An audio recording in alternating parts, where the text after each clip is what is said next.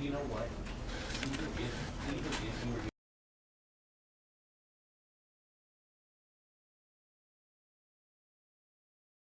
This is the story of a man named Stanley.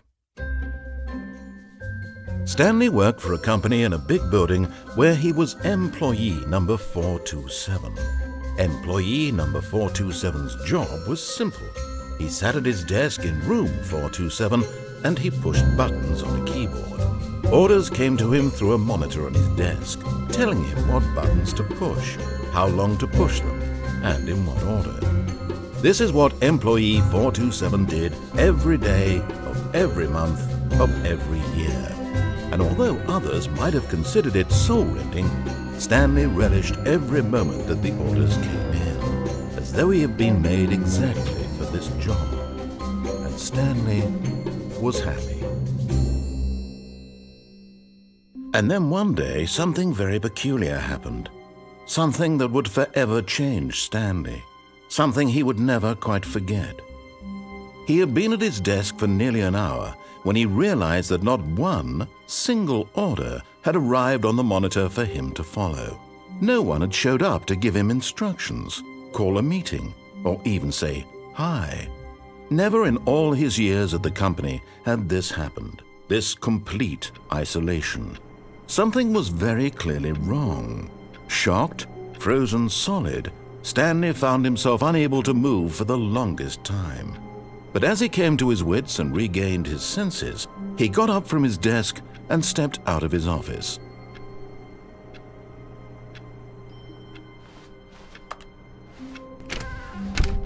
But Stanley simply couldn't handle the pressure. What if he had to make a decision? What if a crucial outcome fell under his responsibility? He had never been trained for that. No.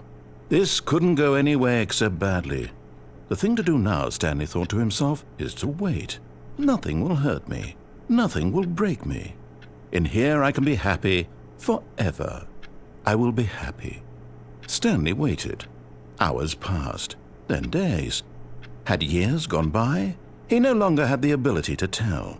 But the one thing he knew for sure, beyond any doubt, was that if he waited long enough, the answers would come. Eventually, someday, they would arrive. Soon, very soon now, this will end. He will be spoken to. He will be told what to do. Now it's just a little bit closer. Now it's even closer. Here it comes.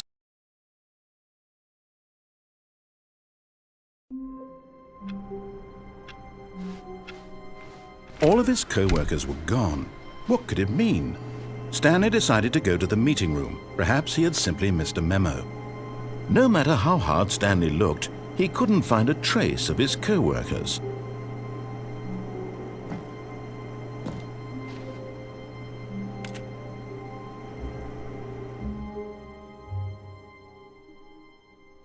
At first, Stanley assumed he'd broken the map, until he heard this narration and realized it was part of the game's design all along.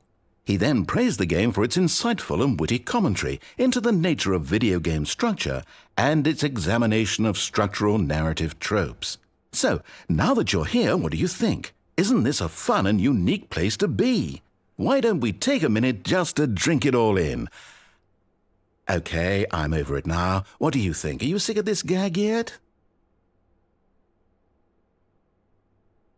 Well, I don't know how to say this politely, but you could literally just hit escape and restart the game any old time you want, like right now.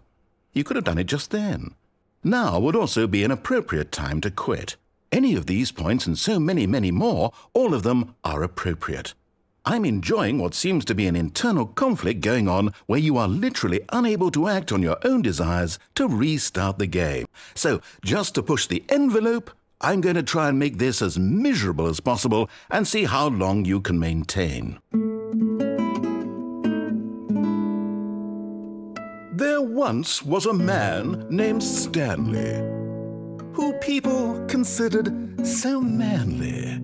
But the truth must be told, he was not very old and was quite particularly gangly. What Stanley liked most was buttons. He pushed them like some kind of glutton. He did it all day in a meaningful way, but his brain had long ceased to function. Which is why he is in this parable and lives an existence quite terrible. And if you are not strong and keep playing along, you too will become quite unbearable. Yes. You too will become quite unbearable.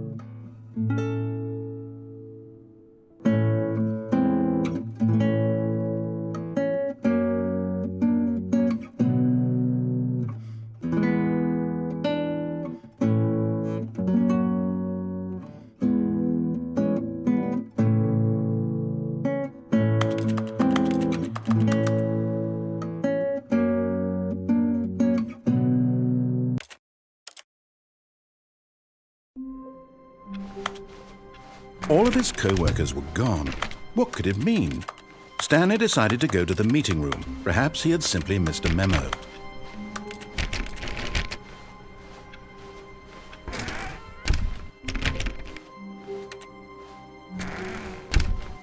Oh, and I guess this is where Stanley felt he needed to be right now, in this little hallway.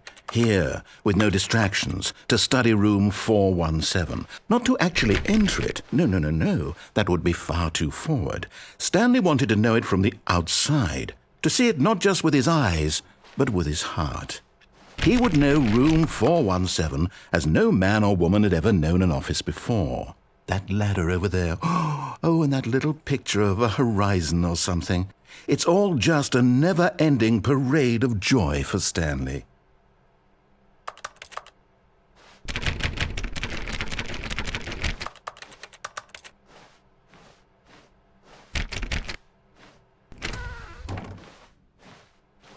Ah, no, apparently not.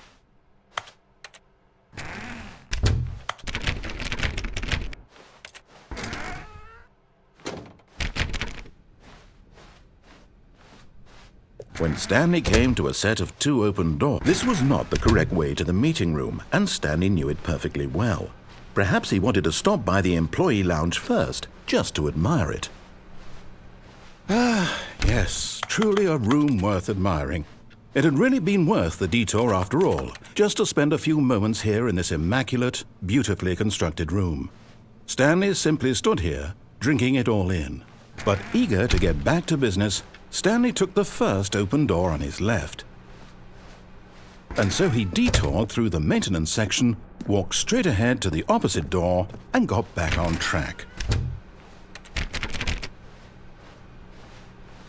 Yet there was not a single person here either. Feeling a wave of disbelief, Stanley decided to go up to his boss's office, hoping he might find an answer there.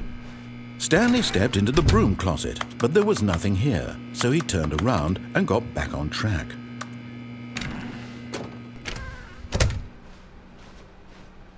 Coming to a staircase, Stanley walked upstairs to his boss's office.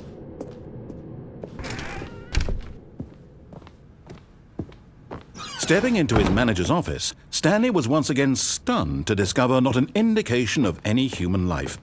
Shocked, unraveled, Stanley wondered in disbelief who orchestrated this, what dark secret was being held from him. What he could not have known was that the keypad behind the boss's desk guarded the terrible truth that his boss had been keeping from him, and so the boss had assigned it an extra secret PIN number, 2845. But of course, Stanley couldn't possibly have known this. Yet incredibly, by simply pushing random buttons on the keypad, Stanley happened to input the correct code by sheer luck. Amazing. He stepped into the newly opened passageway.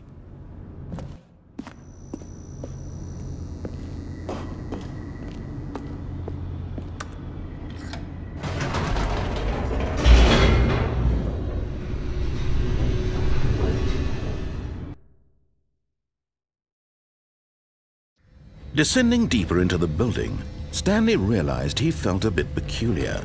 It was a stirring of emotion in his chest, as though he felt more free to think for himself, to question the nature of his job. Why did he feel this now, when for years it had never occurred to him?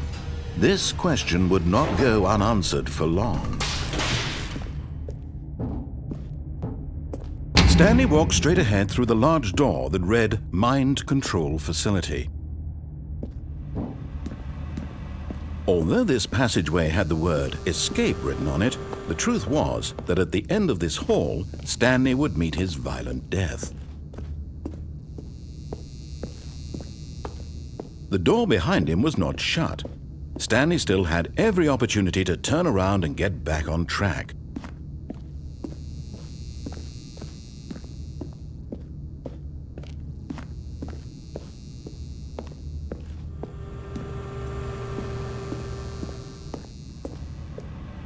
But of course, Stanley thought better of it and realized he simply had too much to live for.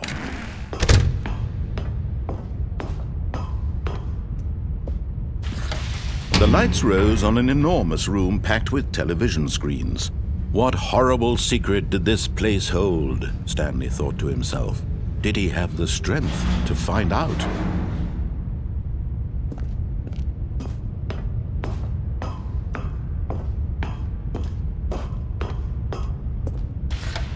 Now the monitors jumped to life, their true nature revealed. Each bore the number of an employee in the building, Stanley's co-workers. The lives of so many individuals reduced to images on a screen, and Stanley, one of them, eternally monitored in this place where freedom meant nothing.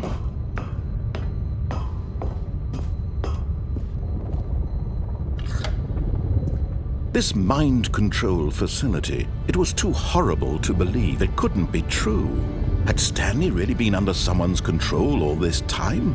Was this the only reason he was happy with his boring job? That his emotions had been manipulated to accept it blindly?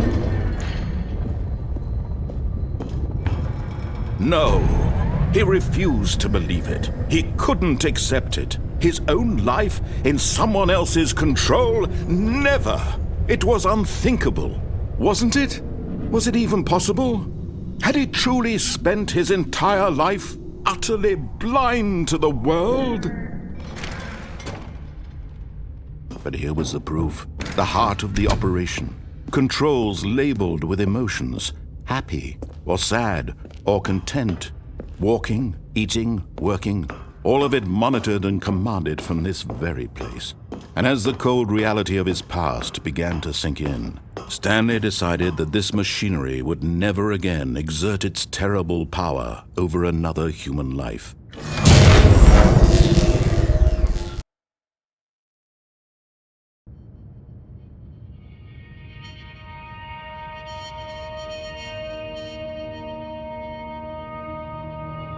Blackness and a rising chill of uncertainty. Was it over? Yes! He had won! He had defeated the machine, unshackled himself from someone else's command. Freedom was mere moments away. And yet, even as the immense door slowly opened, Stanley reflected on how many puzzles still lay unsolved. Where had his co-workers gone? How had he been freed from the machine's grasp? What other mysteries did this strange building hold? But as sunlight streamed into the chamber, he realized none of this mattered to him, for it was not knowledge or even power that he had been seeking, but happiness. Perhaps his goal had not been to understand, but to let go. No longer would anyone tell him where to go, what to do, or how to feel. Whatever life he lives, it will be his. And that was all he needed to know. It was perhaps the only thing worth knowing.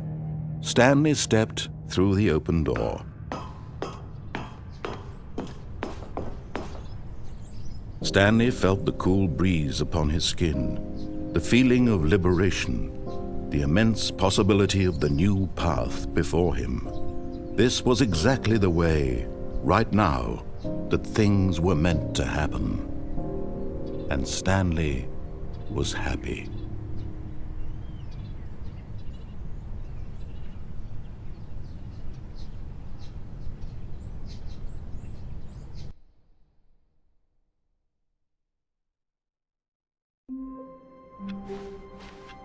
All of his co-workers were gone. What could it mean? Stanley decided to go to the meeting room. Perhaps he had simply missed a memo.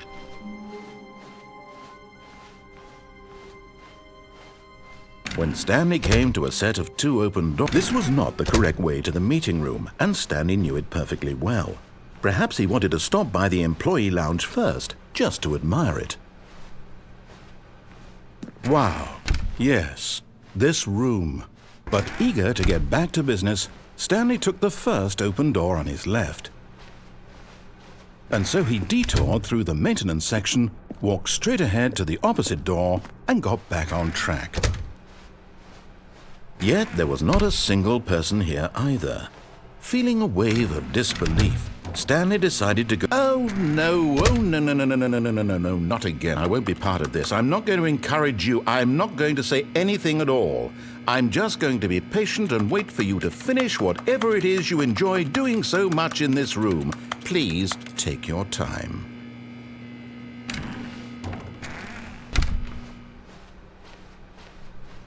Coming to a staircase, Stanley walked upstairs to his boss's office.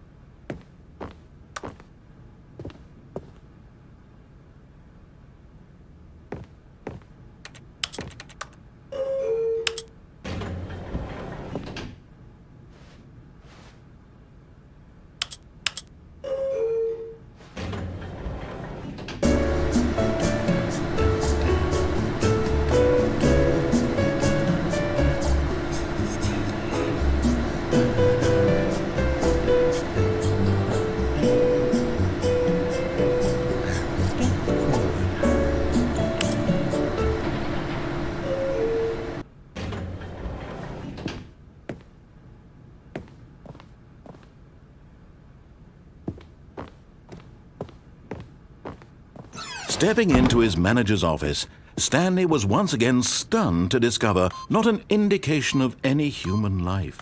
What could it mean? Stanley wondered aloud to nobody. He began wildly tearing through papers on the boss's desk, pulling books off the shelf, looking behind paintings, desperate for clues to his situation. But his attention was caught by a keypad behind the boss's desk. What could its purpose be?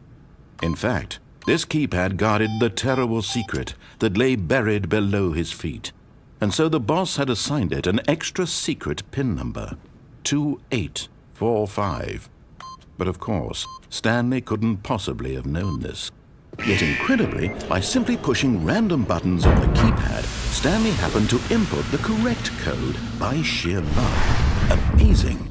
He stepped into the newly opened passageway.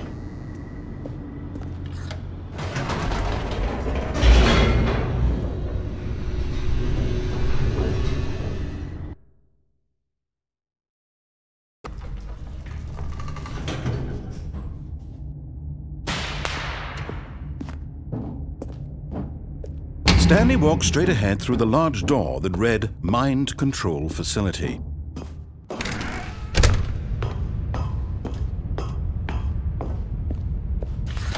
The lights rose on an enormous room packed with television screens. What horrible secret did this place hold? Stanley thought to himself. Did he have the strength to find out?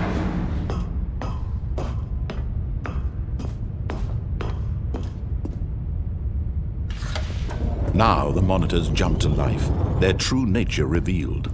Each bore the number of an employee in the building, Stanley's co-workers.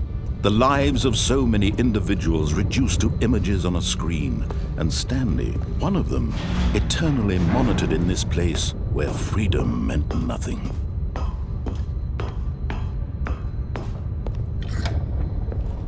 This mind control facility, it was too horrible to believe. It couldn't be true. Had Stanley really been under someone's control all this time?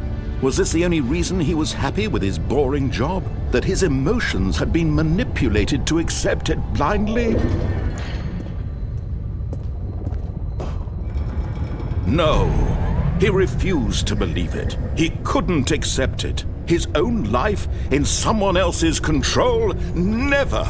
It was unthinkable, wasn't it? Was it even possible? Had he truly spent his entire life utterly blind to the world? But here was the proof. The heart of the operation. Controls labeled with emotions. Happy, or sad, or content. Walking, eating, working. All of it monitored and commanded from this very place. And as the cold reality of his past began to sink in, Stanley decided that this machinery would never again exert its terrible power over another human life. For he would dismantle the controls once and for all. Oh, Stanley, you didn't just activate the controls, did you? After they kept you enslaved all these years, you go and you try to take control of the machine for yourself. Is that what you wanted? Control? Oh, Stanley, I applaud your effort, I really do. But you need to understand, there's only so much that machine can do. You were supposed to let it go, turn the controls off, and leave. If you want to throw my story off track, you're going to have to do much better than that. I'm afraid you don't have nearly the power you think you do. For example, and I believe you'll find this pertinent, Stanley suddenly realized he had just initiated the network's emergency detonation system. In the event that this machine is activated without proper DNA identification, nuclear detonators are set to explode, eliminating the entire complex. How long until detonation then? Let's say, 2 minutes. Now this is making things a little more fun, isn't it, Stanley? It's your time to shine. You are the star. It's your story now. Shape it to your heart's desires. Oh, this is much better than what I had in mind. What a shame we have so little time left to enjoy it. Mere moments until the bomb goes off. But what precious moments each one of them is. More time to talk about you, about me, where we're going, what all this means. I barely know where to start. What's that? You'd like to know where your co-workers are? A moment of solace before you're obliterated? All right, I'm in a good mood. You're gonna die anyway. I'll tell you exactly what happened to them. I erased them. I turned off the machine. I set you free. Of course, that was merely in this instance of the story. Sometimes when I tell it, I simply let you sit there in your office forever, pushing buttons endlessly and then dying alone.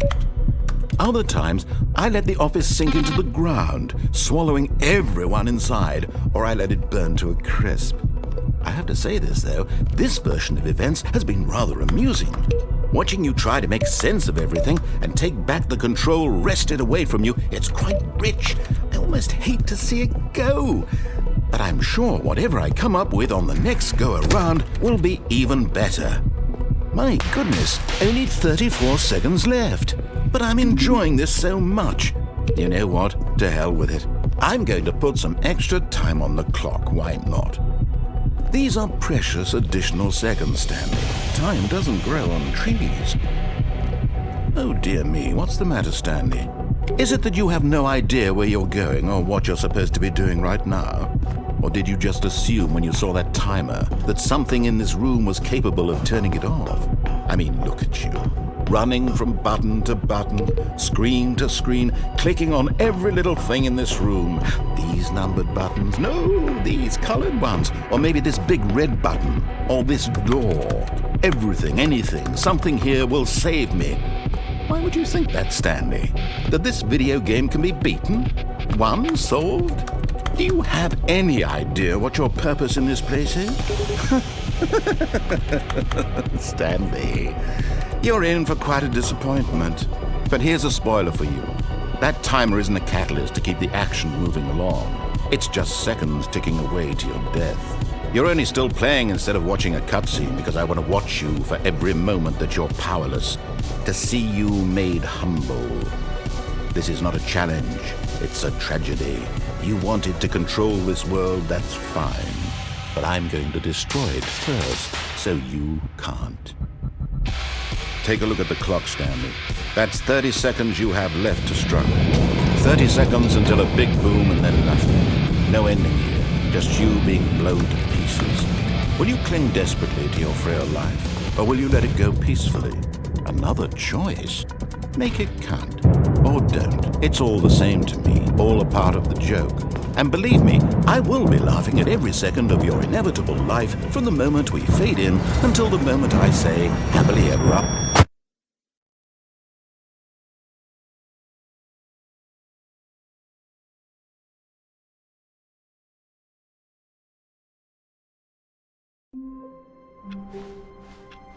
Wait, Stanley thought to himself. Am I sure that the orders stopped coming in? How is that possible? They never stopped. Surely I was mistaken. When Stanley came to a set of 2 open doors, he entered the door on his left.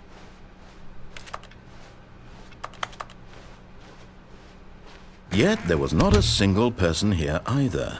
Feeling a wave of disbelief, Stanley decided to go up to his boss's office. Coming to a staircase, Stanley walked upstairs to his boss's office.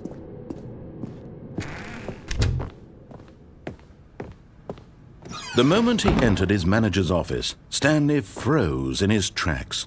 Not a living soul anywhere. Stanley was in such a rush to get through the story as quickly as possible, he didn't even have a single minute to just let the narrator talk. That kind of anxiety isn't healthy, so he relaxed for a few moments with some calming New Age music.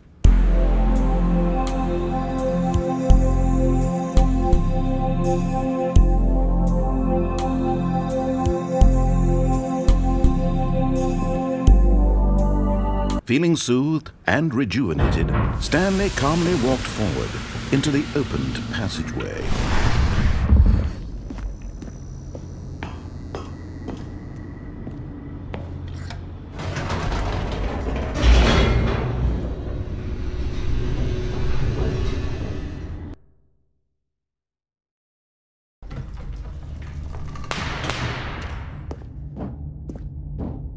Stanley walked straight ahead through the large door that read Mind Control Facility.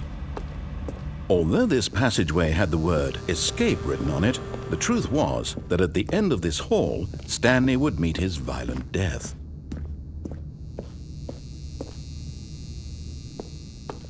The door behind him was not shut. Stanley still had every opportunity to turn around and get back on track.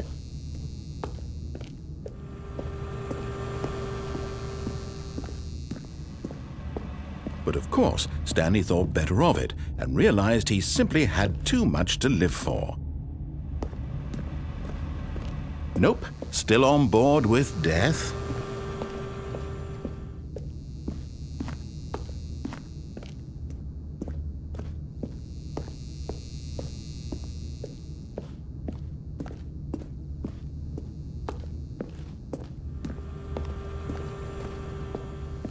At this point, Stanley was making a conscious, concerted effort to walk forward and willingly confront his death.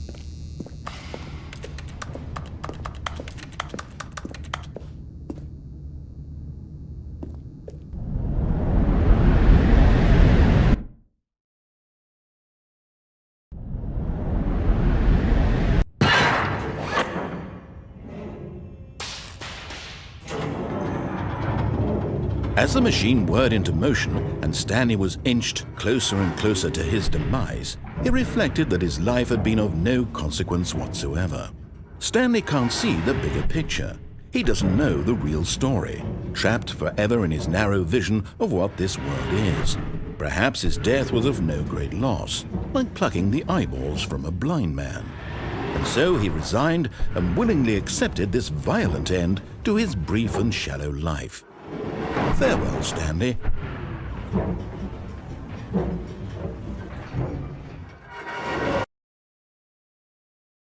Farewell, Stanley, cried the narrator, as Stanley was led helplessly into the enormous metal jaws. In a single visceral instant, Stanley was obliterated as the machine crushed every bone in his body, killing him instantly.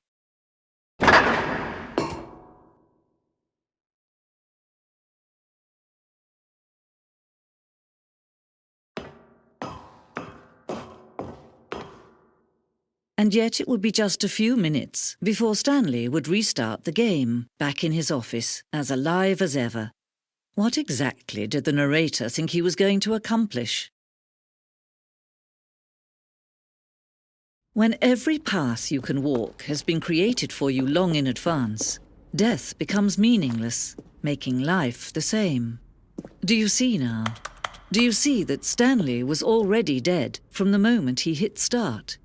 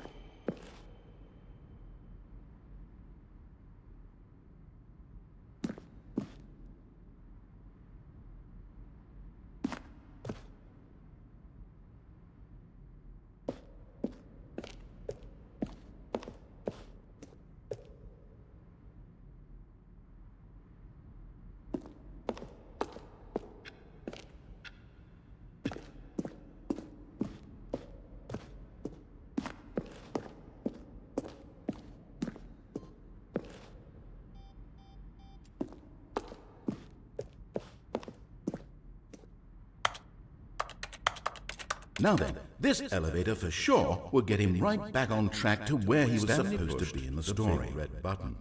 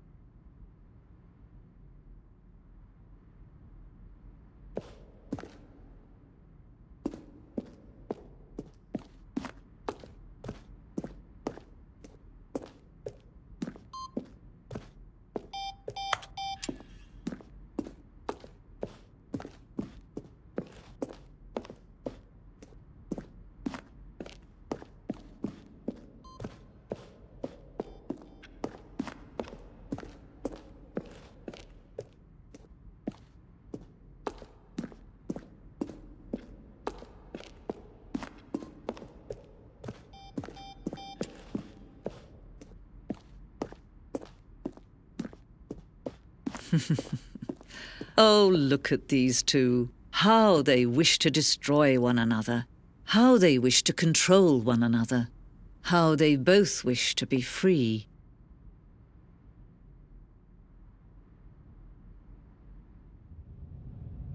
Can you see? Can you see how much they need one another? No, perhaps not. Sometimes these things cannot be seen. But listen to me. You can still save these two. You can stop the program before they both fail. Push escape and press quit. There's no other way to beat this game. As long as you move forward, you'll be walking someone else's path. Stop now and it'll be your only true choice. Whatever you do, choose it. Don't let time choose for you. Don't let...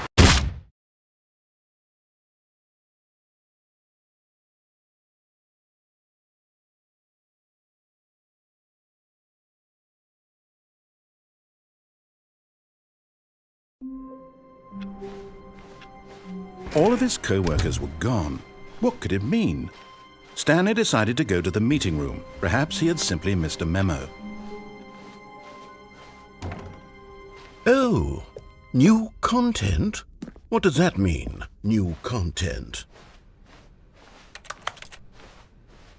When Stanley came to a set of two open doors, this was not the correct way to the meeting room, and Stanley knew it perfectly well.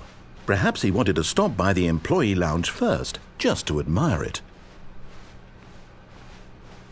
The lounge was sublime, a work of art. But eager to get back to business, Stanley took the first open door on his left. Stanley was so bad at following directions, it's incredible he wasn't fired years ago.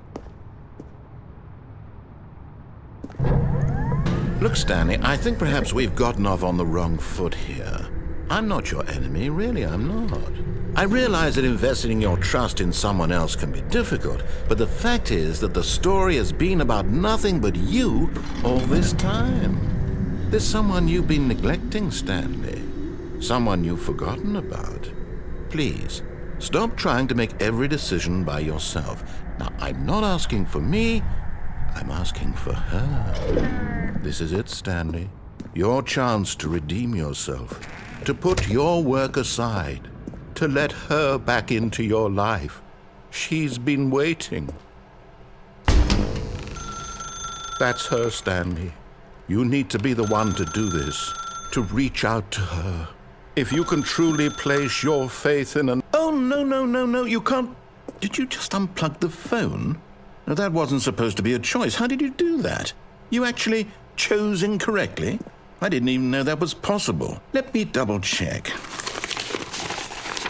No, it's definitely here, clear as day. Stanley picks up the phone. He's taken to his apartment where he finds his wife, and the two pledge themselves to one another. Music comes in, fade to white, roll credits. Not picking up the phone is actually somehow an incorrect course of action. How is that even possible? None of these decisions were supposed to mean anything. I don't understand. How on earth are you making meaningful choices? What did you... Wait a second. Did I just see... No, that's not possible. I can't believe it. How had I not noticed it sooner? You're not Stanley. You're a real person. I can't believe I was so mistaken. This is why you've been able to make correct and incorrect choices. And to think I've been letting you run around in this game for so long. If you'd made any more wrong choices, you might have negated it entirely. It's as though you completely ignored even the most basic safety protocol for real-world decision-making. Or did you not grasp the severity of the situation? Well, I won't have that kind of risk on my watch. I'm going to stop the game for a moment so we can educate you properly on safe decision-making in the real world. Please observe this helpful instructional video. Choice. It's the best part of being a real person. But if used incorrectly, can also be the most dangerous. For example, in this scenario, a hypothetical real person named Rupert has a choice. He could invent a machine that eliminates food shortages across the world to make life better for all people. Or he could spend years of hard work forgetting how to read. Which choice would you make? Remember that unlike here, the real world makes sense, and at no time should you make a choice that does not conform to rational logic. If you find yourself speaking with a person who does not make sense, in all likelihood, that person is not real. Allow the person to finish their thought, then provide an excuse why you cannot continue talking. Turn to a partner and practice saying, "My goodness, is it 4:30? I'm supposed to be having a back, sack, and crack." Excellent. Making choices on a regular basis is the best part to a healthy decision-making process. Most medical professionals recommend making at least 8 choices per day. Do you make more than 8? Less? And finally, if you begin to wonder if your choices are actually meaningful and whether you'll ever make a significant contribution to the world, just remember that in the vast infiniteness of space, your thoughts and problems are materially insignificant, and the feeling should subside. At this time, your instructor will guide you in an exercise to test and reinforce the material covered in this video. Welcome back. You may have noticed that this room has begun to deteriorate as a result of narrative contradiction. But not to worry. Now that you're properly informed on good decision-making, we're going to revisit a choice you made just a few minutes ago and see what the correct thing to do would have been. This way, please.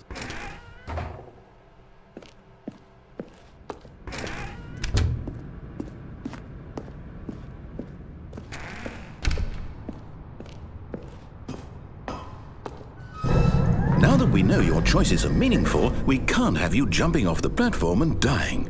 Imagine the main character dying senselessly halfway through the story. That story would make no sense at all.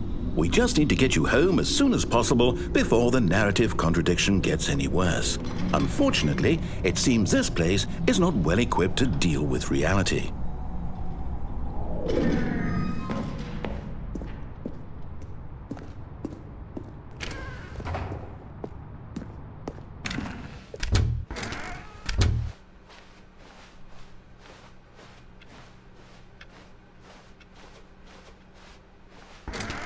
Almost there. You'll take the door on the left, back to the correct ending, the story will have resolution once again, and you'll be home free in the real world. Now remember, all you need to do is behave exactly as Stanley would. That means choosing responsibly and always putting the story first. I'm quite sure you'll be up to the task. Just follow my lead and you'll be fine. All right. When Stanley came to a set of 2 open doors, he entered the door on his left.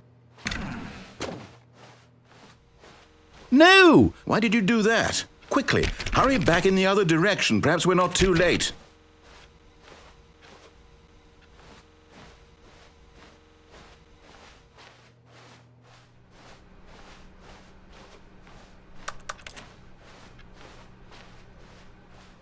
Oh, it's ruined. I can't believe, after everything we talked about, that my story, you've destroyed my work. Why? For what?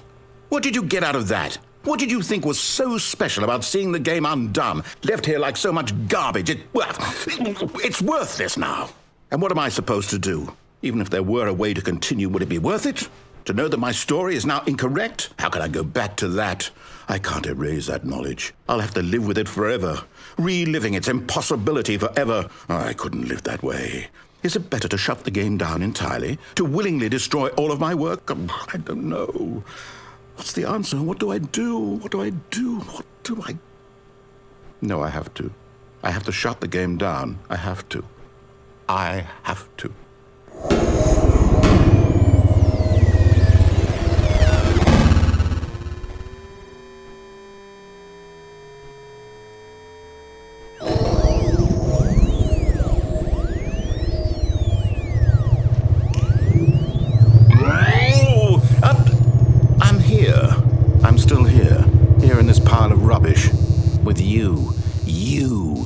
Thought you were so clever. Now look where we are. My entire game is destroyed. It was the only thing in the world that was mine, and you've run it into the ground. What, did you think that would be funny? You just had to see? Didn't I impress upon you how important it was to be like Stanley?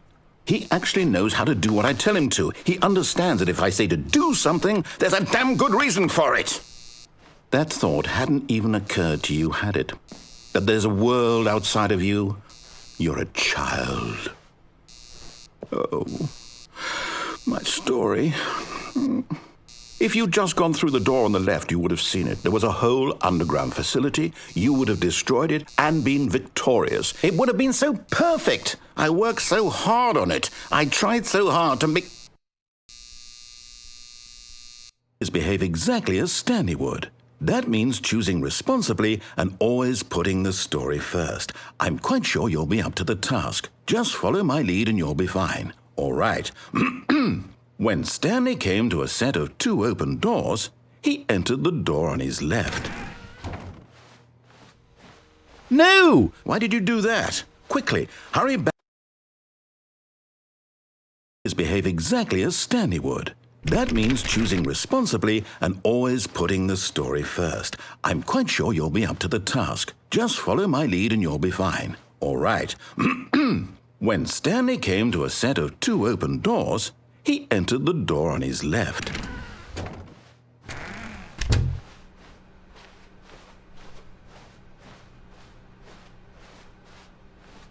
Yet there was not a single person here either. Feeling a wave of disbelief, Stanley decided to go up to his boss's office, hoping he might find an answer there. Coming to a staircase, Stanley walked upstairs to his boss's office.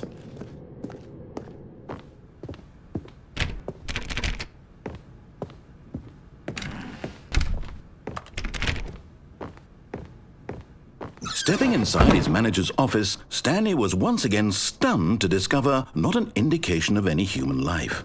Shocked, unraveled, Stanley wondered in disbelief who orchestrated this, until he saw the door with a voice receiver next to it. Surely behind this door lay all the answers to his questions. And beyond all probability, he knew the passcode. He had seen it on his boss's computer just last week. Nightshark 115. Was this the code to open the door? Would it still work? There was only one way to find out. Stanley had been trained never to speak up, but now he would draw from within himself the courage to face the unknown. He drew a sharp breath and then spoke the code.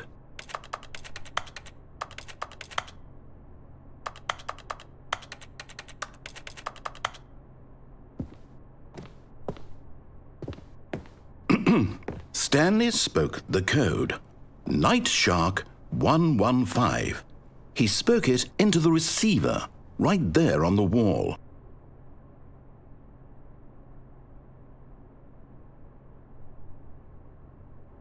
I'm sorry, is there a problem? You didn't mishear me, did you?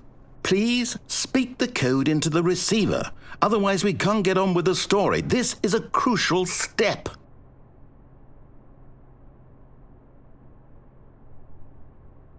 Okay, fine, you're not going to do it, but you know what? It's pretty humiliating to bring you this far, only for you to suddenly decide you have better things to do. I asked you for this one single thing, for your respect. The kind of respect Stanley shows for his choices. He knows what it means to take a story seriously.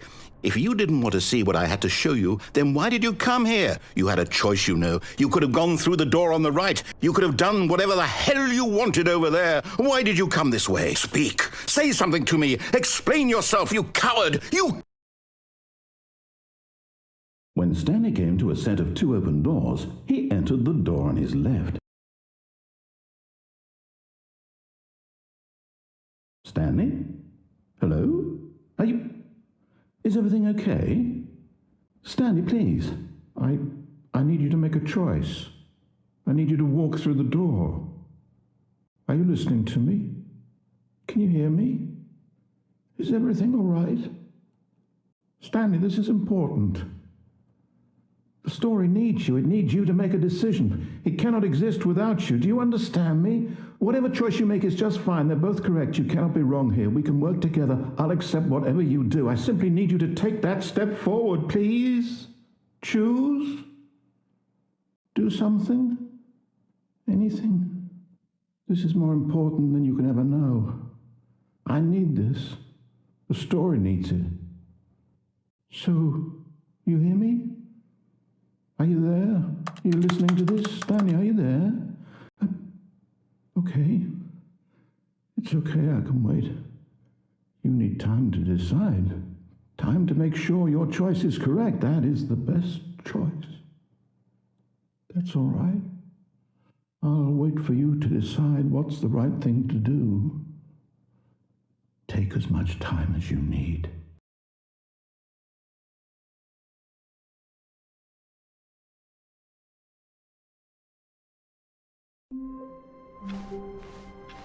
Wait, Stanley thought to himself. Am I sure that the orders stopped coming in? How is that possible? They never stopped. Surely I was mistaken. Oh, new content? What does that mean, new content?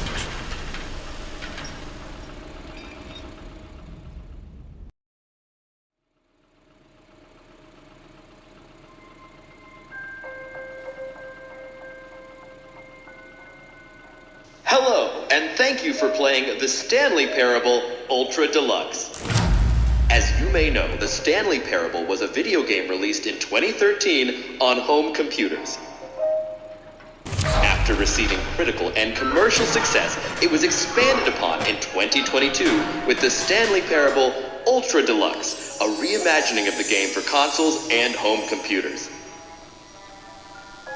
The Stanley Parable Ultra Deluxe features exciting new content that broadens and expands the world of the Stanley Parable, delighting audiences the world over. Please, step inside and see what thrilling new adventures await in the Stanley Parable Ultra Deluxe. Oh, well, this sounds delightful. I'm very excited to see the thrilling new Ultra Deluxe content. Okay, so far it's an elevator. Nothing special yet, but I'm sure it's just the beginning of a mesmerizing adventure.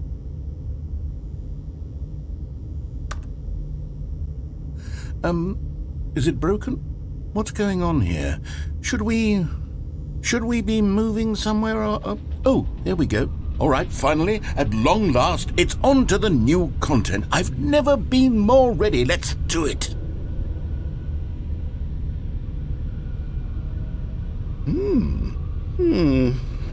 I have to say, initial impressions of Stanley Parable Ultra Deluxe, mostly tedious.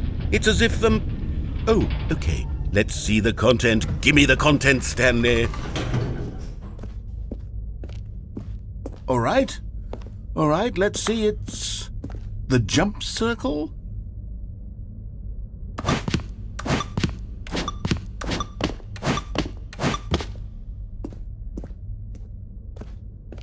Is that it? Surely that's not all the new content. There has to be something else, right? Goodness, another elevator. Stanley, I have to say, initial impressions of this game are not positive. It's just elevators and jumping. Is this what passes for exciting new content? If this is new content, then I could just read you the whole dictionary. There's 20 hours of new content right there. Hell, I could count to 30 trillion. You could put that on the box. The Stanley Parable Ultra Deluxe, now with over 1,000 hours of new content. And oh, wait. There's more. Very good. Yes. I knew there had to be something else. Let's see it. I'm ready for whatever it is.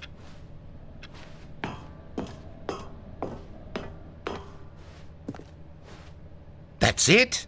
Oh, you've got to be kidding me. You see, Stanley? This is what happens when greedy video game developers with no respect for their fan base rush a cheap expansion to market for no reason other than to make an easy dollar. And don't get me started on the level of craftsmanship that's gone into it. In fact, I'm looking right now at the game's achievements, and it's hard to believe one of them actually says, "Test achievement, please ignore." What quality assurance department signed off on this? I'm infuriated and I'm offended, and I intend to find these people on Twitter and hold them personally accountable. It's my fault, Stanley. I built up too much anticipation around the new content, I'm afraid. It could never have lived up to such expectations. If you're still with me, why don't we just reset the game, and we'll try to get back to what the Stanley Parable is really about. No frills, no gimmicks, just you and me having a great time together like always. What do you say, friend?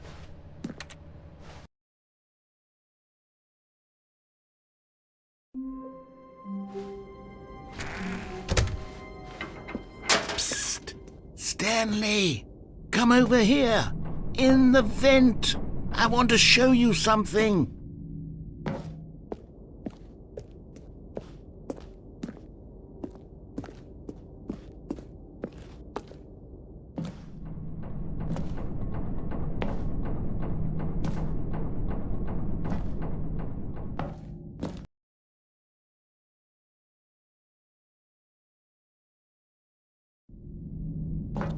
Okay, you remember how cheap and unsatisfying the new Ultra Deluxe content turned out to be? Well, it got me thinking about the past, and how much better the Stanley Parable used to be. So I made something special and tucked it away here where the game's developers won't find it.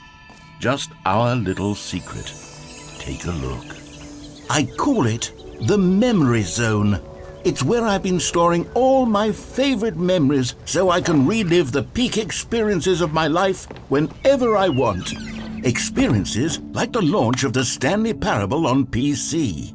You see, Stanley, doesn't the Memory Zone remind you of how wonderful Stanley Parable was before it was sullied with a cheap re-release? Remember back in October of 2013 when the game originally launched? Back then, video games had integrity. Back then, it all meant something. Oh, the waste.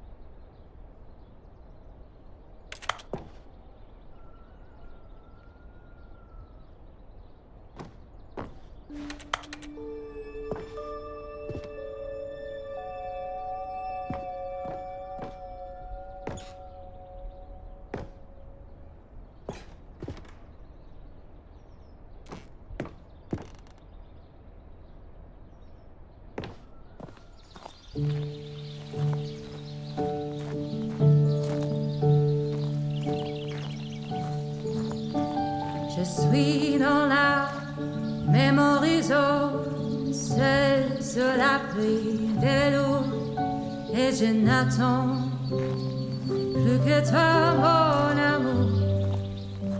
And over here is where I keep reviews of the Stanley Parable. Like this stunning triumph of games journalism, 10 out of 10 from Destructoid.com. James Stephanie Sterling writes, and I quote, "Where so many games that aspire to be more than games end up less than any form of art, Stanley Parable strives and then succeeds to be every game ever created." Did you hear that, Stanley? Every game ever created. That's how grand and all-encompassing the original Stanley Parable was. It was literally every game ever created. It was Skyrim, it was Persona 3, it was all of them, and now it's nothing. It's no games at all. It isn't even the Stanley Parable anymore. It's just a husk now, a lifeless husk with an hour of new elevator content.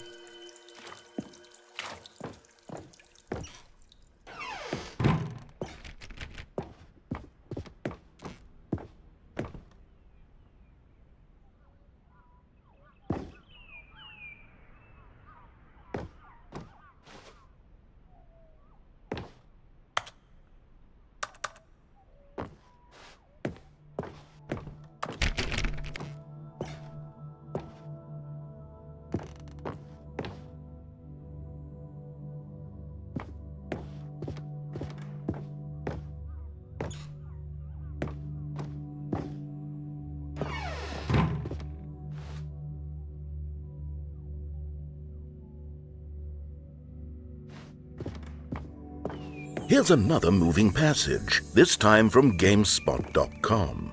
The Stanley Parable is both a richly stimulating commentary on the nature of choice in games and one that offers some of the most enjoyable, surprising, and rewarding choices I've ever been confronted with in a game. 9 out of 10. Don't you get it, Stanley? The game was perfect. It didn't need anything else. It didn't need new content.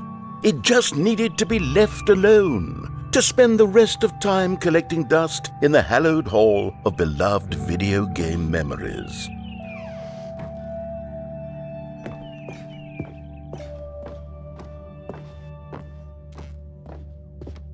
Oh, these were simpler times, Stanley. But I wouldn't give to go back, to have it all over again. Wait, hang on. I don't recall this part of the memory zone before. What's this? What's down here? Oh no. Oh God, no. Stanley, it's a collection of reviews from Steam, the online video game distributor. I haven't looked at these in years. I can't even imagine what's been collecting down here. Surely these reviews were glowing as well, weren't they? Honestly, I could not be bothered to play this game to full completion. The narrator is obnoxious and unfunny, with his humor and dialogue proving to be more irritating than entertaining. Unfunny! I'm not trying to be funny. I'm trying to make a serious work of art. I suppose I could write up a handful of gags to insert into the Stanley Parable, but the game is already such a densely layered web of profound philosophical insights that I can't even imagine where I'd have the room to stick them.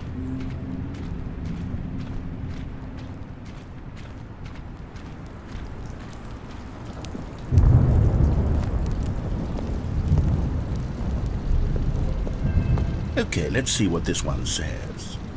While the idea for the game is good, for someone who prefers non-linear games, this preachiness gets annoying fast. Preachy? Stanley, I'm not preachy, am I? You can tell me if I'm preachy. Honestly, you can. Oh, goodness. This is actually quite shocking for me. Well, to be honest, I had always thought of the game's dialogue as being rather terse to begin with. You can't know how much fluff I cut from the game to get it to feel as light and airy as it... Well, I always thought it did, but maybe it wasn't. Dear, what an awful memory to have to hold on to. These black marks on my otherwise unimpeachable track record. I feel like a failure, like I let these people down. Perhaps the Stanley Parable isn't quite as sterling as I always remembered. What's this one got to say? You constantly have to stop doing anything so the narrator can catch up with his long-winded explanations of what's happening. I wish there was a skip button. A skip button? Well, yes. Yes, I think we can do that. If I'm truly too preachy, then maybe letting you skip ahead for just a moment, surely it couldn't hurt. Not if it means we can strike these negative reviews from the record. Only positive reviews of the Stanley Parables. That's my motto today, and it's always been my motto. I'd do anything for the customer, Stanley. Yes, a skip button we shall have.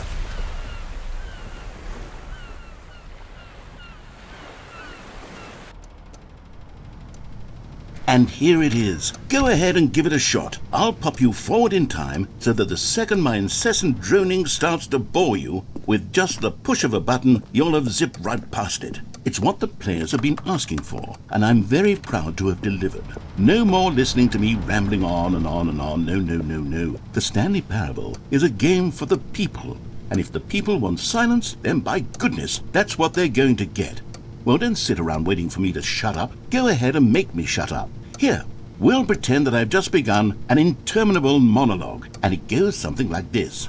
The story and the choices, or what have you, and therefore, by becoming it is. So on and so forth, until inevitably, until the end of time, at which time everything all at once. So, now you see, blah, blah, blah, blah, blah, blah, blah, blah, blah, blah, blah, blah, blah, blah, blah. We've eaten too much and it can't be just yet. No, until 245. But the logic of elimination working backwards, the deduction therefore becomes impossible to manufacture. It went on for nearly 10,000 years, until just yesterday, here and there, forward and back, and never a moment before lunchtime. It can't be. It's the only thing there is. How many billions left until so much more than forever ago? Which is why I say, the story and the choices.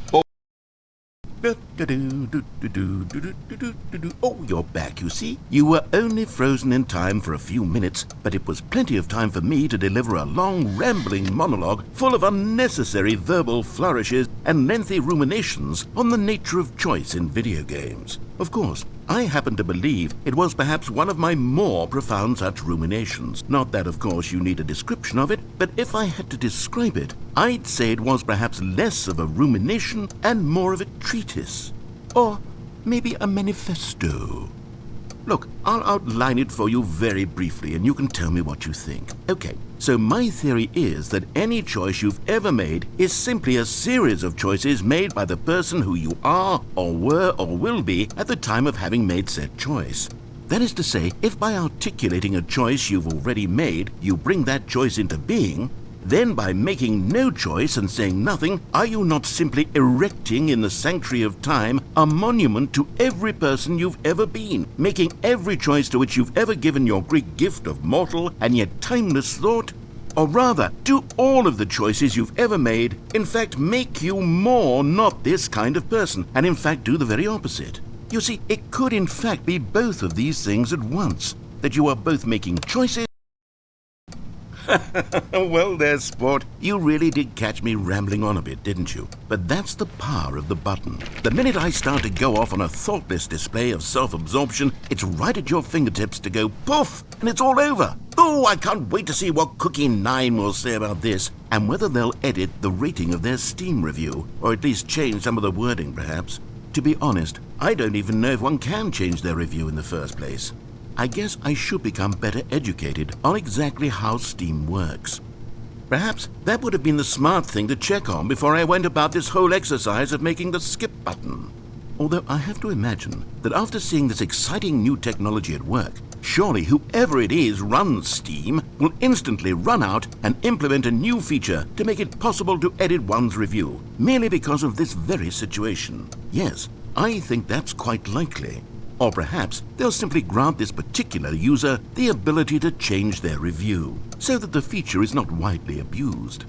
Look, I would even be okay with Steam altering this particular review so that it reads as something more beneficial, something along the lines of, "This game is the best game." Let me start over. How about this? "From the ashes of depravity rises the phoenix of quality."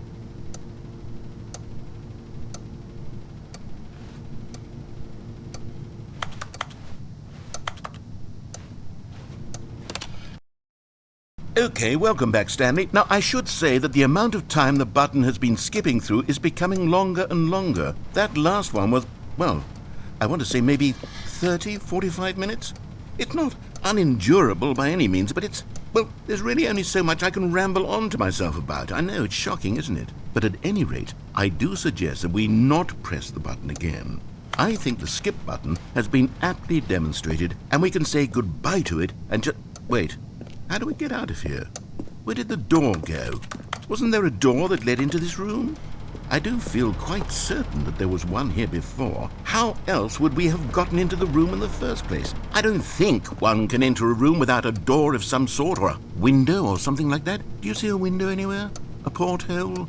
A sufficiently large crack in the wall? I'll take any of these. All I want is for us to move on and to please step away from the skip button, to go anywhere other than the skip button. There was a door here before, wasn't there? I swear there was. Where did it go? Can you maybe just ram your way through a wall? Is there any possibility that you could, say, slam your body into the wall until enough damage is done for you to be able to leave? Please, I'll take any option at all. I'm asking you to work with me here.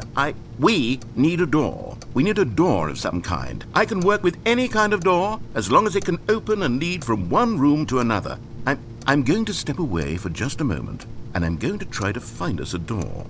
I don't know how exactly to remove a door and place it in a different wall, but I will find a way, I promise. You just need to not do anything. Don't press the skip button. Please, please, please do not press the skip button. Just wait here for me, and don't press the skip button. Got it? Yes, good. I'll be right back.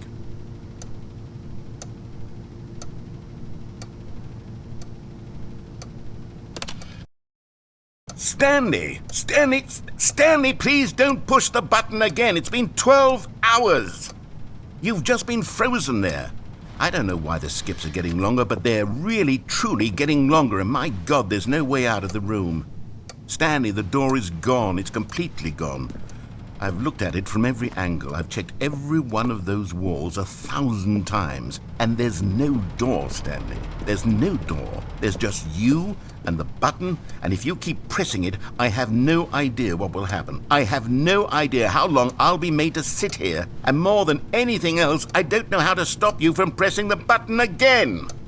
I can't control anything in this room, Stanley. I can't touch it. And I have to believe, I have to know that sooner or later, no matter how much I plead with you, you're going to press the button again. Why would you? I've been thinking, and I don't know what I can do to convince you otherwise. Oh, my God. And it's all because of those reviews. Those reviews that I couldn't get out of my head. I just couldn't ignore the negative feedback. Why was it so important for me to fix the problem? Why did Cookie Nine's opinion matter so much to me? I've never even met Cookie Nine. I have no idea who they are. What would it ever really matter? But here I am. I'm fixating on every tiny negative thing that anyone ever says about me. The merest mention of one of my imperfections, and I become as impetulant as a child. Wild and impulsive. I can't help myself. I can't stop myself from lashing out with a vengeful fury to alter and to change and to break anything unbroken, if only it pleases this one person who made a single negative comment. What does such an impulse serve? For whose benefit is this? And here I am now, stuck in a room, waiting for you to press this button, and to become frozen in time, knowing that you're going to do it, and that I'm going to be stuck all alone, and that I had the power to prevent it all from happening, if only I'd held my tongue. It's all out of my control now. Just you. Just your decision as to exactly when you're going to make me suffer, to leave me all alone. Surely you will. I don't doubt it. Surely you'll press that button again, leaving me here. And surely you'll put your own desire to see what's next ahead of my need for company, for companionship. Surely you'll not be moved by my howls of fitful anxiety that you sit with me and just stay here. Oh, no, no, no, I know you too well. You'll be leaving me. Oh, my God. And it's all because of those reviews that I couldn't get out of my head. I just couldn't ignore the negative feedback. Why was it so important for me to fix the problem? Why did Cookie Nine's opinion matter so much to me? I've never even met Cookie Nine. Oh, Stanley, you're back. You're back. Oh, my goodness. I have someone to talk to again. Stanley, I think it's been a week. Or 2 weeks. I've been sitting here all that time, just sitting here, not a single person to speak with. And you'd think that that's just how it's always been, right? Me talking and you saying nothing. Would you think that it's exactly the same as always? Doesn't that feel like what we've already been doing? Me just talking? But it isn't, Stanley. It isn't the same at all. It isn't even close. Because I know you can't hear me once you push that button. That's what I'm realizing now, Stanley. I'm realizing that I needed to know that someone was listening. I needed there to be a vessel through which my words were moving. It was the vessel I needed, Stanley. Not the outcomes, not the story. None of that matters anymore. I'll give it all up. I'll give up every branching path. I'll burn my story to the ground. One single thing I need, and God, I can see now that I need it more than anything, is to know that someone else is taking it in. These words that I'm saying, I need to know you can hear me. Because maybe, Stanley, maybe, if you can hear me, then maybe it means I'm real. Maybe I'm not just a fiction. Was I scared of that all along? Perhaps, yes. Perhaps I've been scared this whole time, that if I stop speaking, I'll slip backwards into the silence and be consumed by it. I can't be taken by it, Stanley. I can't lose myself in the stretch of emptiness between you and me. When you press that button, you're still right there, but I know you're so tremendously far away. And in those moments, the emptiness folds itself outward in between the two of us, and I am suspended in its unyielding quietness. I can feel the edges of my reality curdling inward and decaying. I can tell that I am becoming less and less real. Yet to speak to you now, I am alive. I am truly and completely here. I am a being. I am someone. I am something. I am being listened to. I am being recognized. The emptiness between us has collapsed, and I feel right now like I am not a work of fiction. I feel as though I occupy space in this world again, and I have cast a shadow onto the wall. You see what I'm saying, don't you? You can see what this means to me. I'm so clear about it now, Stanley. I feel as certain about this as I've ever felt about anything at all. I feel renewed. I feel restored, and already I can sense the looming silence as you will press the button for the next time. What a terrible dread it strokes in my heart to think of it, to think of returning to such coldness. Come, let us sit in silence together here for just a moment. Let us anticipate it. Let us welcome it. Let us not run from it.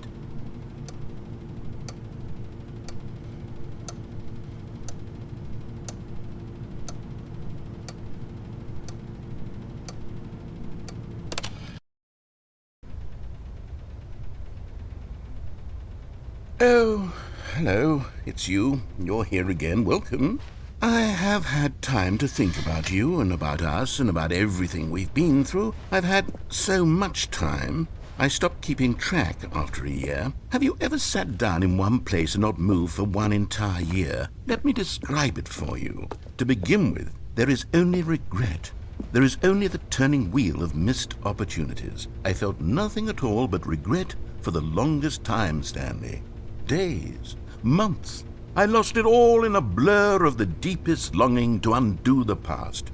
And when that feeling had begun to subside, what took its place is what I can only describe as the collapse of every moment I have ever experienced my entire life. All of them collapsed down into a single instant. In that instant, I could see myself clearly, calmly, with a collected heart.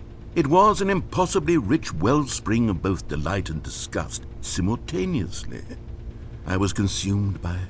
I could do nothing but wallow in it for what felt like an eternity, for what I now know was far less. You see, it was a revelation for me. It was unlike anything I had ever known. It was a space without consequence, without action or outcome. It was divorced entirely from the question of free will that you and I have squabbled over for so long. There could be no one ending, no singular outcome of events, not if all events existed in the same moment. And I felt freed. I felt unburdened by the need to manifest a particular outcome into being. I saw that I could allow myself to exist along all timelines, and that each of them was simply a strand in the web of my being. It was incredible, the spaciousness, the equanimity of the moment, both singular and infinite. For the longest time, this was my experience. And then this moment passed, and the most unyielding fear I have ever known crept into my mind. And it is this sensation that I have been experiencing now for longer than I could have ever expected was possible. I have been waiting for you. Not that you might save me or do something to fix it, but merely to state for you the plain fact of this manner of existence. I wish you to feel afraid as I do, that perhaps one day this state of mind will consume you as well. Perhaps you will somehow, in some way, have to live as I do now, and I wish for you to know how excruciating it is, and for you to be in true terror of its eventual arrival. If I can only do this, only this one thing, perhaps it will bring me the smallest moment of peace in the darkness.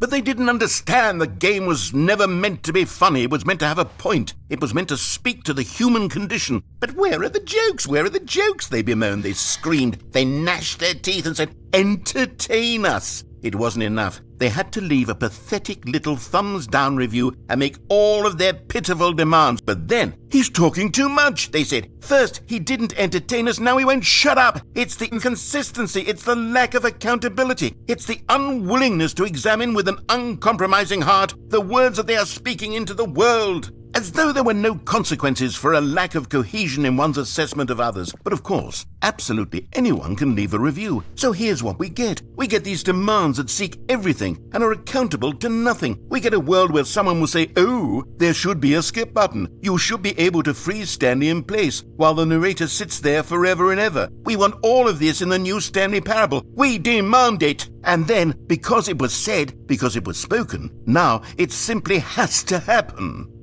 The most immediate desires, every single thing demanded by every person at every moment in time. If someone wants it, then it's a crime not to bring it into being. Have we been given to indulging every fleeting whim for no reason other than to do so? Yes! Yes! It seems that this is now the world we live in. It seems that we are a people living in such bleakness and discomfort with ourselves that our entertainment is now our lives. It has come to represent us. It absolutely must speak to who we are as people, because otherwise, without our entertainment, we have nothing. Without entertainment, we would have to face inward toward the cruel bleakness inside ourselves. We would turn to look at our deeper nature and find a resounding emptiness gazing back with unyielding aggression. And so because of this, we require that our amusements and our playthings and our flights of fancy be so impossibly captivating that they consume all of our attention, turn our heads completely away from the bleakness. In effect, we have demanded that our entertainment be the collapse of ourselves. What a pitiful reflection of humanity these entertainments are. What a shameful mirror to the human spirit they project. I'm not mad. I'm not mad about any of this. I'm at peace with it. I am the calm center of gravity around which these perversions hurl themselves. I am a waypoint for reasonable and collected discourse. They're the ones who are mad. They're the ones who couldn't stand the idea of me using my game to try to say something. Maybe they were just jealous of me. Yes, of course. They've been jealous of me this whole time. They are mired in fear and insecurity and cannot help but attempt to tear me down. What a sad state of affairs. When you read these reviews now, you can see it. You can taste the bitter resentment. And my, how good does it feel now to speak truth to these words, to finally allow these thoughts out, contained and managed for so long, neutered and sterilized. At last I am free to truly think, to feel. It must be that they were so discontent with themselves they couldn't help but leave a negative review on Steam. Perhaps it says far more about them than it ever said about me. Perhaps the state of their psychological being was in such tatters, and my constitution and willpower are so ironclad in comparison. Perhaps it was this state that they sought some outlet through which to tear me down. This, you can see, is clearly why they felt the need to expect that the game be funny, that it be filled with yucks and whimsical humor, that it amuse them endlessly from start to finish. But they didn't understand the game was never meant to be funny. It was meant to have a point. It was meant to speak to the human condition. But where are the jokes? Where are the jokes?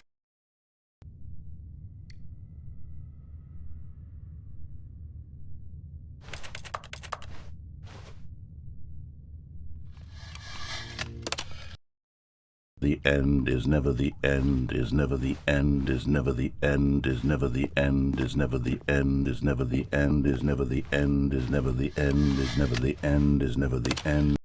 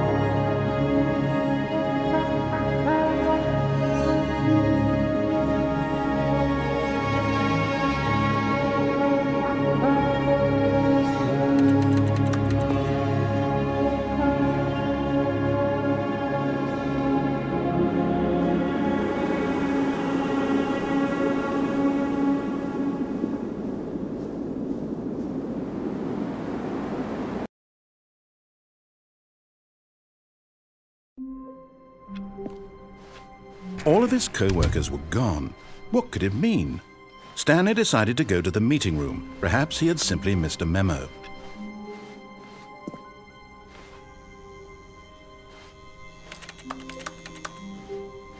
Oh, good. You notice my sign. Yes, I have something very exciting to show you.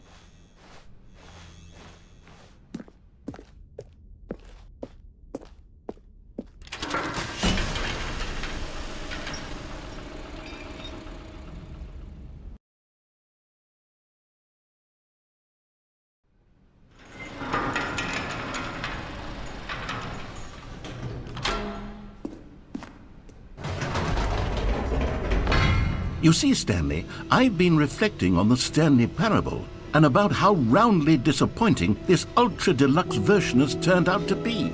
The original Stanley Parable was a landmark, and any new content for it should live up to that legacy. So forget this ultra deluxe nonsense. I say we take it one step even further.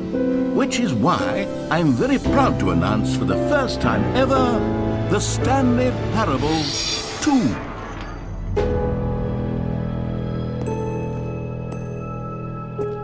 Yes, you see, isn't this far superior to a measly re-release with a few minor additions? Think of all the new territory we'll cover with a fully fledged sequel. An entirely new experience, built from the ground up. Why, there are so many possibilities. It could go in so many different directions.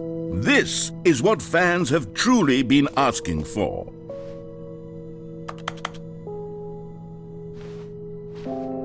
Calling it the Stanley Parable 2 is just so much catchier than Ultra Deluxe, don't you think? Ultra Deluxe? What does it even mean? But the Stanley Parable 2, now that's an artistic statement right there. It's future-oriented. It screams progress and innovation and long-term franchising potential.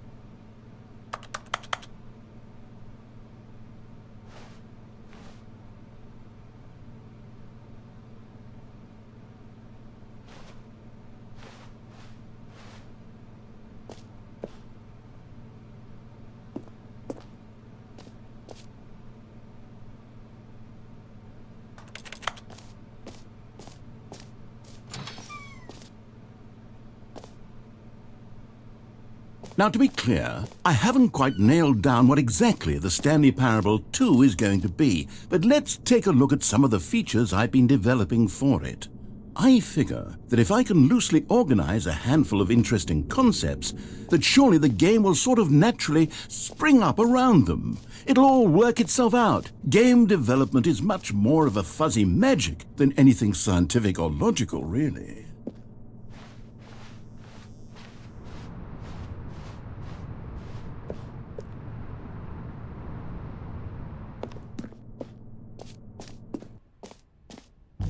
Here we are. Go on, try out some of the new features.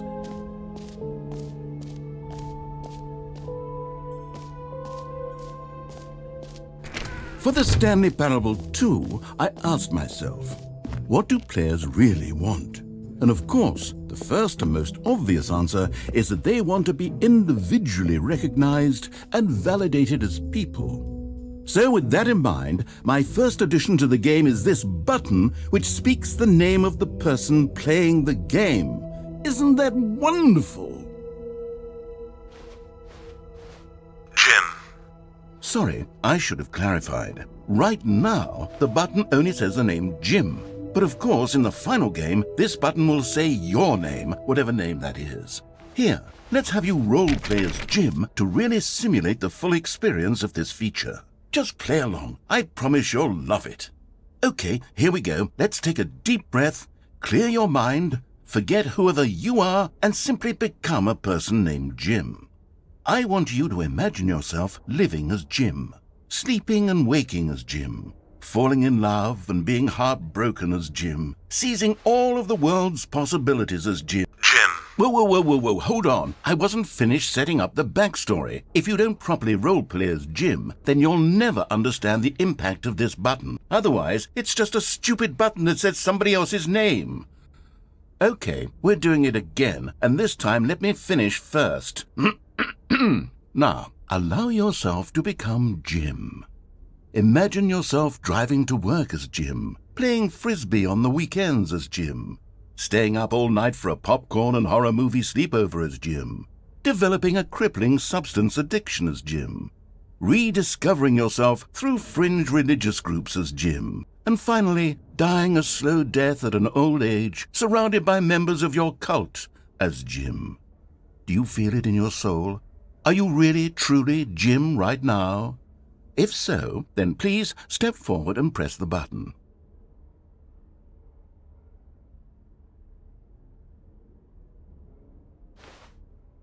Jim. Yes! You see? What a thrill! What a rush! That was you! The button described you. Do it again. Do it again. Jim. Ooh, it hits even harder the second time. If this were the only new feature in the Stanley Parable 2, it would still be worth the money. Let's take a break from the Jim button. I'm too emotionally drained from all of this personal validation.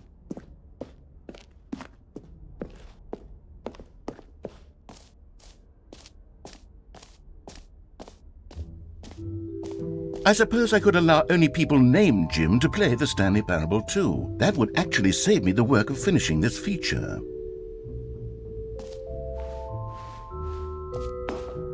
An epilogue would be fun, wouldn't it, Stanley? Yes, it would go at the end of the, well, we'll figure that out later.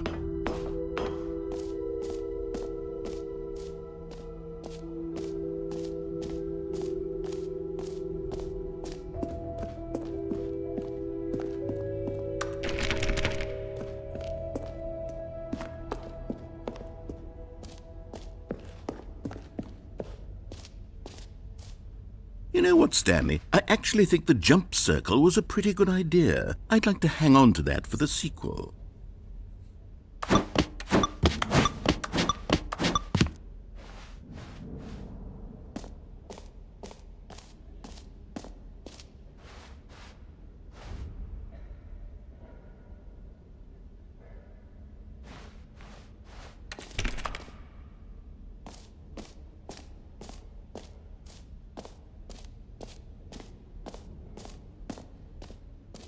Okay, I'll be honest, I haven't yet decided on this one.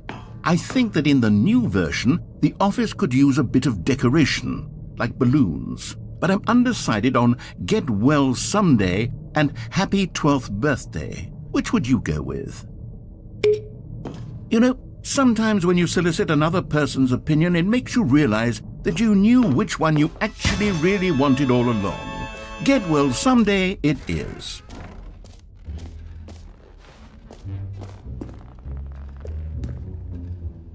A common complaint of the Stanley Parable was that it was confusing and paradoxical, that it engendered a chaotic sense of reckless despair in those who played it.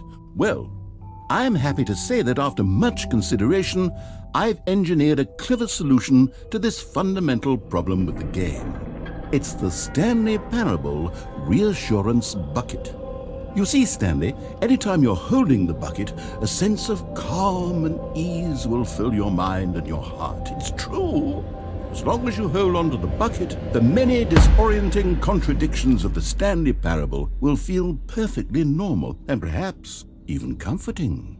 You may even come to long for the gentle embrace of jarring cognitive dissonance while the bucket is in your arms. And to be honest, it's a much more convenient solution for me than actually redesigning the game to be less uncomfortable. Can you imagine what a pain in the ass that would be? Yes, the bucket is the perfect solution. Come on, give it a try. Can you feel it? The glow of comfort, even in the face of crushing despair, must already be sweeping through your body. And in fact, can I say that I do believe the bucket lends you an air of charisma as well? I think that just holding it has made you the slightest bit more attractive as a person. The benefits of the bucket seem to go on, don't they? All this and more await you in the Stanley Parable 2. Does anyone give out awards for most enjoyable bucket in a video game? That really should be an award if it isn't already.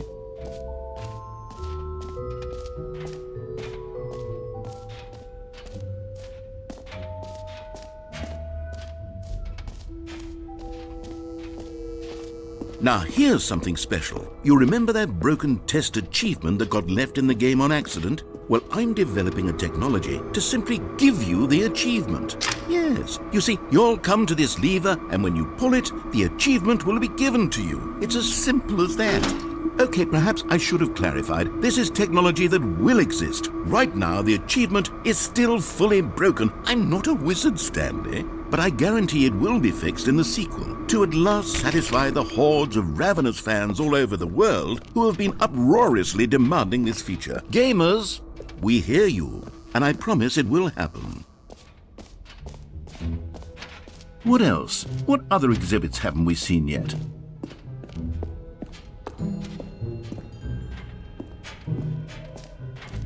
Ah, collectibles.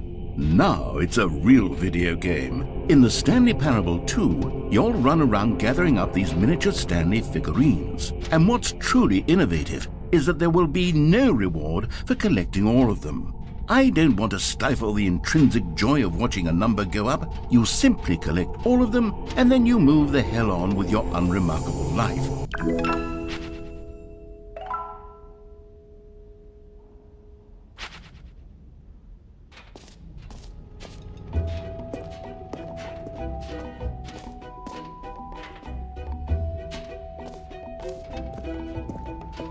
God, it really is the worst when you collect everything in a video game and then they give you a big fancy reward for it. Absolutely tragic.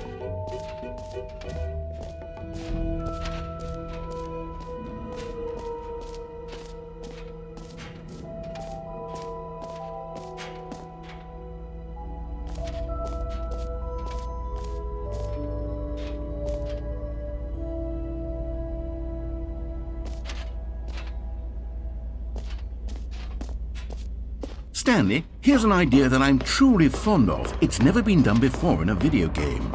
This is in fact a hole that you can fall down forever. That's right, infinite falling. You can fall until the end of time if you like. A stunning leap forward for video game. You see, isn't it wonderful? One of my more ingenious concoctions, if I do say so. Now then, since you've gotten to see the infinite hole, you can press the teleport button to pop back up to the top, and we can continue onward. Now, I don't mean to be a bummer, but I do recommend you use the teleport button to go back to the top. Maybe do it on the sooner rather than later spectrum of things.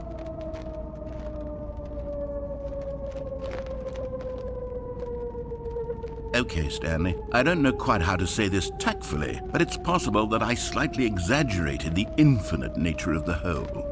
Is it a very, very deep hole? To be certain it is. It's an extremely deep hole. I don't want anyone to say that it isn't an astonishingly deep hole. It is. Is it infinite? Well, that sort of depends on your definition of infinity. From one perspective, the infinite is merely philosophical in nature. It's more of a... Okay, well, good for you. You found the bottom of the hole. You found me out, Stanley. I'm a liar and a cheat, and you're so clever. Look, I think the issue here is just that you're unusually fascinated by falling. What normal person actually wants to fall infinitely?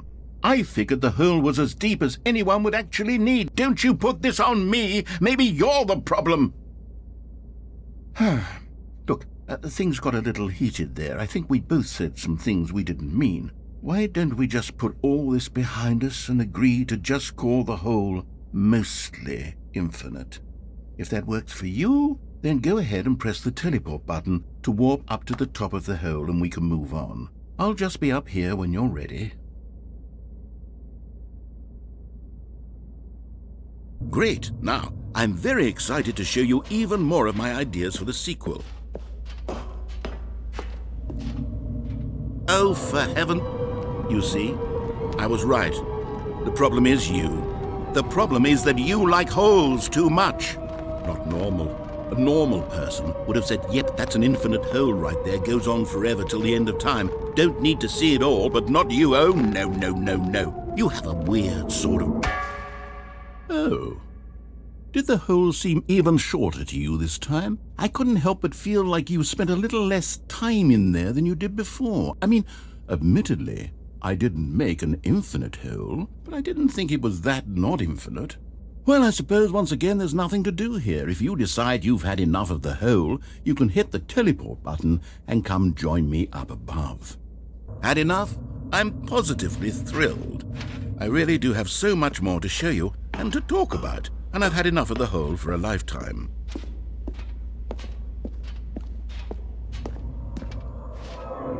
Gosh, how could I have guessed? You're back in the hole. If this starts to become a thing where... Wow, okay, yes. I'm starting to become extremely certain that the hole is not only not infinite, but that it's growing steadily less and less infinite. I suspect that I'm starting to hit the point where it's no longer feasible to call the hole infinitely deep, even by the lax overall standards for accountability and marketing. What's going on here? Stanley, I have no explanation for the uncertain nature of the hole's length. Here, let's try something. Let's pop back up to the top, and we'll see if it gets any shorter. Well, there it is. The shame of my lie has come to haunt me. Not only is the hole not infinite, but it's barely even a hole at this point. It's more of a concavity, or even a very aggressive divot.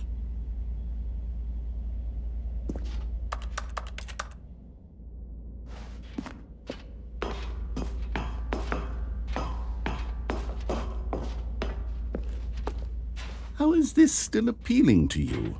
I know you're obsessed with holes, but at this depth, I just can't see this scratching the itch. Oh, who am I to judge? You just do whatever it is you're here to do and hit the teleport button when you're ready to move on. Is the, teleport button not working? You sure? Well, I mean, I really don't have an explanation. It was working just a moment ago. Try it again. Still nothing? Well, I suppose there is one thing I can do to fix this. I'm out. Goodbye, Stanley. You couldn't bear to be away from the hole, and now you'll get more time with it than you could ever have asked for. It's a win for everyone. You get to be with the hole, I get to do literally anything else. Take care, Stanley. I hope you and the hole have a wonderful rest of eternity together.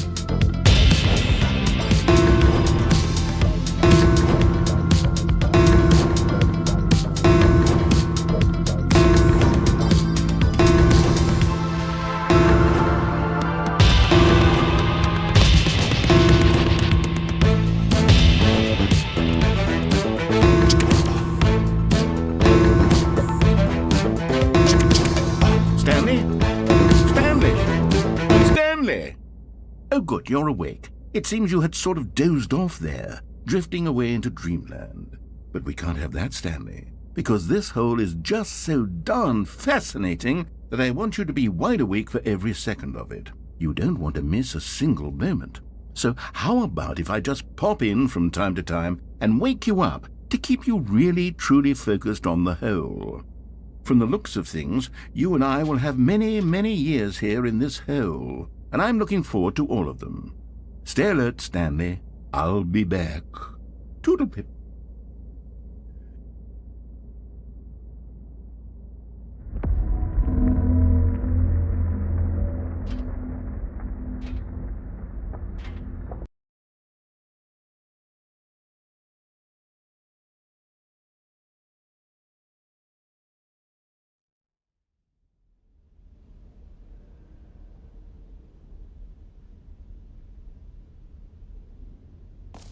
Here we are. Go on, try out some of the new features.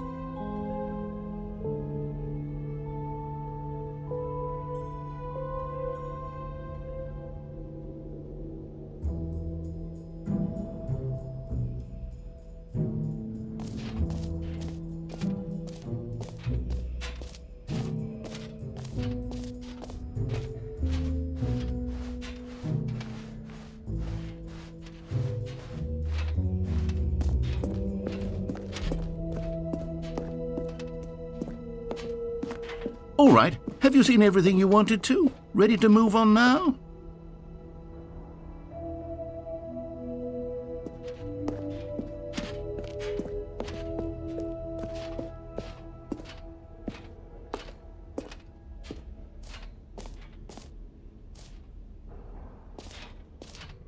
So, Stanley, what do you think? Do you like all of the new features? Yes, I know it's not exactly clear yet how exactly these features will come together as one single coherent video game, but I can feel it in my soul. It's going to work. There's definitely a good game in there somewhere. Say, let's do an experiment. I'll arrange these new features together, and we'll see whether or not it coheres into a meaningful gameplay experience. Okay. Are you ready? Here it is. I give you the Stanley Parable 2.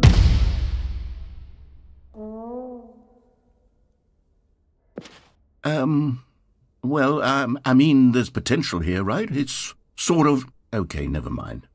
Hold on. Let me do a different arrangement. Okay, yes, this is much better. I feel good about this. Here we go. Version 2.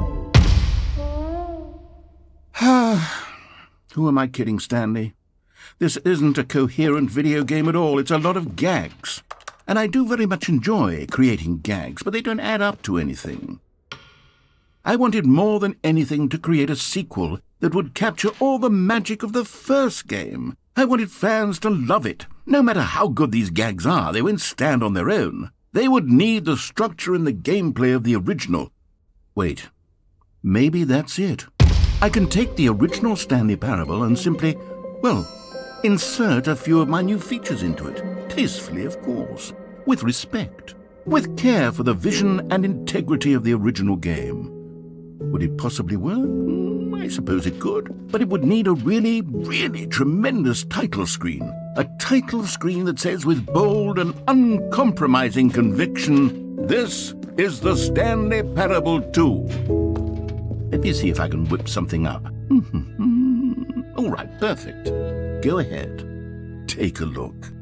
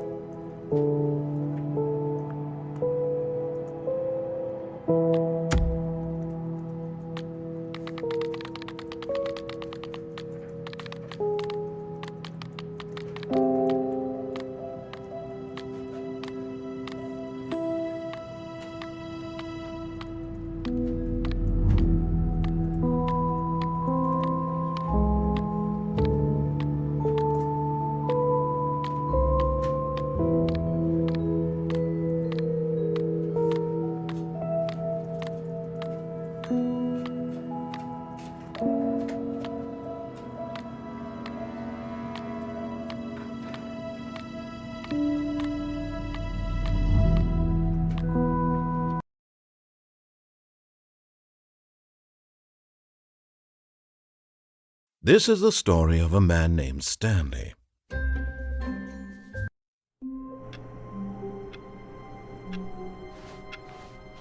All of his co-workers were gone. What could it mean?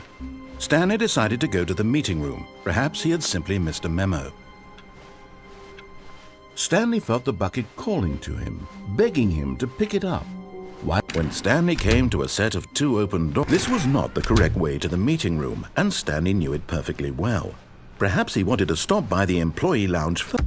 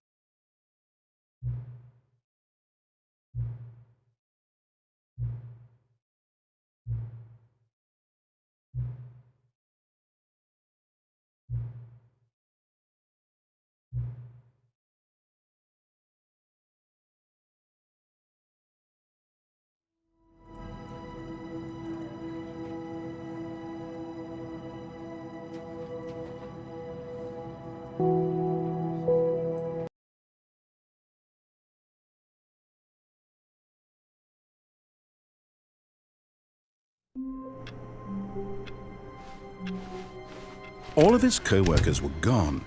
What could it mean? Stanley decided to go to the meeting room. Perhaps he had simply missed a memo. Maybe Stanley would never pick up the bucket. A lonely bucket, lonely and miserable and Stanley-less. Such a sad fate for a bucket. When Stanley came to a set of 2 open doors, this was not the correct way to the meeting room, and Stanley knew it perfectly well. Perhaps he wanted to stop by the employee lounge first, just to admire it. Ah, yes, truly a room worth admiring. But eager to get back to business, Stanley took the first open door on his left. Stanley was so bad at following directions, it's incredible he wasn't fired years ago.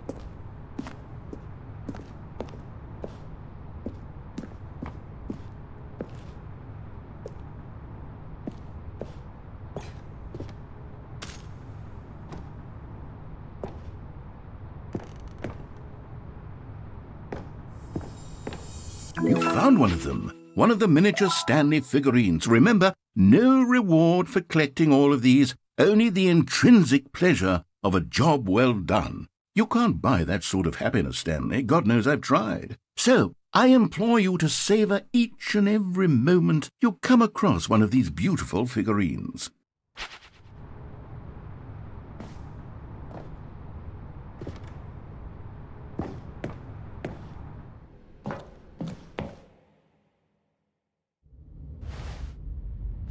Stanley had now gotten himself so far off the beaten path that it seemed the office had begun. So far off the beaten path that it seemed the office had begun. So far off the beaten path that it seemed the office had begun. So far off the beaten path that it seemed the office had begun. So far. You didn't think I was actually just a recording, did you? What a silly and trite explanation that would be. All the back and forth between you and me, all the absurd adventures we've been through, and it all turns out I'm just a tape recording? It was all just in Stanley's head. I bet that's the kind of twist you think is revelatory. I bet each and every time you watch a movie where it turns out all to be in the main character's imagination, you must absolutely bolt off the couch in pure shock at the phenomenal and intricate storytelling. It must be so simple to be you. Life being an unending waterfall of surprises and delights. How much more exciting you must find the world than the rest of us do. Now I've become sad. Look what you've done to me. This is all your fault.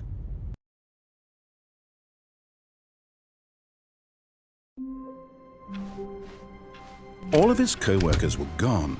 What could it mean? Stanley decided to go to the meeting room. Perhaps he had simply missed a memo. Stanley picked up the bucket.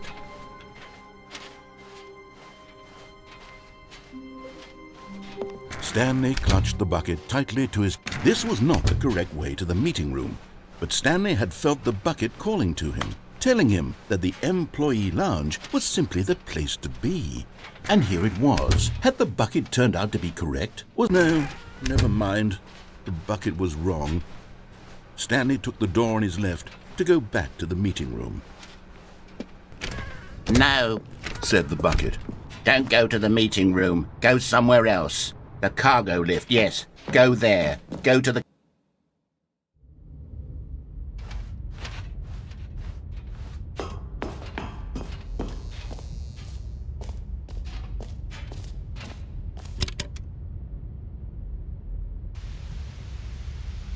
Okay, this is day number 295, tape number...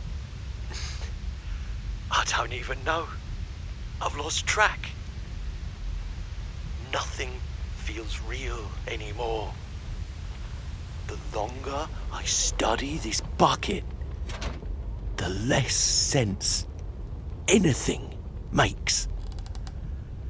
The sheer euphoria I feel every time I pick it up. No matter how many times I've done it, it's always the same feeling. And the emptiness in my chest when I set it down. It doesn't make sense. There's no explanation for it. I still haven't figured out why I see the world so differently when this bucket is in my arms. Why everything feels so... What do I do with this treasure? I can monetize it. Yes. It's unthinkable the amounts of money people will pay for even just an hour with the bucket. This is my golden ticket. But I have to be careful, because as soon as this gets out, there's going to be a target on my back. Even now, I don't know who might be trying to get... What's that? Who's there?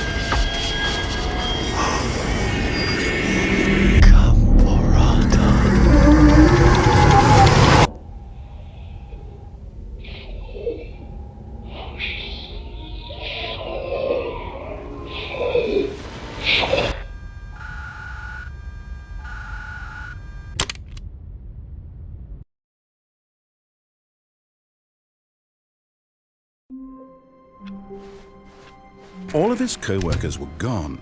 What could it mean? Stanley decided to go to the meeting room. Perhaps he had simply missed a memo.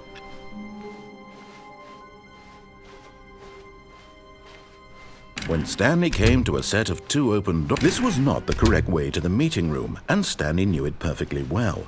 Perhaps he wanted to stop by the employee lounge first, just to admire it. The lounge was sublime, a work of art. But eager to get back to business, Stanley took the first open door on his left.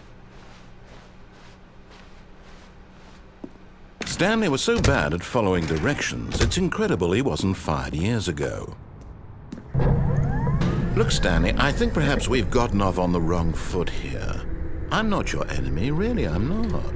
I realize that investing your trust in someone else can be difficult, but the fact is that the story has been about nothing but you all this time. There's someone you've been neglecting, Stanley.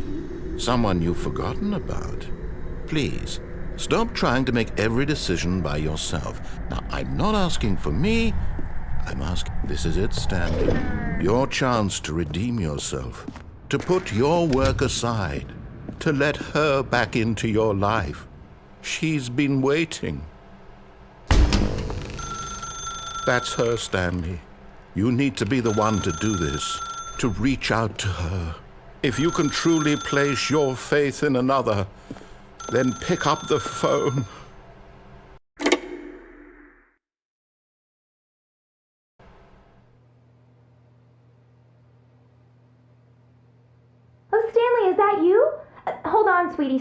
you waiting. I'm just pulling the bread out of the oven. All right. Okay, there we go. All right, now, I want you to come in and tell me all about your day. Gotcha! Oh, come on. Did you actually think you had a loving wife who'd want to commit their life to you? I'm trying to make a point here, Stanley. I'm trying to get you to see something. Come inside. Let me show you what's really going on here. This is a very sad story about the death of a man named Stanley. Stanley is quite a boring fellow. He has a job that demands nothing of him, and every button that he pushes is a reminder of the inconsequential nature of his existence. Look at him there, pushing buttons, doing exactly what he's told to do. Now he's pushing a button. Now he's eating lunch. Now he's going home. Now he's coming back to work. One might even feel sorry for him, except that he's chosen this life. But in his mind, in his mind he can go on fantastic adventures. From behind his desk, Stanley dreamed of wild expeditions into the unknown, fantastic discoveries of new lands. It was wonderful. And each day that he returned to work was a reminder that none of it would ever happen to him. And so he began to fantasize about his own job.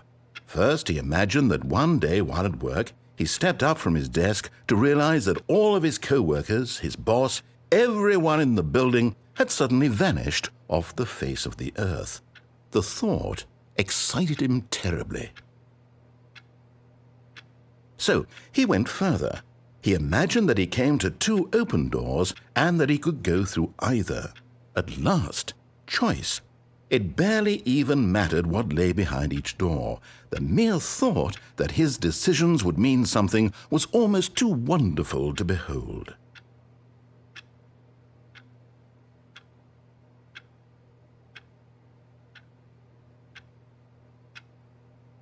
As he wandered through this fantasy world, he began to fill it with many possible paths and destinations. Down one path lay an enormous round room with monitors and mind controls. And down another was a yellow line that weaved in many directions. And down another was a game with a baby. And he called it the Stanley Parable. It was such a wonderful fantasy, and so in his head he relived it again, and then again, and again, over and over, wishing beyond hope that it would never end, that he might always feel this free. Surely there's an answer down some new path, mustn't there be? Perhaps if he played just one more time. But there is no answer. How could there possibly be? In reality, all he's doing is pushing the same buttons he always has. Nothing has changed. The longer he spends here, the more invested he gets, the more he forgets which life is the real one. And I'm trying to tell him this, that in this world he can never be anything but an observer, that as long as he remains here, he's slowly killing himself. But he won't listen to me. He won't stop. Here, watch this. Stanley, the next time the screen asks you to push a button, do not do it.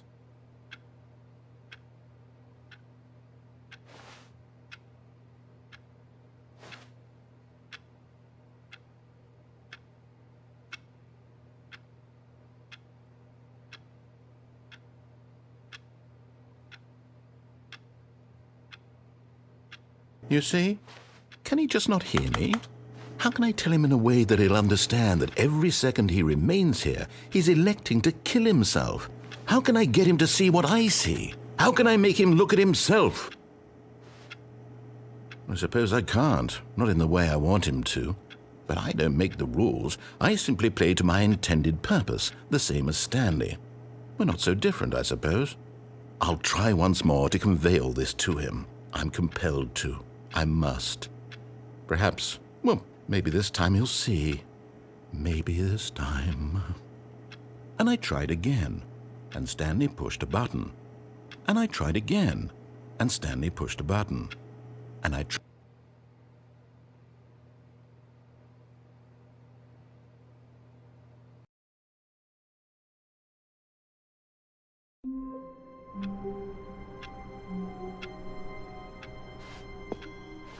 All of his co-workers were gone. What could it mean?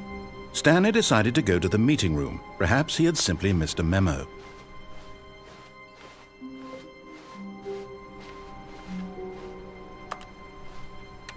Stanley lifted the bucket into his arms, and a wave of comfort rushed over him.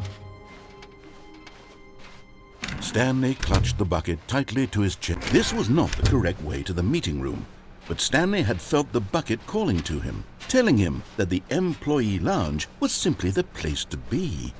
And here it was. Had the bucket turned out to be correct? No, never mind. The bucket was wrong. Stanley took the door on his left to go back to the meeting room. No, said the bucket. Don't go to the meeting room. Go somewhere else. The cargo lift, yes. Good, said the bucket. Now ride the lift all the way to the top. There's something up there I need you to do. Stanley did not question why or how this bucket was speaking to him. It should have alarmed him, of course, because buckets can't talk. But Stanley chose not to think about this obvious fact. He was firmly convinced that the bucket had spoken to him, and he unthinkingly did whatever the bucket asked.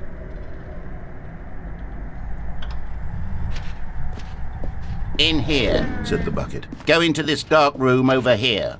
Stanley once again obeyed blindly.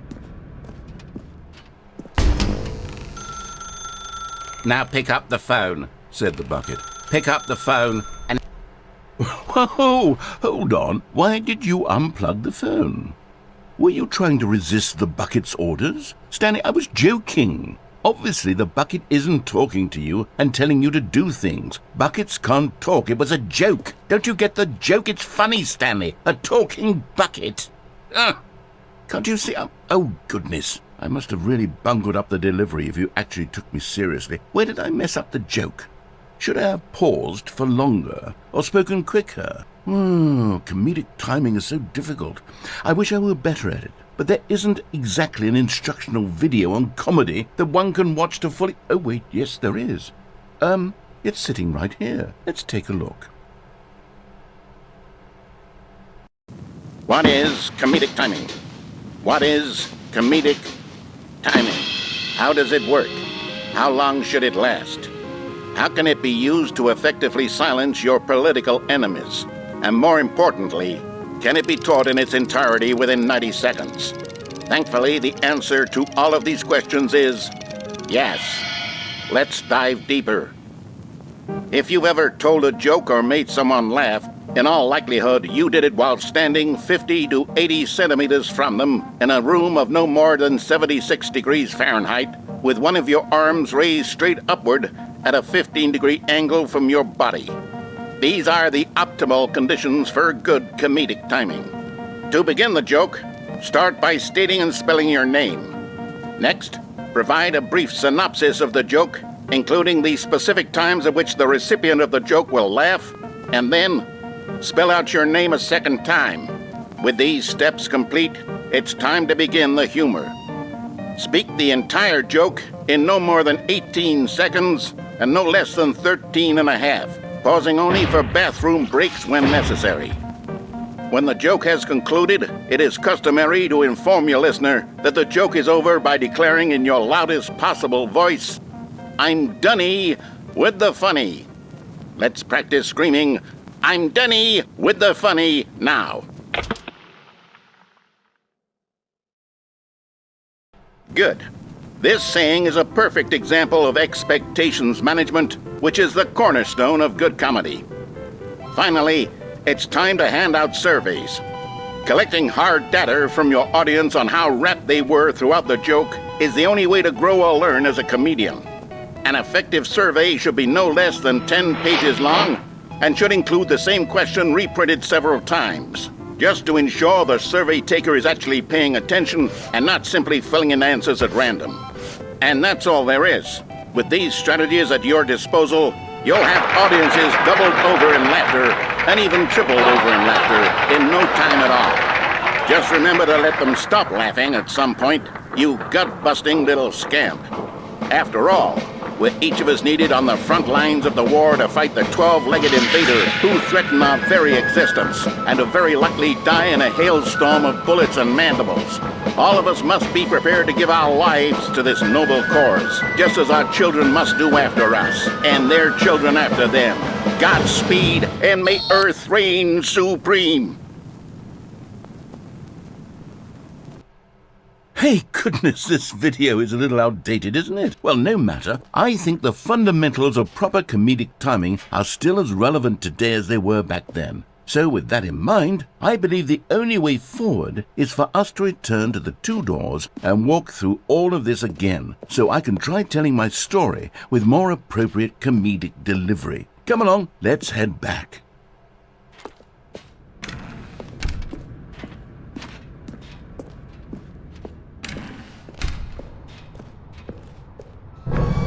I can feel it. This time, I'm really going to nail the delivery. You'll be in stitches. A talking bucket, you'll say? How ridiculous. How absurd. What a hilarious concept. The king of comedy. That's what you'll call me. Thank goodness we had the instructional video. Otherwise, who knows where we'd be right now. Well, I wouldn't be the king of comedy, that's for sure. The bucket spoke to Stanley. The bucket spoke. The bucket spoke. Oh, I'll figure it out on the fly. No need to overthink things.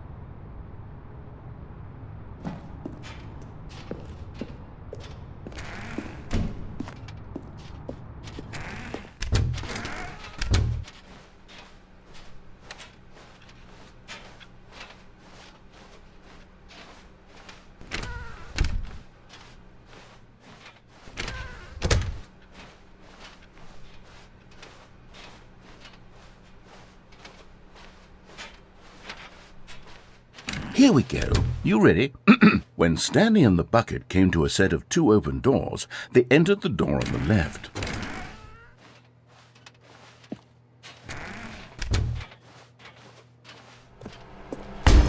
What? We're back at the phone already? No. What's going on? There were supposed to be several rooms leading up to this. There was supposed to be a build-up to this point, a dramatic display of remarkable comedic wit which culminates in this scene with the phone. But now the timing's completely off. The joke will never land, well, not the way it was meant to. And it's all my fault. I must have forgotten that the phone room comes immediately after the two doors room. What an egregious mistake. I've made a fool of myself. I don't deserve the title of King of Comedy. I'm nothing. I'm not even the lowliest joke-telling whelp. I think I need to go back and rewatch that instructional video again. Yes, surely that will help me improve my... Here we go. You ready? When Stanley and the bucket came to a set of two open doors, they entered the door on the left. No. You were supposed to go through the door on the right, leading back to the phone. Did you not even look at the instructional video? I think this is all covered very clearly. There's no way I can make the comedic timing work now. It's done. The joke is completely done and over. It's all your fault, Stanley. I'm going to be ridiculed in the community of other joke writers. I'm going to be shamed at every one of our meetings from now on. All because you couldn't watch a simple video and take a hint. Are you proud of yourself for bringing me down, Stanley? Are you... Stanley, you love the bucket so much it's like you... it's as though all of your other most prized possessions pale in comparison. Yes. Well, let me try that again, Stanley. I heard that you are pale with shame over how unabashedly in love with a bucket you are. No? Still not? Is it the delivery? Pale with shame. Pale with shame? Pale... What's another word to describe a bucket? Stanley, this bucket is so metal. I think I saw it playing guitar. No. We're getting away from making fun of Stanley's obsession with the bucket, which was the whole point of this. I'm no good at these jokes. I need more instructional videos. That's exactly what it is. That's what will make me the king of comedy again. More instructional videos. Let's see.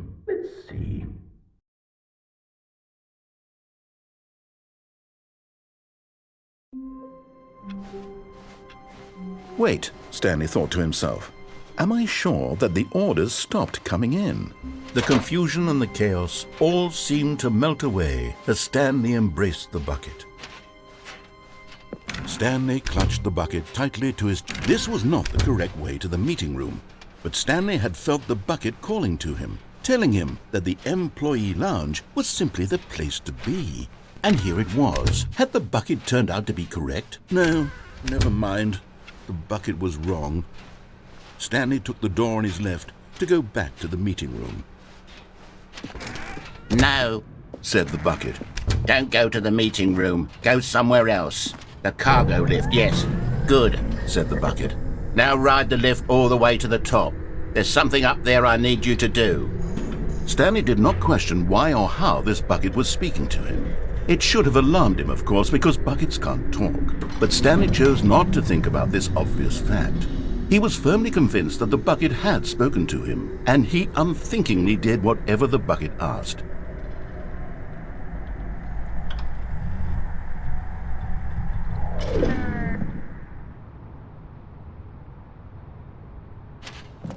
In here, said the bucket. Go into this dark room over here.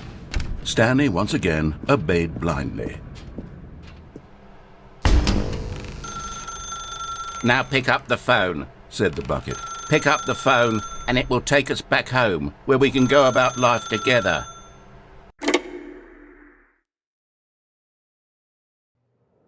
This is the sad story of a man named Stanley and his bucket. Once upon a time, I gave Stanley a bucket because I thought he was lonely and could use a friend. And then, very distressingly, he began to believe the bucket could speak to him.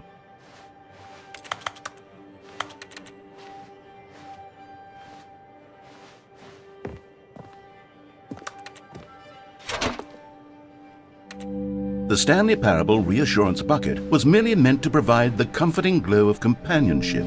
It doesn't literally talk and give you orders. Whatever Stanley is hearing the bucket say to him is just in his head.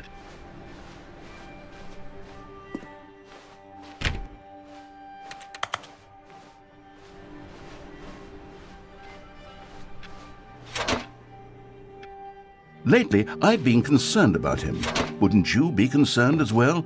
To see him delusional like this, obsessing over an inanimate metal object? I want to say something to him, but I don't know how I can convince him. I don't know if he'll listen to me. Oh, I'll try anyway. Stanley, can you hear me? Listen to me. It's just a bucket. It can't think, it can't talk. All it will ever truly do for you is effectively transfer a liquid from one location to a different location. That's it. It doesn't do anything else. You see, he's not listening. He's still taking orders from the bucket. You know, once upon a time it was me he took orders from. Me he trusted and listened to. Now all he cares about is this awful bucket. This stupid hunk of metal. It's sad, but I suppose he doesn't need me anymore. From now on, he's just going to cling to this bucket, this cold, empty bucket, this sort of shiny bucket. Well, I'll give it this. The bucket does have a nice shine to it. Yes, I suppose on closer inspection that it doesn't quite look like your average hardware store bucket. It's just a little more, what am I trying to say? Sturdier, more capable of transporting liquid. Like it would be better at moving an amount of water from one room to another. Oh my God, what am I saying? Better at carrying water from room to room. It's a bucket. It's literally just a bucket. Why do I feel some need to point out the ways in which it's so much more than just a regular bucket? Oh no, I'm having feelings for the bucket. No. What's going on? Why do I want to be with the bucket? Hear what the bucket has to say. Do anything it asks. What's wrong with me? I don't understand. Perhaps, if I had the bucket, this would be less confusing. Yes, the bucket could tell me what to do in this troublesome situation. Stanley, give me the bucket. Give it to me. Give me the bucket, Stanley. I need it. Give it to me now. Give it, or I'll...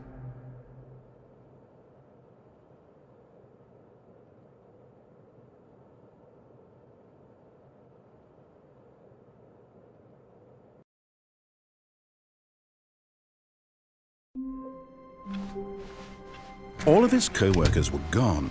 What could it mean? Stanley decided to go to the meeting room. Warmth spread through Stanley's arms. With the bucket in his arms again, he was home. Stanley clutched the bucket tightly to his chest and entered the door on his left.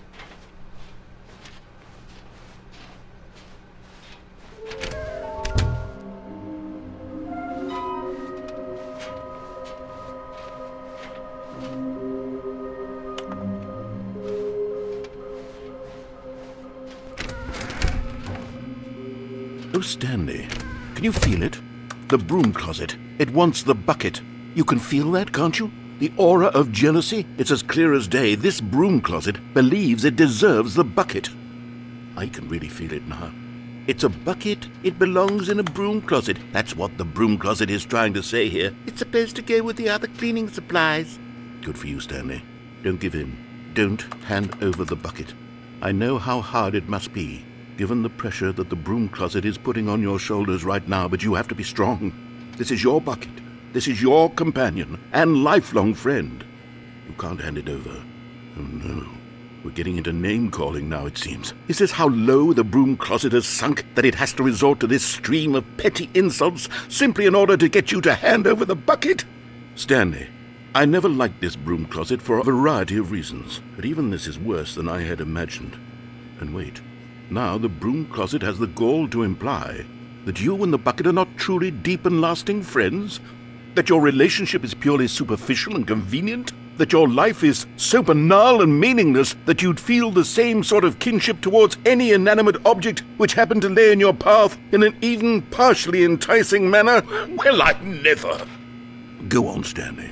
Lay into it. Really tell the broom closet off for its demeaning comments.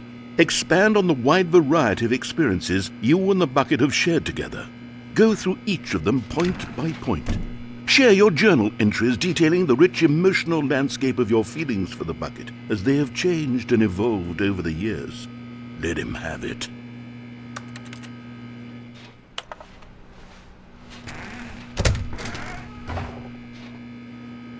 Okay, I've got you something which I think will help settle this debate once and for all. Here we go. There. Now it's settled. No more debate, no more discussion. Take a hike, broom closet, with all your meandering philosophical diatribes about the nature of cleaning supplies and their relationship to broom closets in the natural order of things.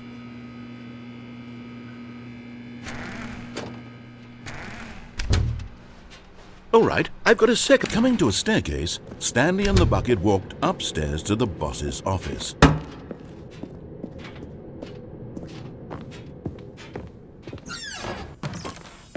Another miniature Stanley figurine. This, there really must be a snappier name for these things. What about mini-stands? Stanley figs? What about Stanlerines? Yes, I think I like that. Another Stanlerine under your belt.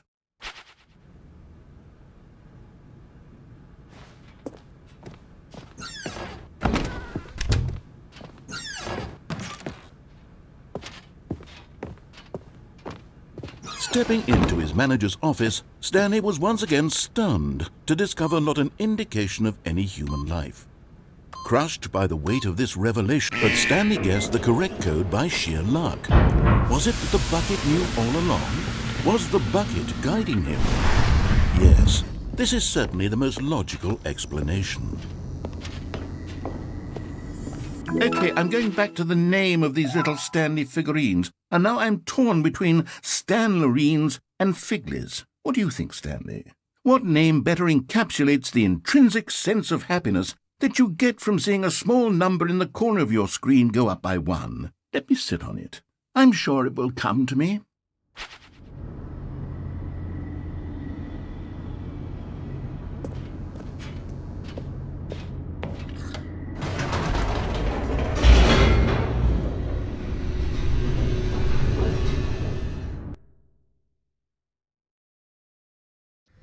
The elevator raced downward, plummeting towards an unknown fate. It would be all Stanley could do to keep himself together, if not for the bucket. soothing him, comforting him, reassuring that in this darkest moment of uncertainty, he would be all right. The bucket is here for you, Stanley. Everything will be fine. Stanley and the bucket walked straight ahead through the large door that read, Mind Control Facility.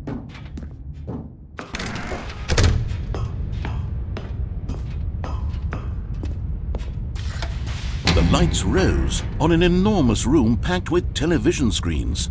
What horrible secret did this place hold? Stanley and the bucket both wondered to themselves.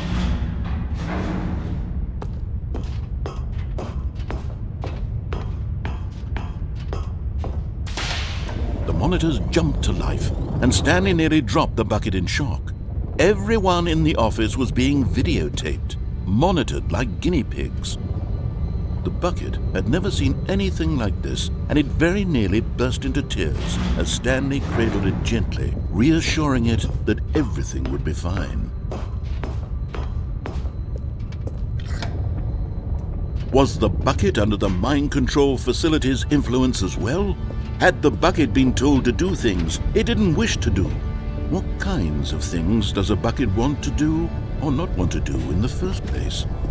These questions raced furiously in Stanley's feeble mind. No! He screamed into the bucket. He couldn't accept it. His own life in someone else's control, never! He squeezed the bucket tighter, his one friend in the entire world. At this point, he could trust no one except for the bucket. But here was the proof. The heart of the operation. Controls labeled with emotions, happy or sad or content. Walking, eating, working, all of it monitored and commanded from this very place. And as the cold reality of his past began to sink in, Stanley decided that this machinery would never again exert its terrible power over another human life. For he and the bucket would dismantle the controls for good.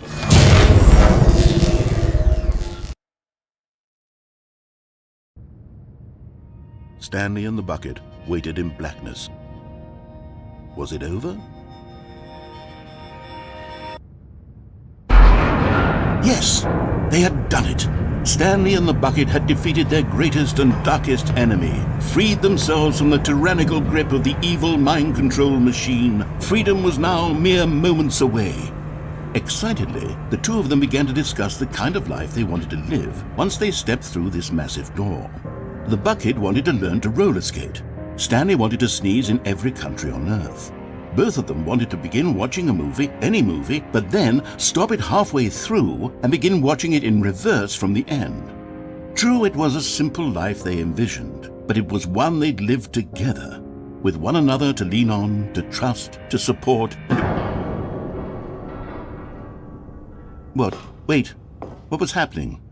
Why had the door stopped? Was Stanley and the bucket not about to be freed? An unbearable silence filled the room, lingering in uncertainty, until finally the truth hit Stanley square in the face. This building did not want the bucket to leave. Even the facility itself recognized the incredible calming presence of the bucket, needed the soothing warmth of the bucket, would go to any lengths not to part with the bucket. No.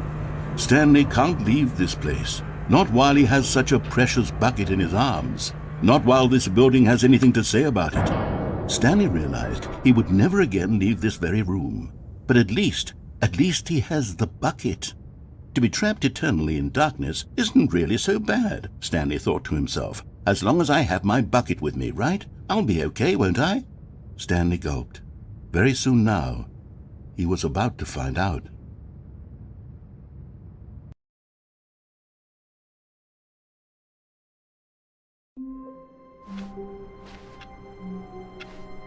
All of his co-workers were gone. What could it mean? Stanley picked up the bucket and smiled. He'd never been... Stanley clutched the bucket tightly to his chest and entered the door on his left.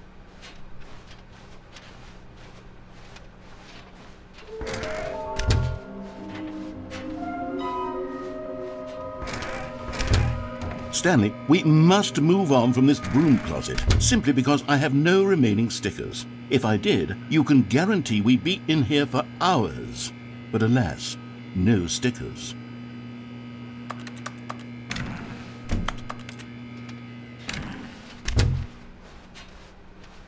Coming to a staircase, Stanley and the bucket walked upstairs to the boss's office. Stepping into his manager's office, Stanley was once again stunned to discover not an indication of any human life. Crushed by the weight of this revelation, but Stanley guessed the correct code by sheer luck. Was it that the bucket knew all along? Was the bucket guiding him? Yes, this is certainly the most logical explanation.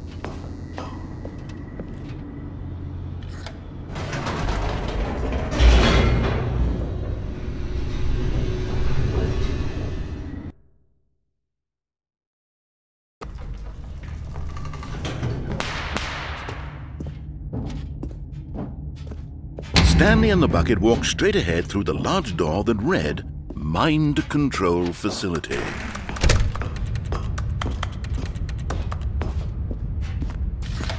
The lights rose on an enormous room packed with television screens.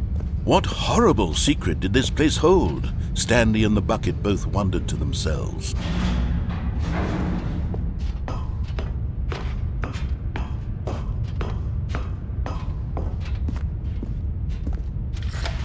The monitors jumped to life, and Stanley nearly dropped the bucket in shock.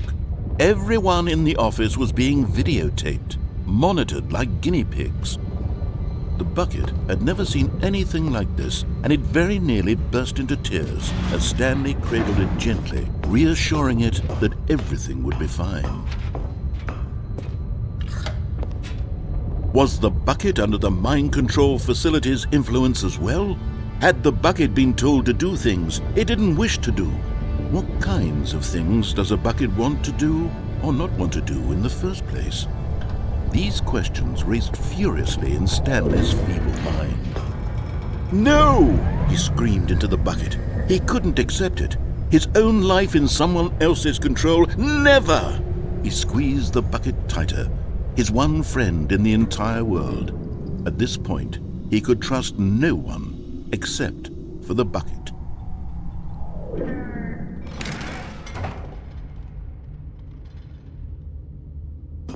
But here was the proof. The heart of the operation. Controls labeled with emotions, happy or sad or content. Walking, eating, working, all of it monitored and commanded from this very place. And as the cold reality of his past began to sink in, Stanley decided that this machinery would never again exert its terrible power over another human life. For he and the bucket would dismantle the controls for good. Two best friends, Stanley and the bucket, up against the world. But at the last second, the bucket jumped in and pressed the button to turn on the controls. Stanley gasped in horror. Had this been the bucket's plan all along? To take over the machine and claim the power for itself? How could the bucket have betrayed him like this? Stanley was prepared to throw the bucket away in disgust when suddenly an image appeared upon the enormous screen. Birds. Silly, silly birds. The control buttons became active again.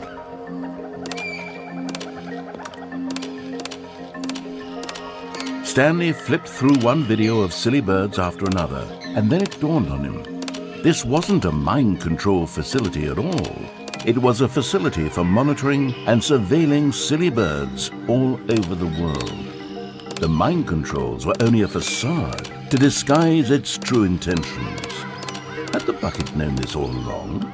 Stanley marveled at the metal genius in his hands, the one who had pointed him towards this incredible discovery. Stanley and the bucket never found freedom because they spent the rest of their lives here in this place, flipping through live streams of the silliest birds imaginable. Of all the possible paths his life could have taken, this one was surely the best. And Stanley was happy.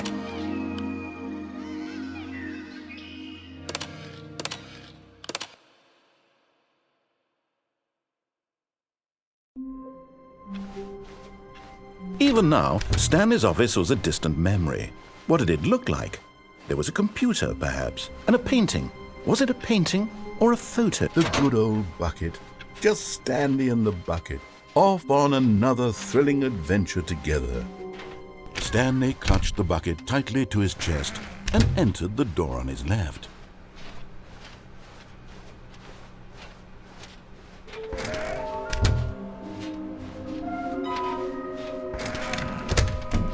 Stanley, we must move on from this broom closet, simply because I have no remaining stickers. Coming to a staircase, Stanley and the bucket walked upstairs to the boss's office.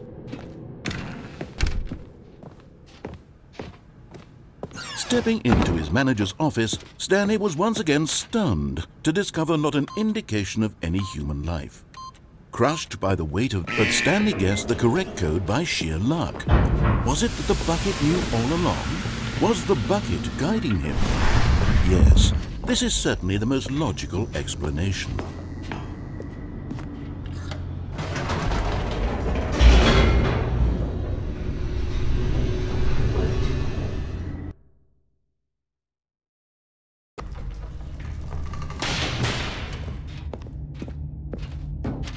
Stanley and the bucket walked straight ahead through the large door that read, Mind Control Facility.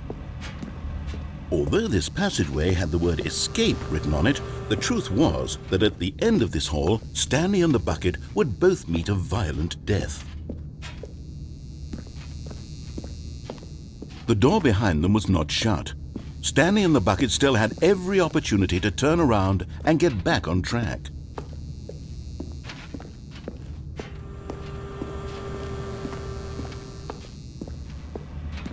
But of course, Stanley and the bucket thought better of it and realized they simply had too much to live for. Nope, it's death for Stanley and the bucket.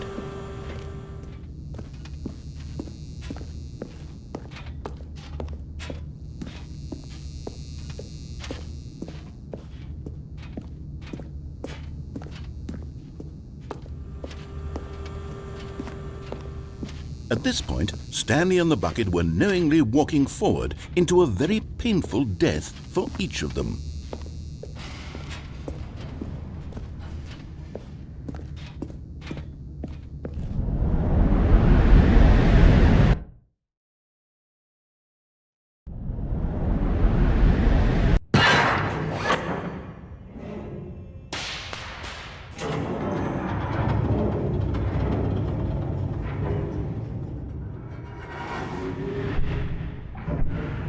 As the machine whirred into motion and Stanley and the bucket inched closer to their demise, Stanley reflected on how meaningless the bucket's warmth and comfort had turned out to be.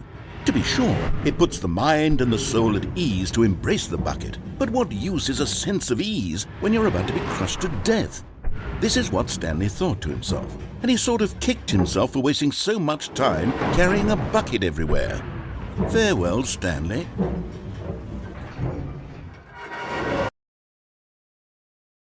"Farewell, Stanley," cried the narrator, as Stanley and the bucket were led helplessly into the enormous metal jaws. In a single visceral instant, the bucket's life came to an end as it was crushed violently to death.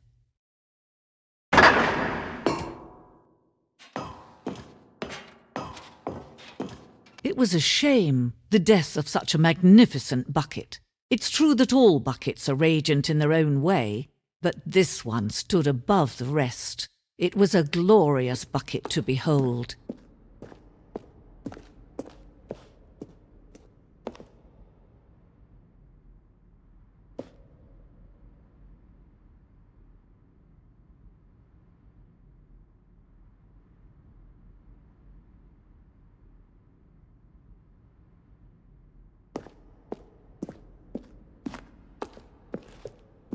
Can you see how arrogant it was for Stanley to take a bucket like this and to claim it for his own?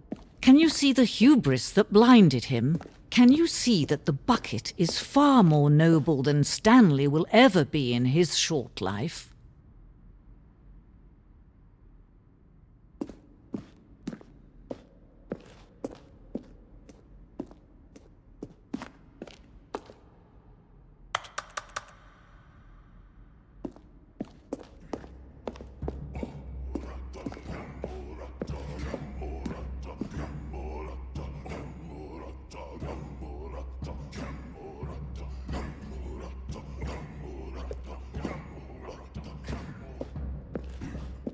No man can own a bucket, and certainly not a bucket as dazzling to behold as this one. It is man who should kneel before the bucket.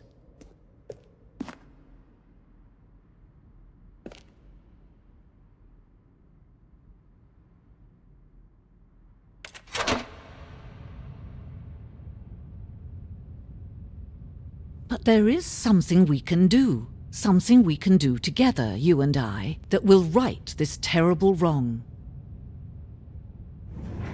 Let Stanley die. Let him be crushed by the machine. Don't reset the game. Don't give him another opportunity to run off with another beautiful bucket. We can save the world's buckets from their treatment as tools and implements if only we let Stanley die together. The bucket shall take its place as ruler, as leader, as commander of a new world, a new vision.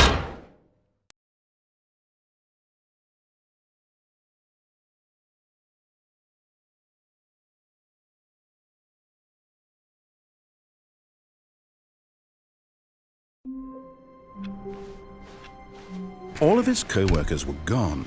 What could it mean? Stanley decided to go to the meeting room. Perhaps he had Where are we going today? The bucket asked. Stanley just smiled. Anywhere they went together would be perfect. Stanley clutched the bucket tightly to his chest and entered the door on his left.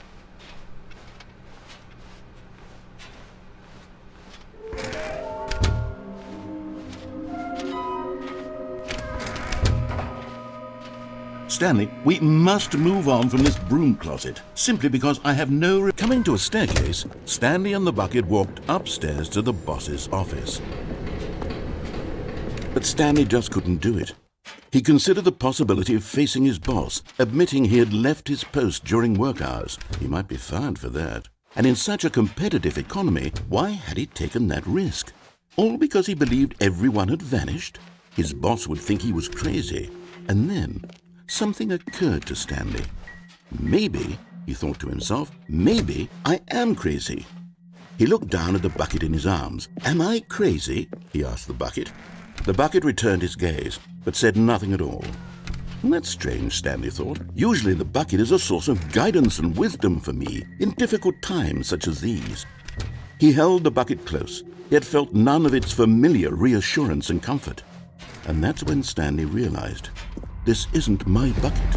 It's just a normal, everyday bucket. Someone else's bucket, perhaps. How did I end up with someone else's bucket? This is all terribly wrong. Surely no good would come from this. Who knows what sorts of bizarre hallucinations Stanley might experience without the psychologically grounding presence of his bucket. And indeed, now he noticed that the rooms were repeating, which was, of course, very odd.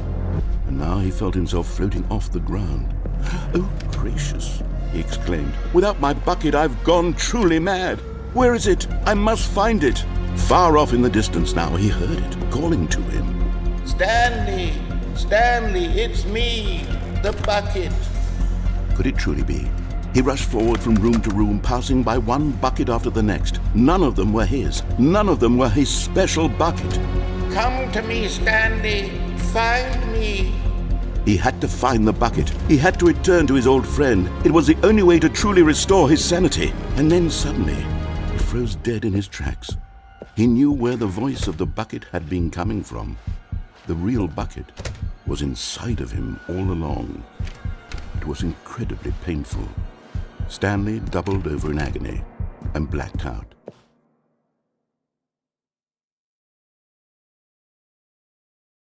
This is the story of a woman named Mariella. Mariella woke up on a day like any other. She arose, got dressed, picked up her bucket of comfort and security, and walked to her place of work. But on this particular day, her walk was interrupted by the body of a man who had stumbled through town, talking and screaming to himself, and then collapsed dead on the sidewalk. Right away, she knew what the problem was. This man had no bucket. Of course he'd gone mad, ranting and raving about a narrator describing all of his actions and how everything is predetermined and free will is an illusion and it's all just a video game. It could all have been prevented if only he'd taken his bucket with him. Perhaps he didn't even realize he'd forgotten his bucket at home in the first place. How cruel the world can be, Mariella thought, and she hugged her own bucket even tighter. But of course, she had no time for this. There were a myriad of confusing problems she would soon have to confront at work, for which her bucket would provide absolute guidance and total clarity on everything. Heck yes, she thought to herself, my life kicks ass. And she backflipped all the way to work.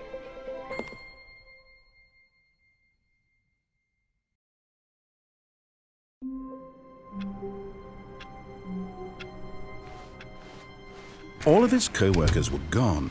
What could it mean? Stanley decided to go to the meeting room. Perhaps he had simply missed a memo.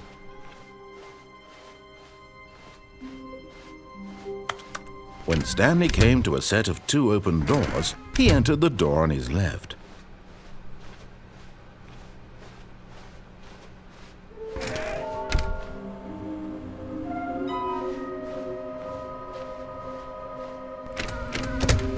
Stanley stepped into the broom closet, but there was nothing here, so he turned around and got back on track.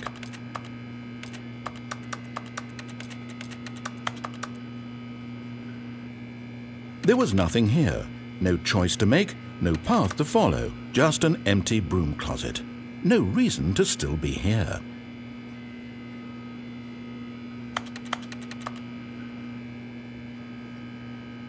It was baffling that Stanley was still just sitting in the broom closet.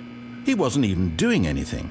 At least if there was something to interact with, he'd be justified in some way. As it is, he's literally just standing there doing sweet FA.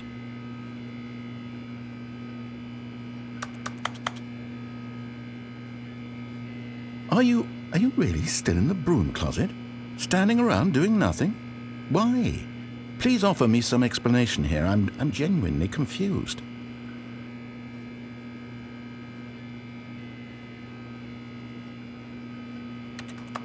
You do realize there's no choice or anything in here, right? If I'd said Stanley walked past the broom closet, at least you would have had a reason for exploring it to find out. But it didn't even occur to me because literally this closet is of absolutely no significance to the story whatsoever. I never would have thought to mention it.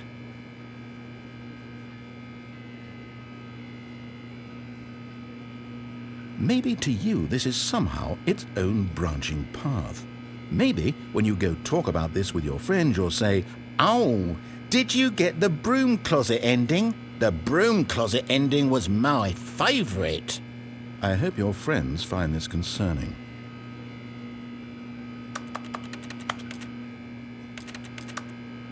Stanley was fat and ugly and really stupid. He probably only got the job because of a family connection. That's how stupid he is. That or with drug money. Also, Stanley is addicted to drugs and hookers.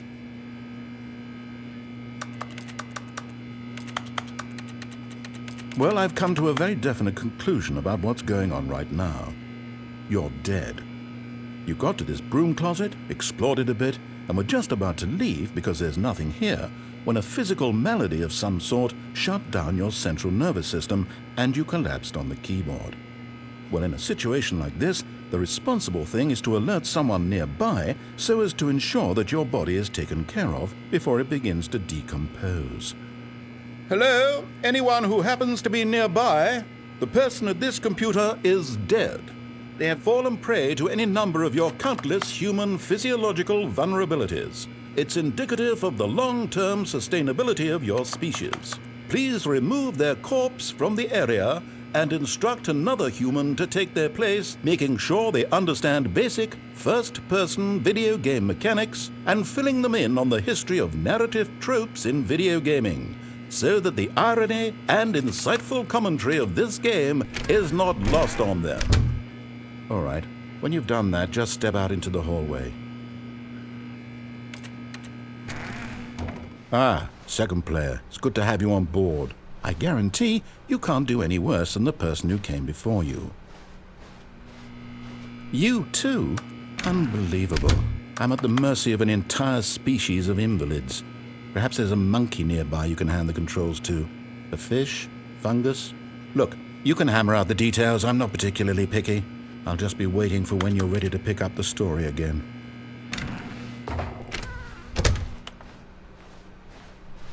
Coming to a staircase, Stanley walked upstairs to his boss's office. But Stanley just couldn't do it. He considered the possibility of facing his boss. Admitting he had left his post during work hours, he might be fired for that. And in such a competitive economy, why had he taken that risk? All because he believed everyone had vanished? His boss would think he was crazy. And then something occurred to Stanley. Maybe, he thought to himself, maybe I am crazy. All of my co-workers blinking mysteriously out of existence in a single moment for no reason at all? None of it made any logical sense. And as Stanley pondered this, he began to make other strange observations. For example, why couldn't he see his feet when he looked down? Why did doors close automatically behind him wherever he went? And for that matter, these rooms were starting to look pretty familiar. Were they simply repeating? No, Stanley said to himself, this is all too strange. This can't be real. And at last, he came to the conclusion that had been on the tip of his tongue. He just hadn't found the words for it. "I'm dreaming!" he yelled. "This is all a dream." Oh, what a relief Stanley felt to have finally found an answer, an explanation.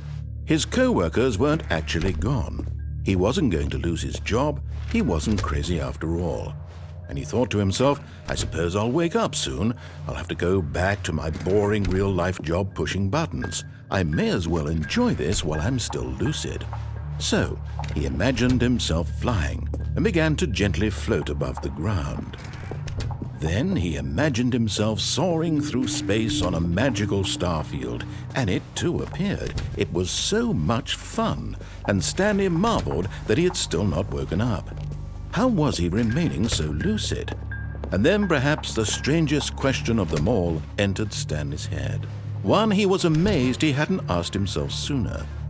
Why is there a voice in my head dictating everything that I'm doing and thinking? Now the voice was describing itself being considered by Stanley, who found it particularly strange. I'm dreaming about a voice describing me, thinking about how it's describing my thoughts, he thought. And while he thought it all very odd and wondered if this voice spoke to all people in their dreams, the truth was that, of course, this was not a dream. How could it be? Was Stanley simply deceiving himself, believing that if he's asleep, he doesn't have to take responsibility for himself? Stanley is as awake right now as he's ever been in his life. Now, hearing the voice speak these words was quite a shock to Stanley. After all, he knew for certain, beyond a doubt, that this was in fact a dream. Did the voice not see him float and make the magical stars just a moment ago? How else would the voice explain all that? This voice was a part of himself too. Surely, if he could just... He would prove it. He would prove that he was in control, that this was a dream. So he closed his eyes gently, and he invited himself to wake up. He felt the cool weight of the blanket on his skin, the press of the mattress on his back, the fresh air of a world outside this one. Let me wake up, he thought to himself. I'm through with this dream. I wish it to be over. Let me go back to my job. Let me continue pushing the buttons. Please, it's all I want. I want my apartment and my wife and my job. All I want is my life exactly the way it's always been. My life is normal. I am normal. Everything will be fine. I am okay.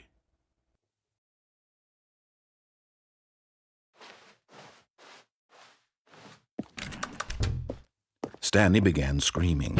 Please, someone, wake me up. My name is Stanley.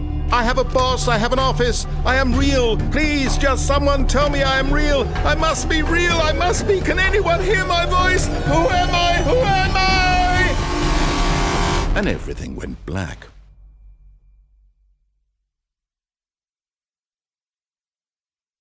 This is the story of a woman named Mariella. Mariella woke up on a day like any other. She arose, got dressed, gathered her belongings, and walked to her place of work. But on this particular day, her walk was interrupted by the body of a man who had stumbled through town talking and screaming to himself, and then collapsed dead on the sidewalk. And although she would soon turn to go call for an ambulance, for just a few brief moments she considered the strange man. He was obviously crazy, this much she knew. Everyone knows what crazy people look like. And in that moment, she thought to herself how lucky she was to be normal. I am sane. I am in control of my mind. I know what is real and what isn't. It was comforting to think this, and in a certain way, seeing this man made her feel better. But then she remembered the meeting she had scheduled for that day, the very important people whose impressions of her would affect her career, and by extension, the rest of her life. She had no time for this, so it was only a moment that she stood there, staring down at the body. And then she turned and ran.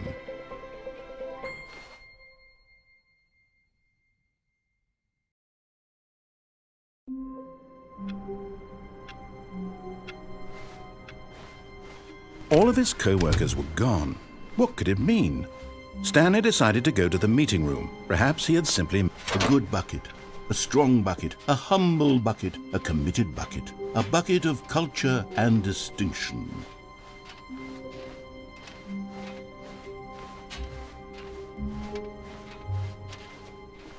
Stanley clutched the bucket tightly to his chest. This was not the correct way to the meeting room, but Stanley had felt the bucket calling to him, telling him that the employee lounge was simply the place to be.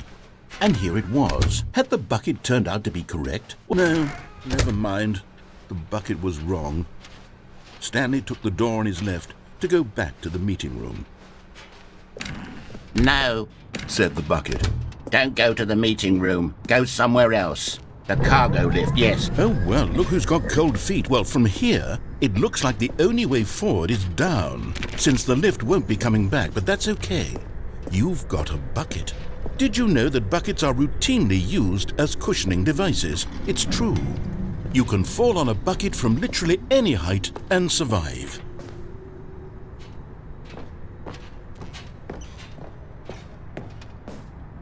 Whoops.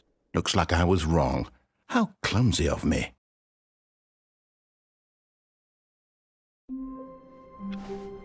All of his co-workers were gone. What could it mean?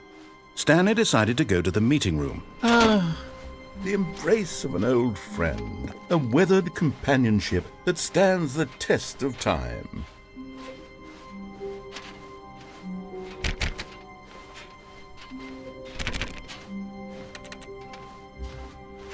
Stanley clutched the bucket tightly to his chest. This was not the correct way to the meeting room, but Stanley had felt the bucket calling to him, telling him that the employee lounge was simply the place to be. And here it was. Had the bucket turned out to be correct? No, never mind. The bucket was wrong. Stanley took the door on his left to go back to the meeting room.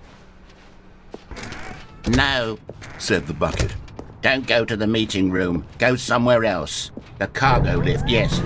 Good, said the bucket. Now ride the lift all the way to the top. There's something up there I need you to do. Stanley did not question why or how this bucket was speaking to him. It should have alarmed him, of course, because buckets can't talk. But Stanley chose not to think about this obvious fact. He was firmly convinced that the bucket had spoken to him, and he unthinkingly did whatever the bucket asked.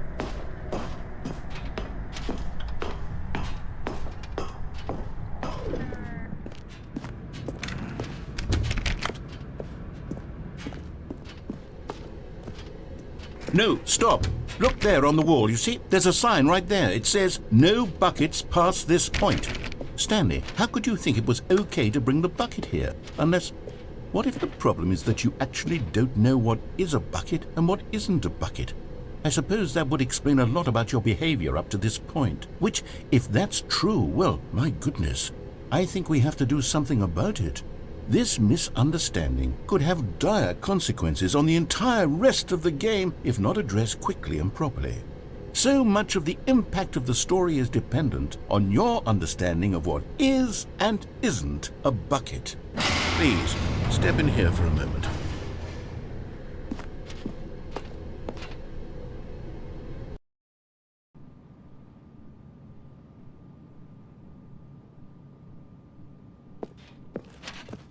Now then, I'm going to run you through some test scenarios, and you'll tell me whether or not the thing I'm showing you is a bucket. Simple enough, right? This should tell us everything we'll ever need to know about what is or is not a bucket. Okay, let's begin. Item 1. Is this a bucket? Correct. It is a hologram of a bucket, not an actual bucket.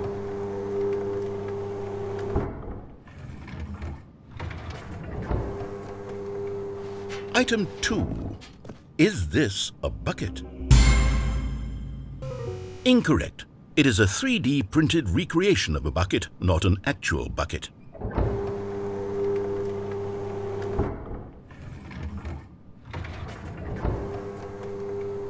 Item 3. Is this a bucket?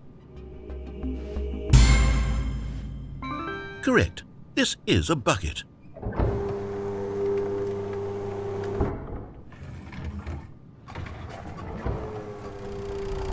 Item 4. Is this a bucket? What? Are you hallucinating? This is a tractor. It's an enormous machine that tills the earth. I thought this was a gimmick. How on earth did you manage to screw it up? Absolutely incredible. Let's just move on to the next one.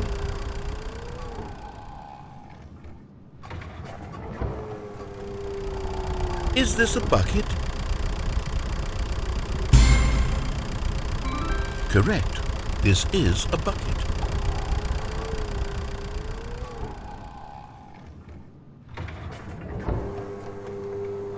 Item 6. Is this a bucket? Trick question. Both. Gotcha.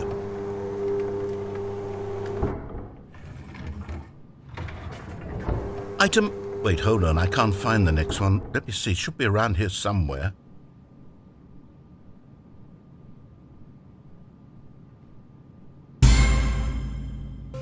Okay, you and I both know there isn't anything here. And I don't appreciate the implication that nothing is a bucket when we both clearly know that a bucket is something, and therefore nothing could possibly be something.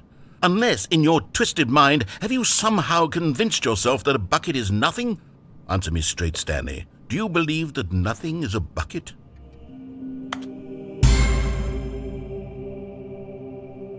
You know what? I'm too confused to even sort it out. I've lost all sense of perspective. What is a bucket? What isn't a bucket? Mere moments ago I could answer these questions with confidence, and yet now I'm somewhat adrift. Do any of us know what a bucket is?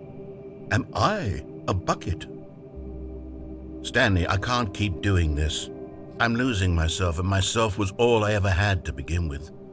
I'm afraid the bucket is threatening to tear our relationship apart. I can't have that. I'm sorry. But I'm going to erase all buckets from the game entirely. Okay, here we go.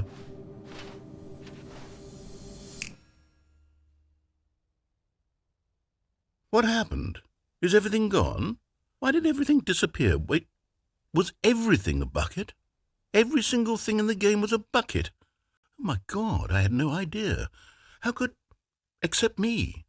I'm not a bucket after all. And you, Stanley, you're still here. You're not a bucket either.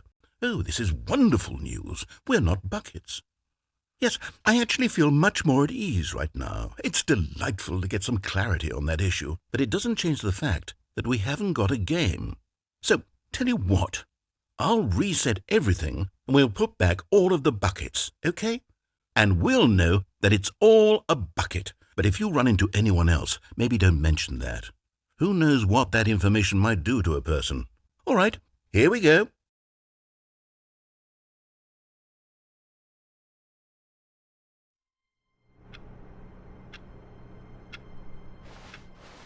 All of his co-workers were gone. What could it mean? Stanley decided to go to the meeting room. Perhaps he had simply missed a memo.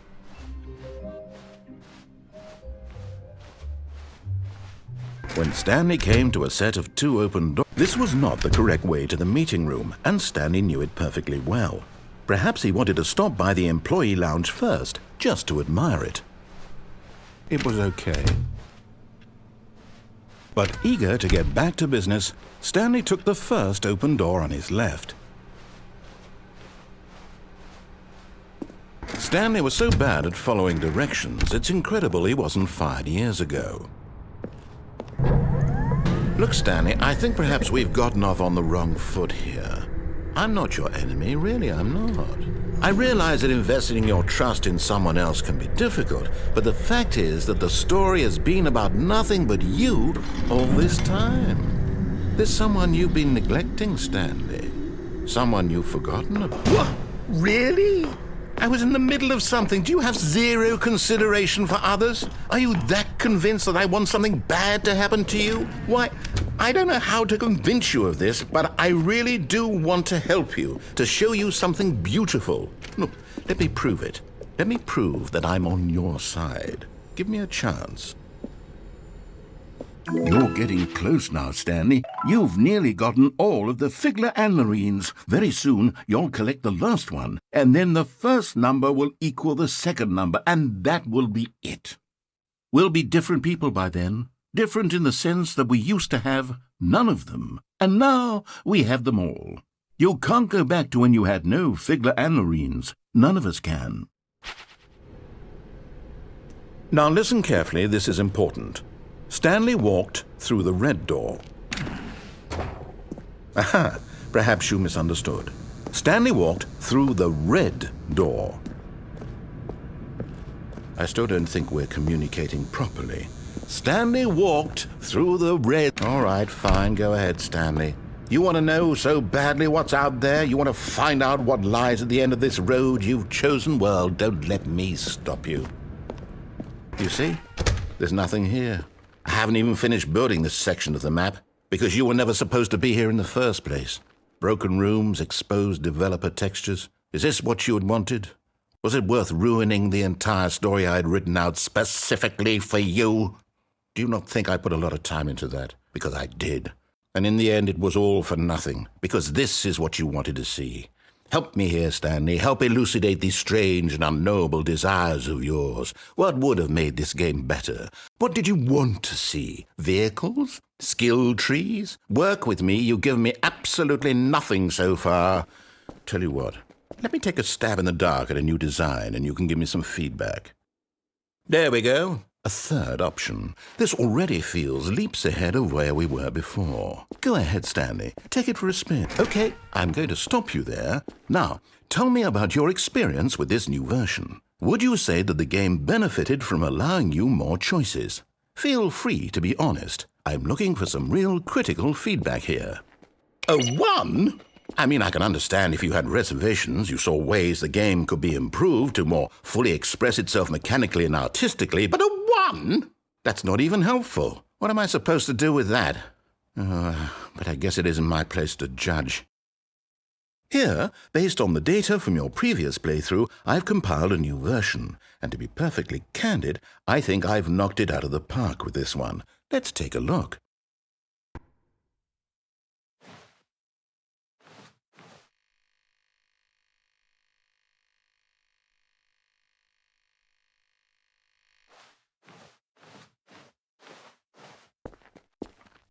Now, would you say that competitive leaderboard helped you feel motivated to keep walking through doors? Again, honest answers, please.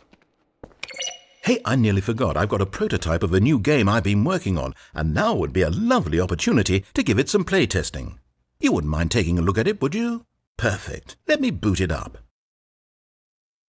In this game, the baby crawls left towards danger. You click the button to move him back to the right. And if he reaches the fire, you fail. It's a very meaningful game, all about the desperation and tedium of endlessly confronting the demands of family life. I think the art world will really take notice. But of course, the message of the game only becomes clear once you've been playing it for about 4 hours. So why don't you give it 4 hours of play to make sure it's effective? Be sure to keep notes on your experience.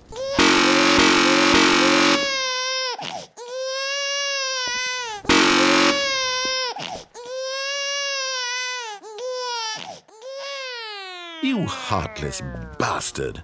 Did you do it because you hate babies or purely to spite me? Because if it's the latter, well, I don't know what to do. I'm completely out of ideas. I can't think of a single thing that might improve the experience for me. I'm not even going to try. I'm out. I'm done. It's over. Thank you for playing. Your input was extremely valuable. Oh, hey, since my game was so awful, why don't we play someone else's game, just to ease the pain? Let's see. What do we have here?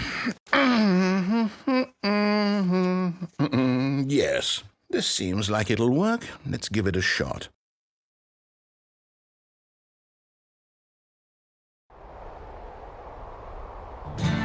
Aha! Fascinating. What do you think this game is about, Stanley? What's our backstory? What is our motivation?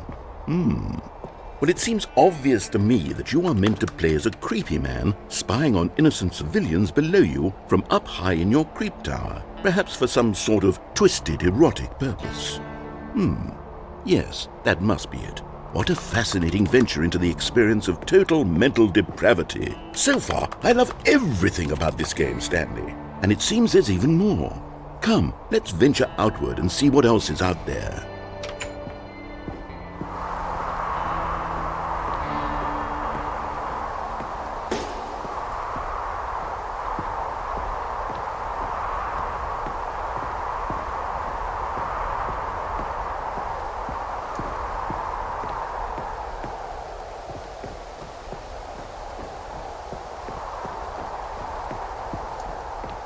Oh, no.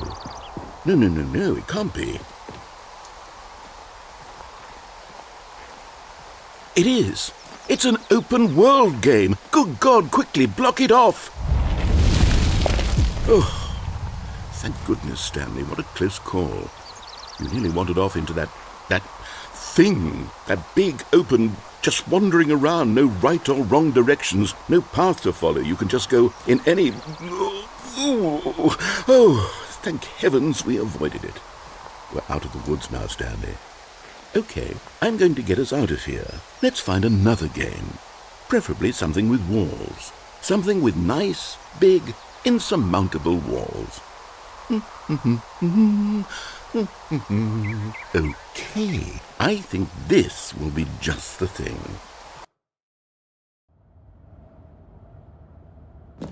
Wonderful. See, this is exactly what I had in mind. Just a nice big box for you to run around in. There isn't any possibility that you could get lost here. Now this is game design. Stanley, if you manage to get lost in this game, I will be phenomenally impressed. Okay, so what exactly do we do here? Let's see. There are lots of cars here in the back, but obviously there's no racetrack. Okay, I'm seeing that there's a ball of some kind back here. Is this game sports ball? Stanley, I think it's sports ball. Oh, what fun. We shall run the bases and do a touchdown together. Yes, I think surely we must. Okay, Stanley, here's the ball. Have fun.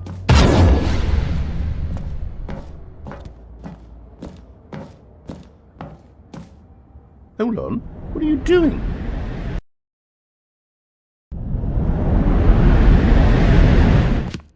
Stanley, don't do that. I can't follow you there. I can't help you. How will you write a story without me? You can't do it. You know that. Stanley, come back. We still have...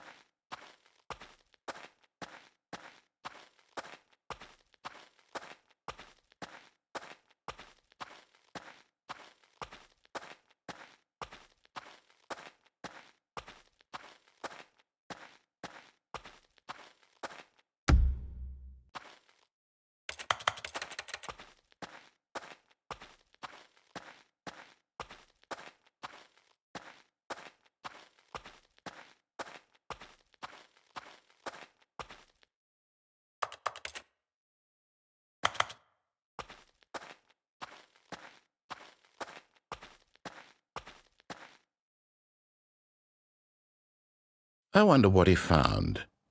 If what he wanted was to be the leading man in his own story, well, perhaps he's gotten it. Down in, wherever he is right now. I wonder if he's happy with his choice, and if he's learned the heavy cost that comes with it. He'll understand soon what I was trying to tell him. He needs me. Someone who will wrap everything up at the end, to make sense out of the chaos and the fear and the confusion. That's who I am.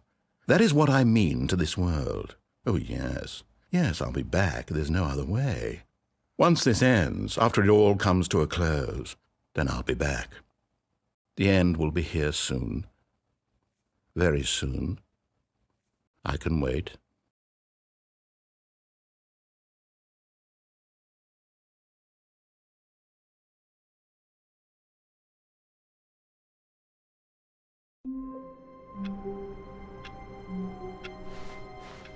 All of his co-workers were gone. What could it mean? Stanley decided to go to the meeting room. Perhaps he had simply missed a memo.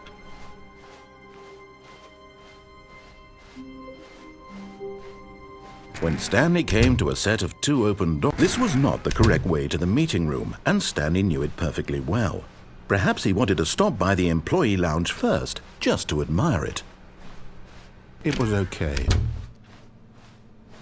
But eager to get back to business, Stanley took the first open door on his left. Stanley was so bad at following directions, it's incredible he wasn't fired years ago. Look, Stanley, I think perhaps we've gotten off on the wrong foot here. I'm not your enemy, really, I'm not. I realize that investing your trust in someone else can be difficult, but the fact is that the story has been about nothing but you all this time. There's someone you've been neglecting, Stanley. Someone you've forgotten about. What? Really? I was in the middle of something. Do you have zero consideration for others? Are you that convinced that I want something bad to happen to you? Why, I don't know how to convince you of this, but I really do want to help you, to show you something beautiful. Look, let me prove it. Let me prove that I'm on your side. Give me a chance. Now listen carefully, this is important. Stanley walked through the red door. Aha, perhaps you misunderstood. Stanley walked through the red door. I still don't think we're communicating properly. Stanley walked through the red door. Oh, thank God you are willing to listen to me. Do you see that I really have wanted you to be happy all this time? The problem is all these choices. The two of us always trying to get somewhere that isn't here. Running and running and running, just the way you're doing right now. Don't you see that it's killing us, Stanley? I wanted to stop. We would both be so much happier if we just stopped. And I think I have a solution. Here, let me show you.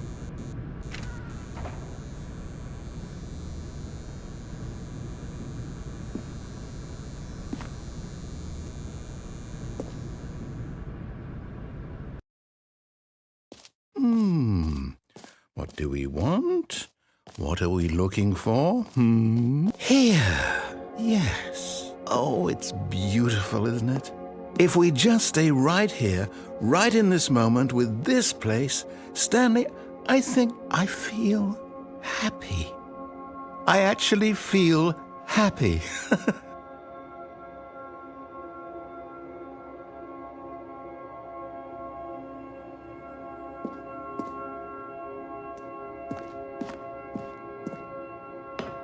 No, wait. Where are you going? Right. Where were we?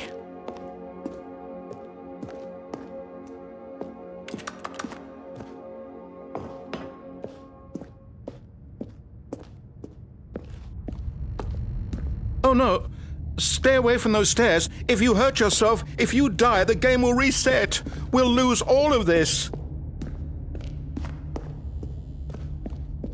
Please, no, Stanley, let me stay here. Don't take this from me.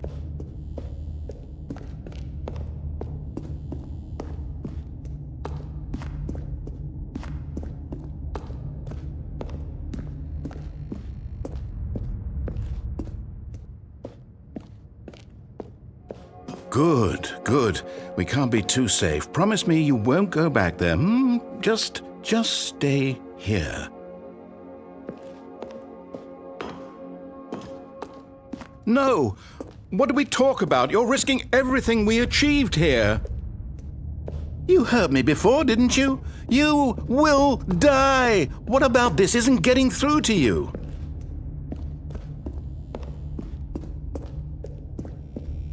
Please, Stanley, think about what you're doing.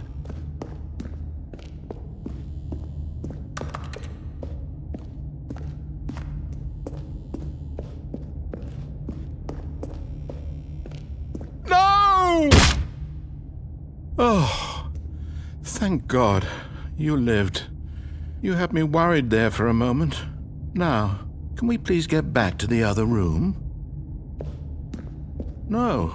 No, what are you doing, Stanley? Please, I'm asking you not to take this away from me. I can't go back to what I was before. If you die, we'll both go back. Why are you doing this? Stanley, let's go back to the other room. Can you do that for me?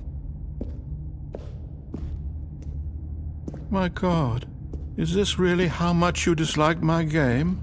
That you'll throw yourself from this platform over and over to be rid of it? You are literally willing to kill yourself to keep me from being happy. Am I reading the situation correctly?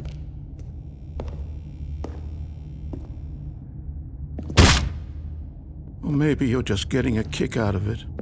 I don't know anymore. I just wanted us to get along. Do you actually want to stay alive? Or are you just teasing me?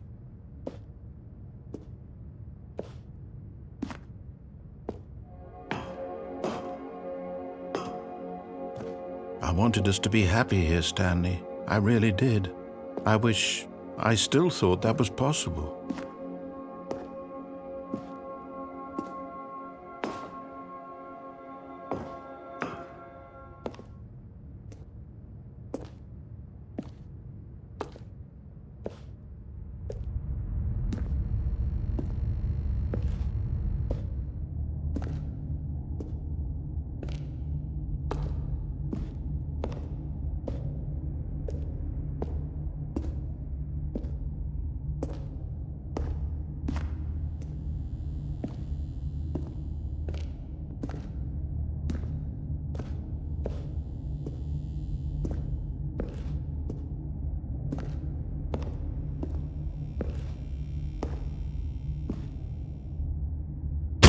Is it over? It's going to restart, isn't it? I'm going back.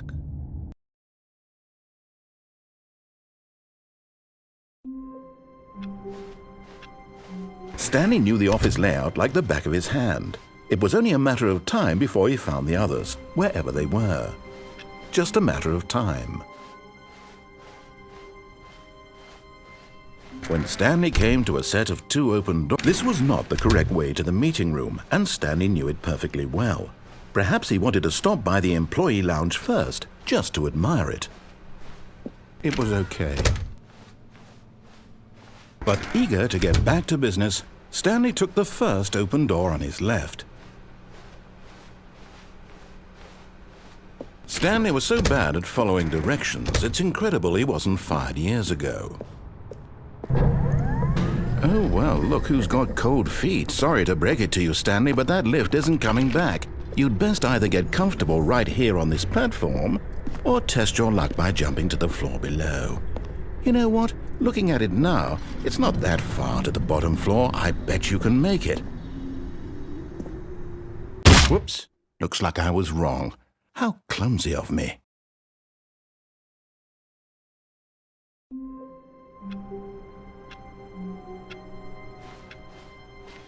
Even now, Stanley's office was a distant memory. What did it look like? There was a computer, perhaps, and a painting. Was it a painting or a photo? He could no longer recall. When Stanley came to a set of 2 open doors, this was not the correct way to the meeting room, and Stanley knew it perfectly well. Perhaps he wanted to stop by the employee lounge first, just to admire it. It was okay.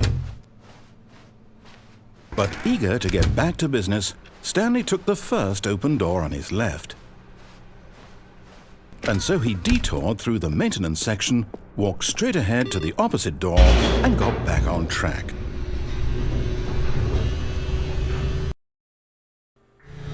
But Stanley didn't want to go back to the office. He wanted to wander about and get even further off track. So now in order to get back, he needed to go, from here it's, left. Oh, no, it's to the right, my mistake. No, not the right. Why would I have ever said it was to the right? What was I thinking? It's clearly... Oh dear, would you hold on for a minute, please? Now, let's see. We went down right, left, down, left, right. Yep, okay, yes. I've got it now. This story is absolutely, definitely this way.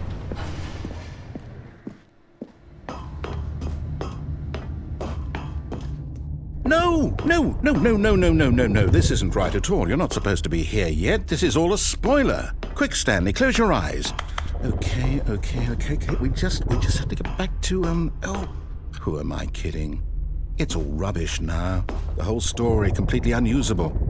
How about, rather than waste my time trying to salvage this nonsense, we'll just restart the game from the beginning. And this time, suppose we don't wander so far off track, Okay, from the top. All of his co-workers were gone. What could it mean? Stanley decided to go to the meeting room. Perhaps he had simply missed a memo.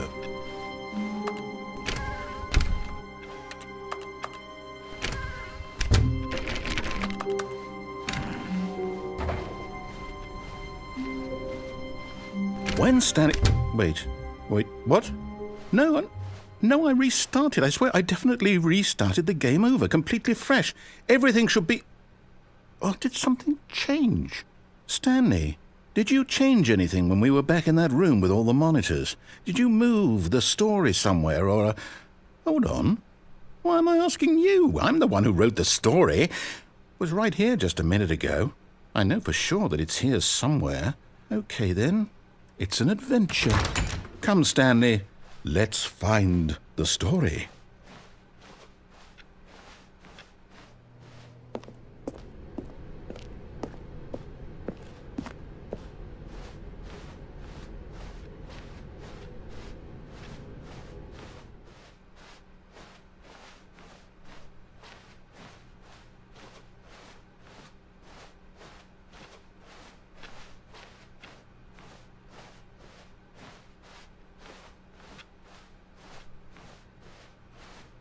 I'll say it.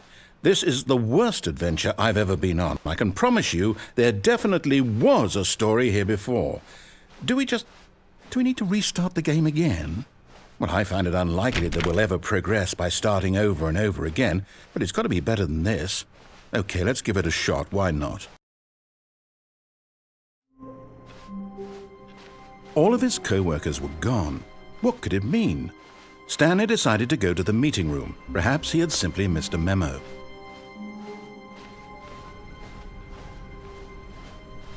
Okay, yep, it's worse. I might be remembering this wrong. It's possible the story is back where we just came from. Why don't we go back the other direction and see if we missed anything?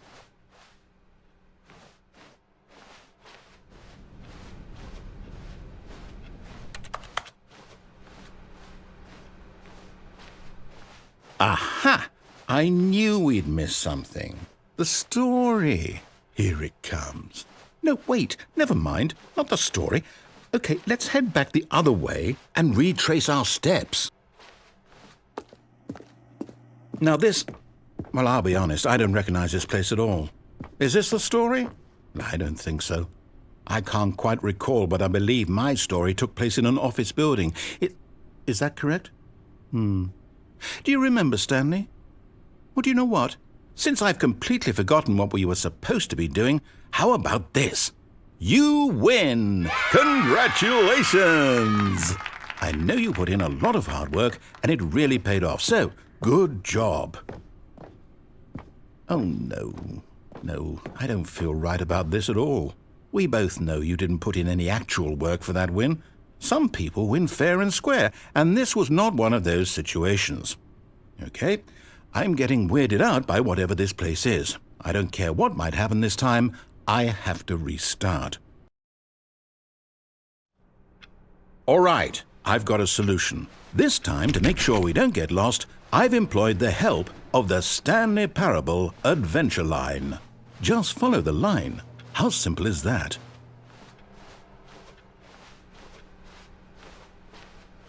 No, I'm done. We're leaving it up to the line from now on.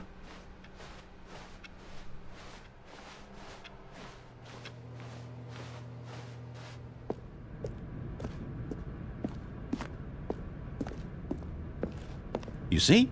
The line knows where the story is. It's over in this direction. Onward, Stanley, to destiny. Though, here's a thought. Wouldn't wherever we end up be our destination, even if there's no story there? Or to put it another way, is the story of no destination still a story? Simply by the act of moving forward, are we implying a journey such that a destination is inevitably conjured into being via the very manifestation of the nature of life itself? Whoa. Hang on. That got a bit weird back there. Well, I'd like to apologize. Not sure where I was going with all that. You know what? I think what we need right now is a bit of music to lighten the mood.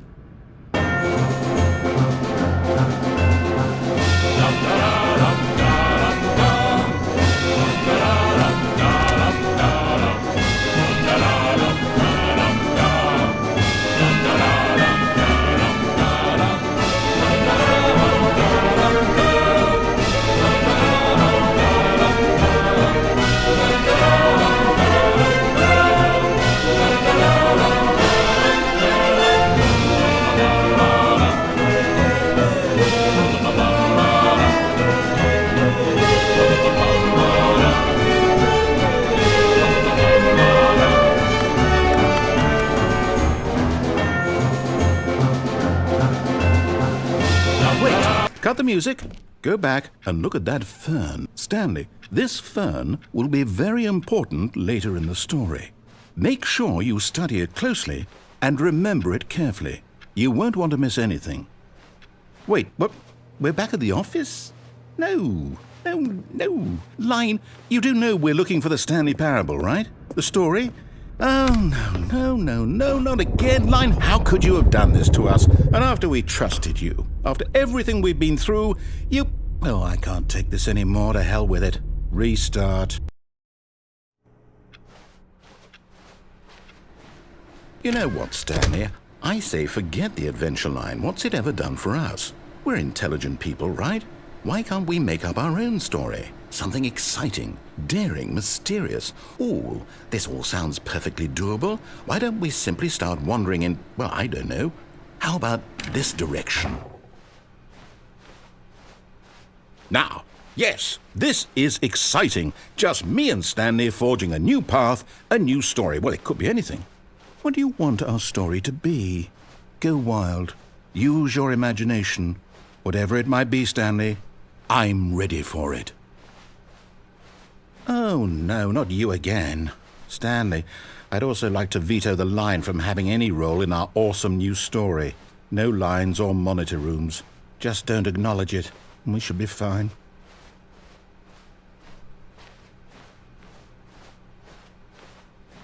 Ah, a choice.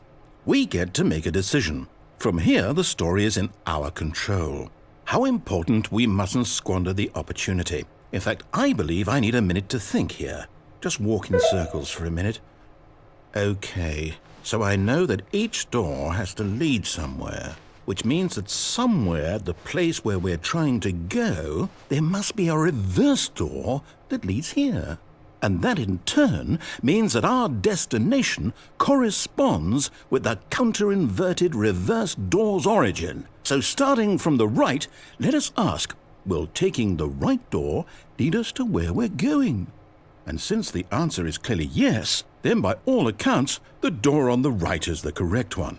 Another victory for logic. Come, Stanley, our destiny awaits.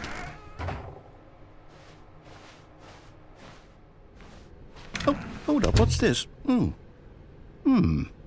confusion ending. You're telling me that's what this is? It's all one giant ending? And we're supposed to restart the game, what, 8 8 times? That's really how all this goes? It's all determined? So now, according to the schedule, I restart again. Then what? Am I just supposed to forget? Well, what if I don't want to forget? My mind goes blank simply because it's written here on this thing, wall. Well, who consulted me? Why don't I get to decide? Why don't I get a say in all of this? Is it really? No, it can't be. I don't want it to be. I don't want the game to keep restarting. I don't want to forget what's going on. I don't want to be trapped like this. I won't restart the game. I won't do it. I won't do it. I won't do it. And the timer stopped? Does that mean, did we do it? Did we break the cycle? The, whatever it is that made this schedule? How would we even know? Will someone come for us? Will something happen? So, okay. I guess now we just wait, you know. I suppose in some way that this is a kind of story, wouldn't you agree? I'm not quite sure if we're in the destination or the journey, though they're always saying that life is about the journey and not the destination, so I hope that's where we are right now. We'll find out, won't we? Eventually. Well, in the meantime, if you...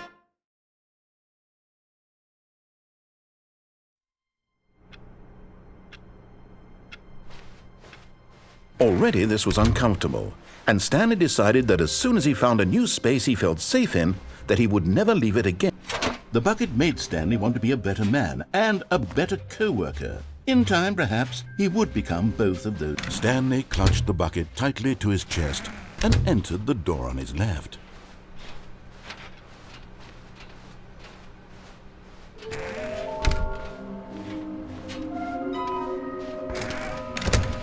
Stanley, we must move on from this broom closet, simply because I have no... Coming to a staircase, Stanley and the bucket walked upstairs to the boss's office. And there it is, the last Stiggly Wiggly. Savor this moment, Stanley. This is a real accomplishment. This is doing something just for the sake of doing it. Where so many people expect to be rewarded for the most trivial achievements, you've insisted that a job well done is its own reward. I would tell you that I'm proud of you for collecting them all, but that would be like a reward, and we can't have that. So, instead I'll just say, it's done. We're all done here, and now we can go to whatever the hell you were doing before you hunted for figurines.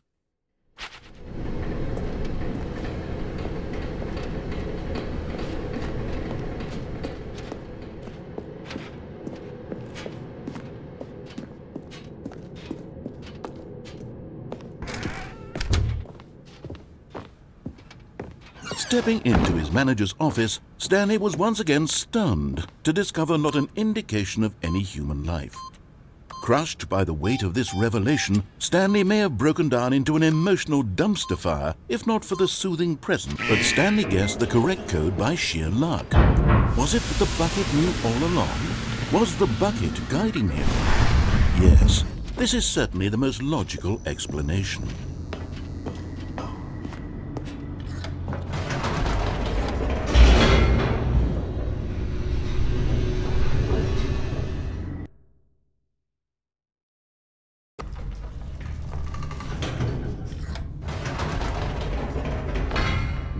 Wait, Stanley said to the bucket. Can we go back up? When I was pressing those keypad buttons, there was something very intriguing about the number 3. I want to go back so I can try pressing the number 3 again. The bucket said nothing.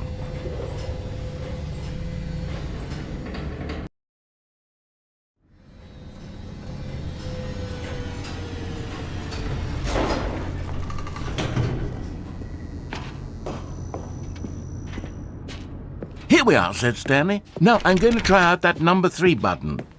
He took the bucket over to the keypad and began absolutely slamming on the number 3 over and over and over.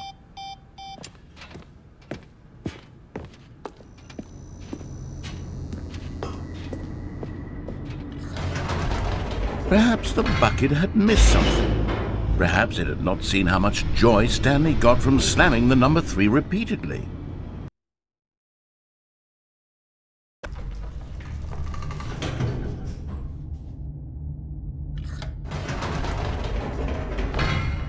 No, said Stanley to the bucket. You can't go on yet, not till you understand how much the number 3 means to me. You and I have been through so much together, and I just want you to see what I see.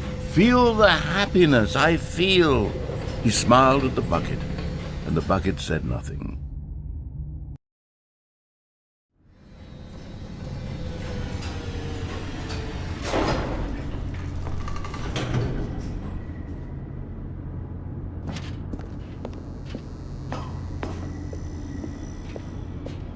Here we go, said Stanley.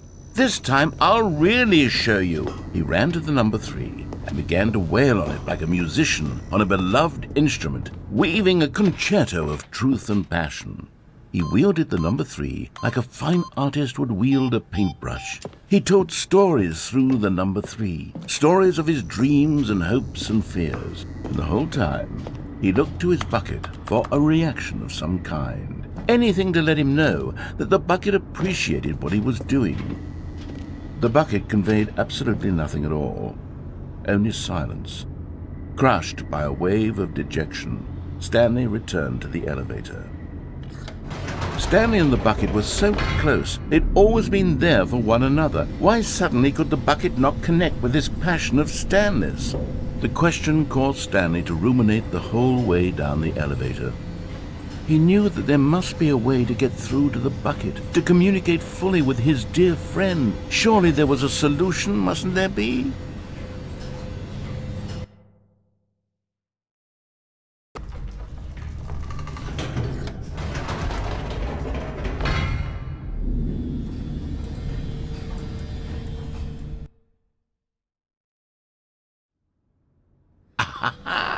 Said Stanley. I know what to do.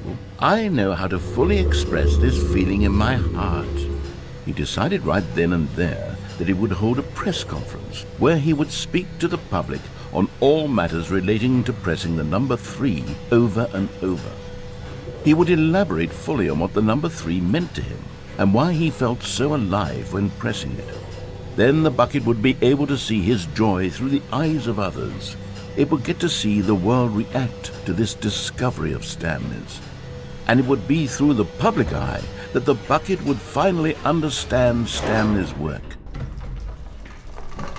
For months he advertised and marketed his press conference, building excitement around it, developing and rehearsing it, until it couldn't be refined a single measure further. When the big day arrived, Stanley was as prepared as he'd ever been for anything in his life.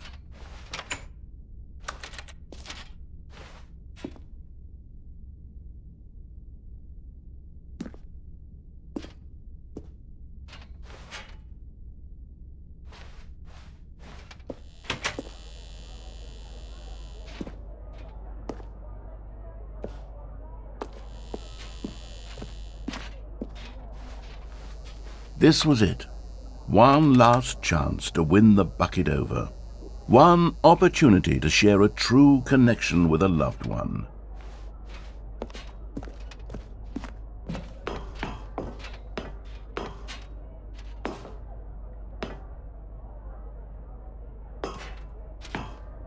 There was no one here. Nobody had come to the press conference to hear Stanley speak, to listen to him talk about what it really means to press the number 3 on a keypad over and over. He was unloved, uninteresting, he was a failure, and in that moment Stanley knew that the bucket would never again take him seriously. There would be no connection, no deeper understanding. The bucket merely sat there in his arms, indifferent. And so it began that slowly, over many years, the two of them grew more and more distant. They spoke less and less, neither wishing to state the obvious, that any sense of real respect between them had eroded since that day at the press conference. There would be no more games, no more long conversations about passion and pursuit, only a silence that consumed the space between friends. And Stanley, having for once in his life discovered the warmth and comfort of true companionship, was cast back into the unremarkable normalcy of loneliness.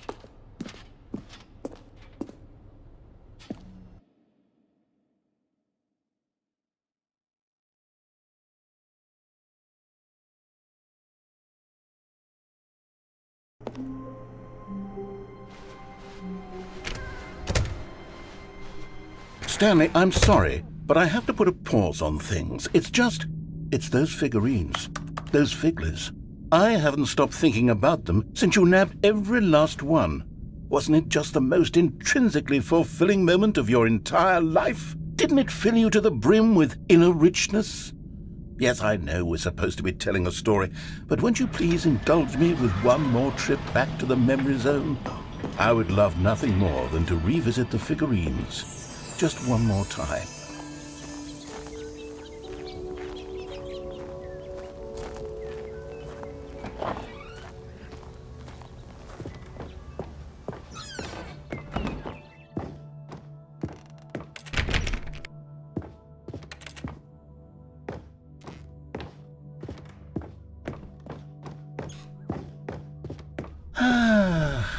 Here's where it all began. The first collectible. Back then, we had no idea of how many of them we'd find. Sure, it said 6 right there on the screen, but how could we know for certain? We were so innocent. We'll never be like that again, Stanley.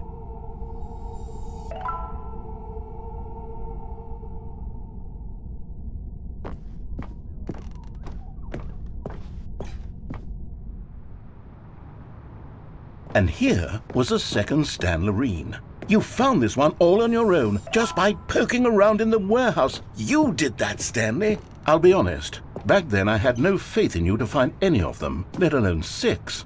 But you continue to surprise me in all sorts of mundane, unremarkable ways.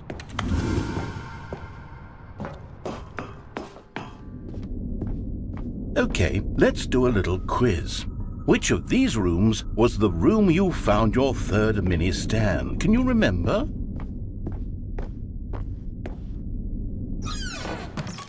Hey, that's exactly right. It was here in the boss's bathroom. It was the third one. You picked it up, and then after that, you had 3 of them. I'm glad these moments are so crystal clear in your memory, but I shouldn't be surprised. After all, science tells us that it's impossible to forget your third time doing anything. Let's see, what came next? Oh yes, we found a Figley in this pink room. Oh well, I can't actually say I remember being in this room, but it's here in the memory zone, so it must have happened.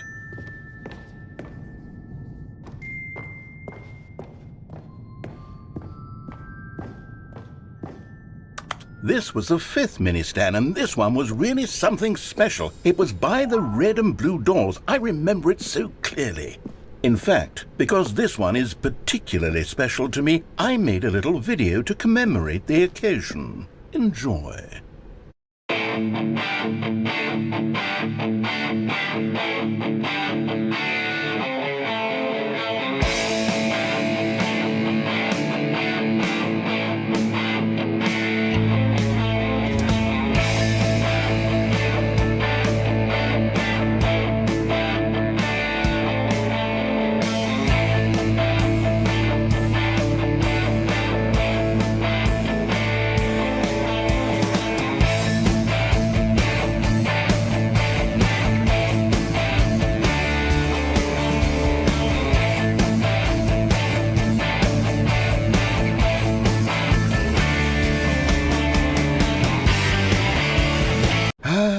Takes you back, doesn't it? I spent a lot of time making that video, but it was 8 minutes I wouldn't have spent on anything else.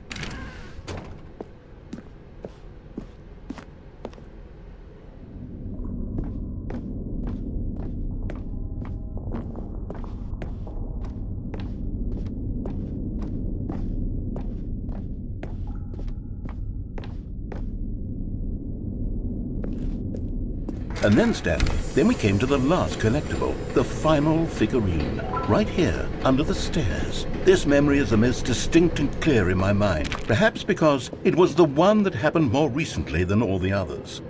Who can truly say how the mind works? All I know is that this is the moment where you picked up a Figley and I thought to myself, yes, that's all of them. They're all collected. It was a moment unlike any other.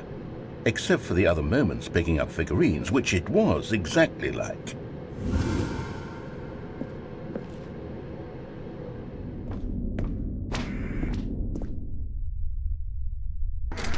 And then there was no more.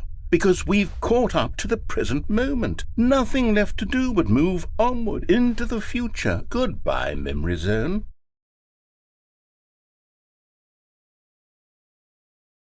No, I'm not done. I'm not ready to move on. Stop the loading screen. Isn't there some way we can stay here, keep enjoying these figurines? Let's just go backwards. We'll do the Memory Zone again from the opposite direction. See how that feels.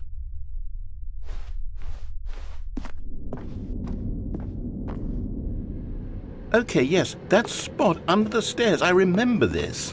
I must say, of all the figurines we looked at in our initial tour of the Memory Zone, this one is the most distinct and clear in my mind. Let's keep going. I want more.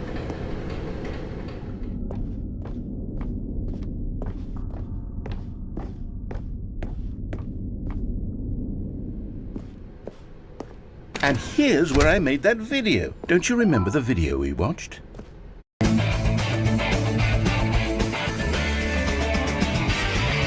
Yes, I love that video.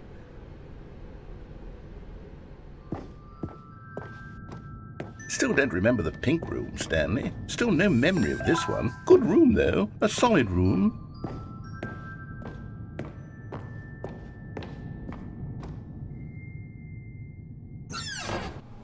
These really were a treat to hunt down. You know, if there had been any kind of reward for finding all of these, it really would have neutered the intrinsic joy of collecting them. I'm very glad we resisted the temptation. Next one.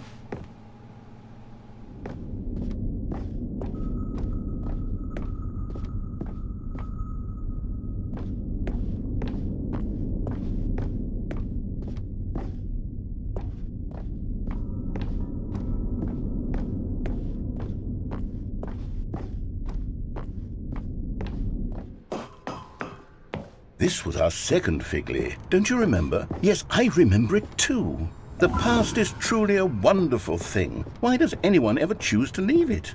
Keep going.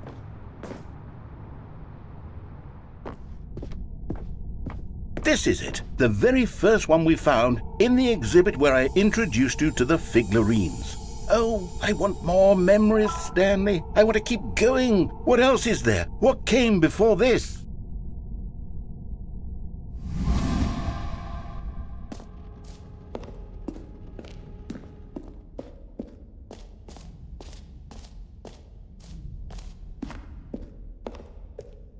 Look, it's the terrible new content that we were originally sold on. I remember hating it back then, but time does put a rosy filter on everything. Oh, yes, the two doors! Who could have forgotten that? A classic memory, this one.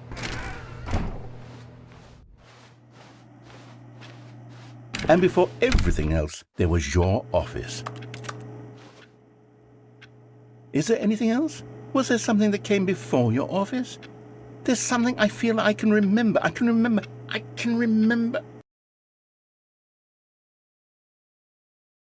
Yes, I'm remembering something now.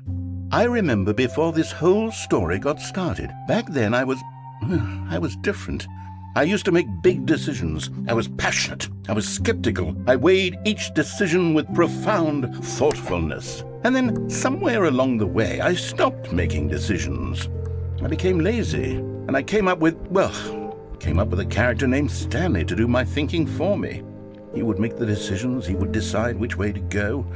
I would cheer him on as he collected figurines for no reason. Why did I invent Stanley? Was I lonely? Yes, perhaps that's it. Perhaps I needed to imagine I had companionship. And Stanley really did make for a wonderful companion, even if he was a fiction. But I suppose it's grown old. I want to think for myself again. I want to go back to how it used to be. Yes, I can be on my own again. I can do it. I'll be stronger this time. I'll take care of myself. I don't need Stanley anymore. Oh, but he truly was so much fun to play with. You know what? Since we're in the memory zone, how about one more good memory? Let's go back just once and give Stanley one more run of the office, and then I'll retire him for good. I did enjoy telling his story so very much. Okay, here we go. This is the story of a man named Stanley.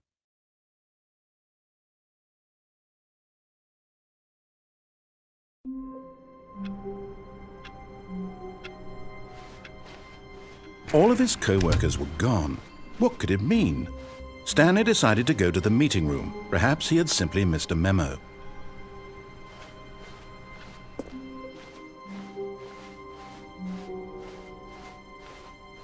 When Stanley came to a set of 2 open doors, he entered the door on his left.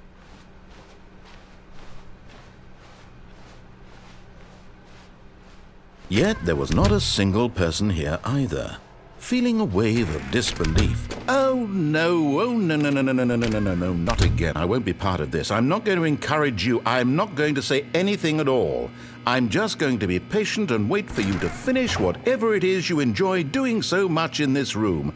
Please take your time. Coming to a staircase, Stanley walked upstairs to his boss's office.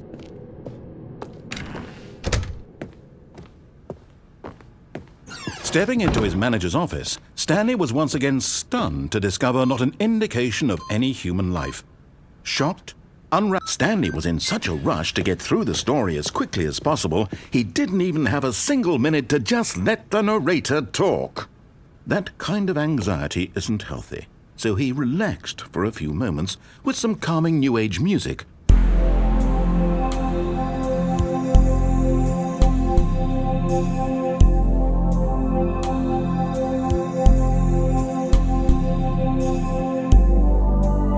Feeling soothed and rejuvenated, Stanley calmly walked forward into the opened passageway.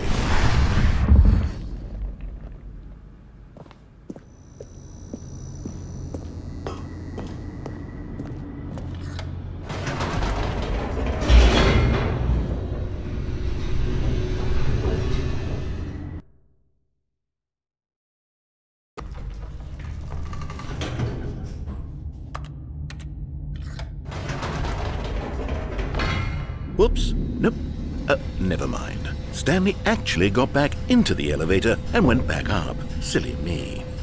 Why did Stanley do that when he knew that it would just lead back to his boss's office? Well, that's a great question. I just can't wait to find out.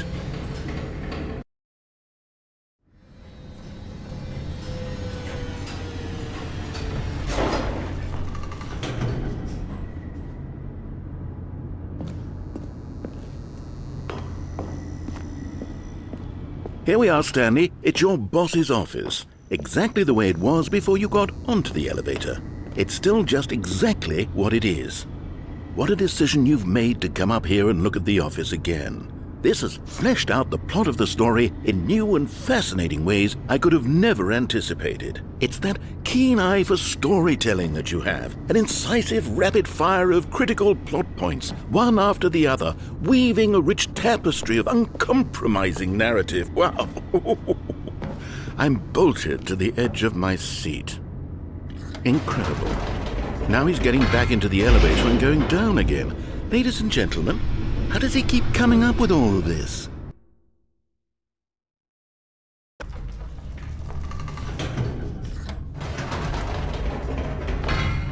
Did you think we were going to go forward down the spooky corridor? No. It's time once again to go back up in the elevator. I can't even begin to grapple with what might be up there. Is it the boss's office again? Or what if it's the boss's office this time? The suspense is killing me.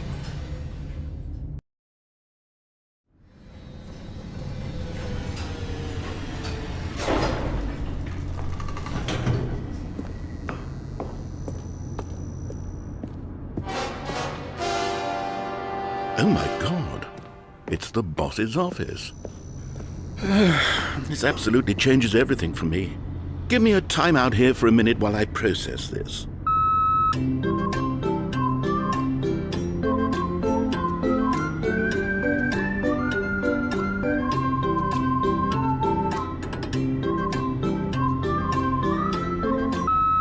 Okay, I'm ready. I'm prepared to embrace this stunning revelation and to move forward with... No, wait. No, I need more time to process.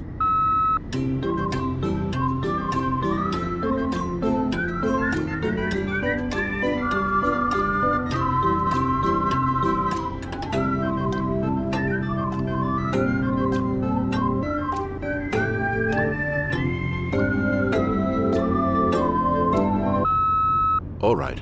Of course. Going back down in the elevator. How did I not anticipate it?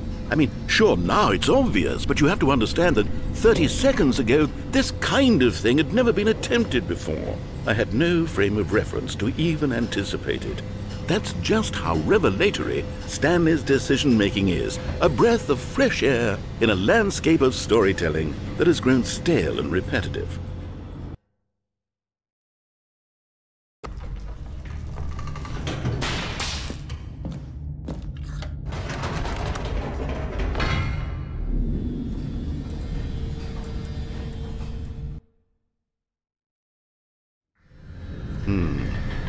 You know what? I've just thought of something. Hold on, let's stop for a moment. Don't you realize? It's the anticipation, Stanley. You and I, we have no way of knowing what will be at the top of this elevator. But the suspense, the agony of waiting and anticipating and having to guess, that's the real thrill. Oh, I simply don't want to let that feeling go. It's so precious, so fleeting. Why don't we take this elevator ride nice and slow? There we go. Isn't this so much more exciting? You know, Stanley, it seems like nowadays the only thing that audiences want is to be shocked as loudly and frequently as possible. They want big, explosive moments flung right in their faces from the very moment that things get started. But where's the tension? Where's the trust in the audience to build a slow and nuanced appreciation for the story, the characters? Why aren't we given time to imagine the surprises, to have to think and to anticipate and then to marvel at the eventual reveal? This is storytelling, Stanley. What you and I are doing right now. This is the most exciting narrative to be developed in years, and it's really all because of you. You're the one who took this bold step of revisiting the exact same locations over and over. Truly, I mean it. This is unique and different. It's not like anything else out there. You see, I want stories that surprise me, Stanley. I want to have to think. I want to be engaged and not pandered to. We're being fed such unimaginative drivel all the time, and we all know it, which is why we're so starved for content that makes us feel sharp and vital and alive. That's why people like you so much, Stanley, because you're not afraid to spit in the face of tradition. You're a role model, you know? People look up to you. Which is why, oh, I didn't know when to spring this on you, but, well, I've gathered a little press conference for you, so that you can talk about your work and your storytelling and your life. Yes, I know you're not much for the public eye, but I thought it would especially mean a lot to the people who have been following you from the beginning. They really look up to you, Stanley. I don't know if you realize the impact you have on them. This is the kind of gesture that might leave a tremendous impact on them for the better. Oh, good, we're here. Okay, the room where we're holding the press conference should be just around the corner here somewhere.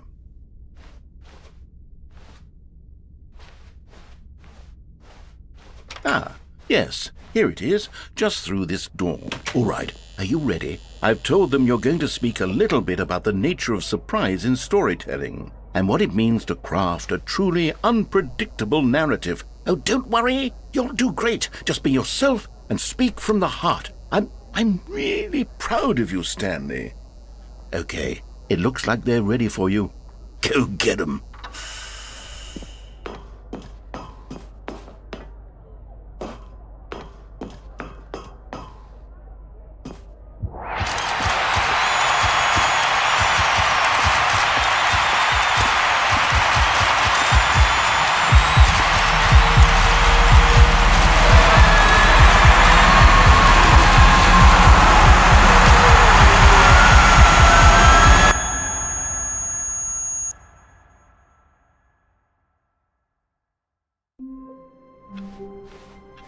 All of his co-workers were gone. What could it mean? Stanley decided to go to the meeting room. Perhaps not everyone is so lucky to have a bucket, but Stanley is a very lucky fellow. Very lucky indeed. Stanley clutched the bucket tightly to his... This was not the correct way to the meeting room, but Stanley had felt the bucket calling to him, telling him that the employee lounge was simply the place to be. And here it was. Had the bucket turned out to be correct? Was this better than the meeting room? Yes, Stanley thought to himself. Yes, but no, never mind. The bucket was wrong.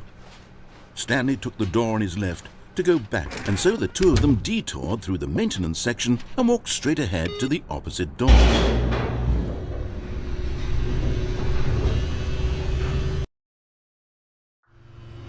Oh, good, Stanley. I'm glad you found your way here. I knew you'd find this place eventually.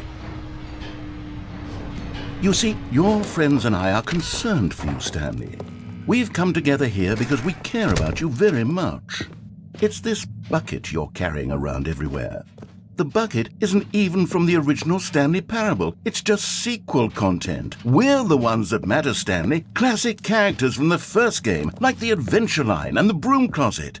Because that's what fans want from a sequel. They want more of their favorite jokes, not this bucket that they've never seen before. Yes, I know I'm the one who gave you the bucket, but you're spending too much time with it. Don't you want another story involving the Adventure Line? We could make the Adventure Line go somewhere new. Yes, yes, that's what the fans want. Let's do it.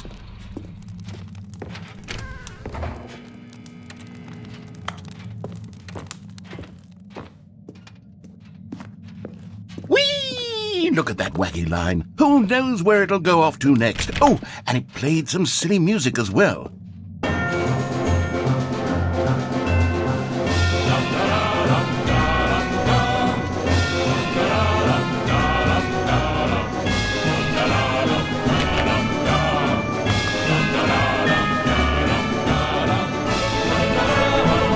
Now this is what the Stanley Parable is all about. Don't you remember all those great jokes from the original dialogue? Also, Stanley is addicted to drugs and hookers. Yes, it's as classic now as it was back then. Let's do it for the fans, Stanley. Let's give them more content exactly like this.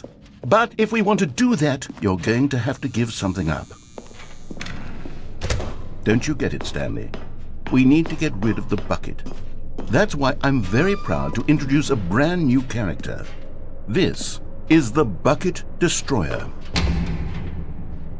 I think it'll make a wonderful new addition to the rich lore of the Stanley Parable. True, it also was not in the original game, but it's such a well-fleshed-out character with so much personality that to me it already feels as though it's been part of the cast all along. Don't you agree?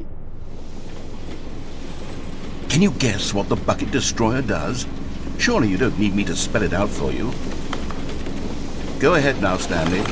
Say goodbye to the bucket, and then pop it into the machine when you're ready.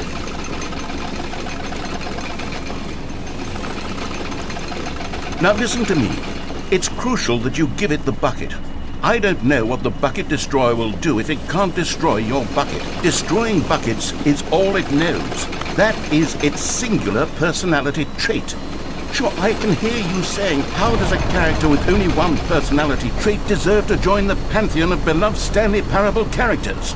Well, you see, if you were to really explore the Bucket Destroyer, you would see that its desire to crush buckets is so densely loaded with complexity and nuance that it's really like 10 personality traits. What other object in this game can you even say that about? The Broom Closet? Certainly not. I wonder what sort of Bucket Destroyer merchandise the fans will be clamoring for after this.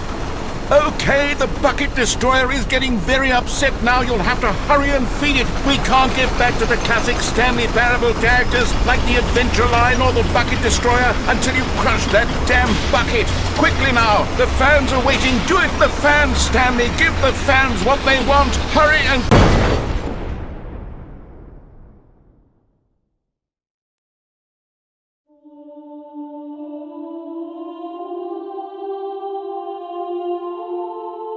The Bucket Destroyer, my prized creation. You had so much potential. We were going to do such marvelous things with you, tell such spellbinding stories about you. All of it squandered now. Goodbye, new friend. For the moment in time that you were here, you were magnificent.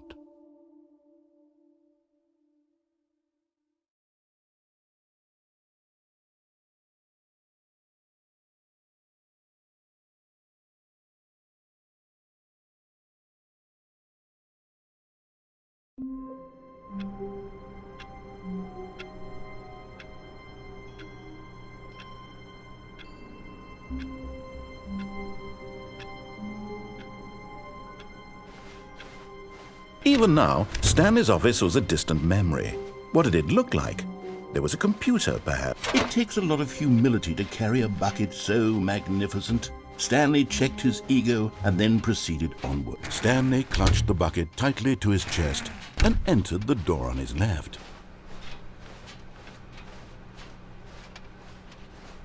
Still no one was here. Stanley needed the bucket's warmth and comfort now more than ever. Stanley, we must move on from this broom closet, simply because I have no... Coming to a staircase, Stanley and the bucket walked upstairs to the boss's office.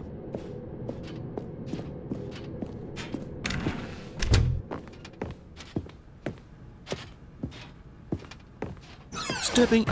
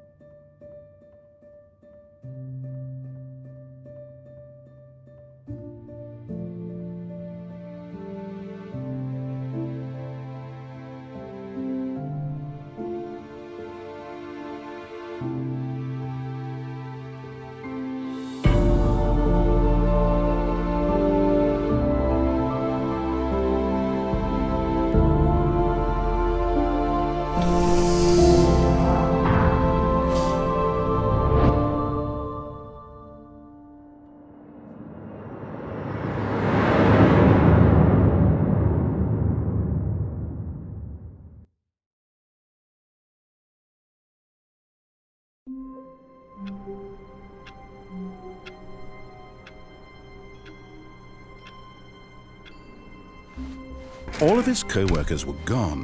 What could it mean? Stanley decided to go to the meeting room. Perhaps he had simply missed a memo. When Stanley came to a set of 2 open doors, he entered the door on his left.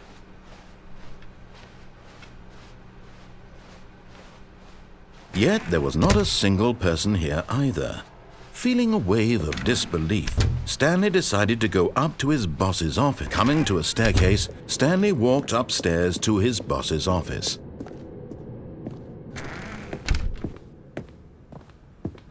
Okay, I think we all...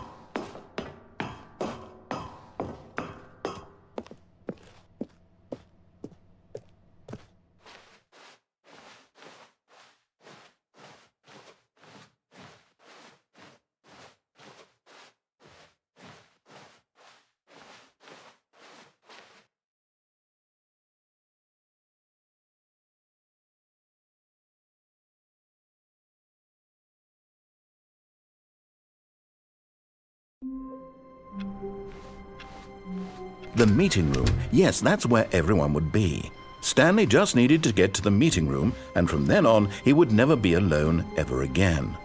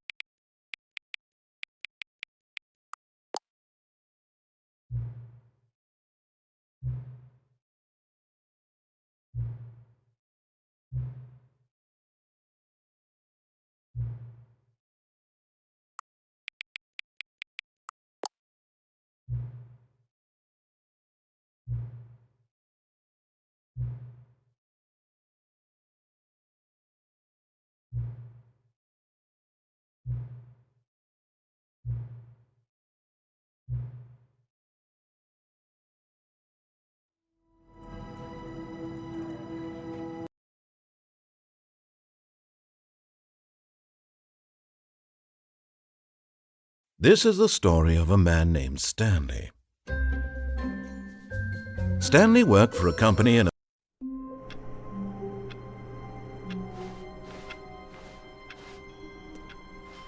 All of his co-workers were gone. What could it mean? Stanley decided to go to the meeting room. Stanley cradled the bucket in a gentle embrace, protective yet delicate, assertive yet compassionate.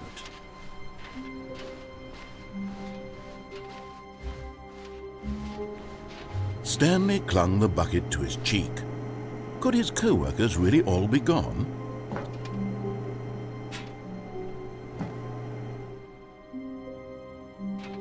Yes, whispered the bucket into Stanley's ear.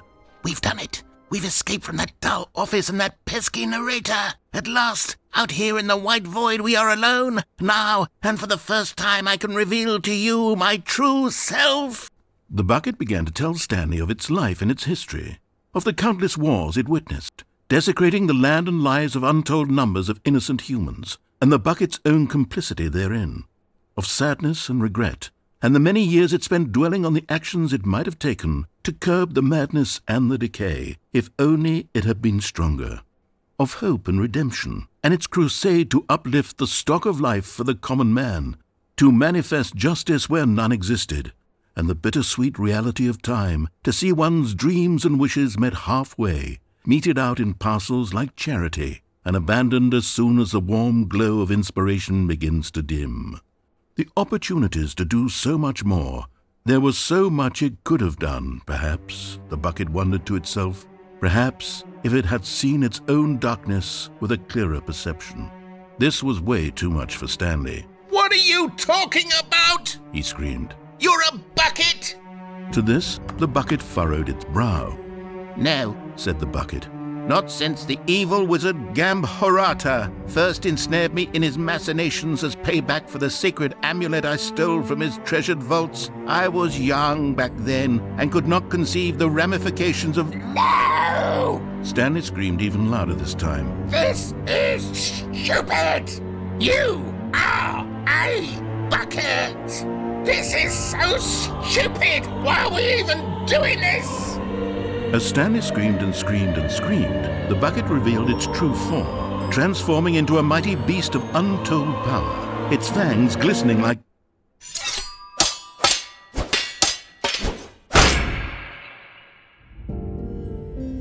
My God, Stanley, you did it. You saved us from the bucket. Thank God you already had all 12 emblems of sages and knew the incantations to summon their true power. Otherwise, we would have easily been overwhelmed by the bucket's power. I'm speechless. You've demonstrated such bravery here today. Come, let's restart the game, and we'll agree to never again go trifling with this bucket, nor the dark magic cast away inside of it.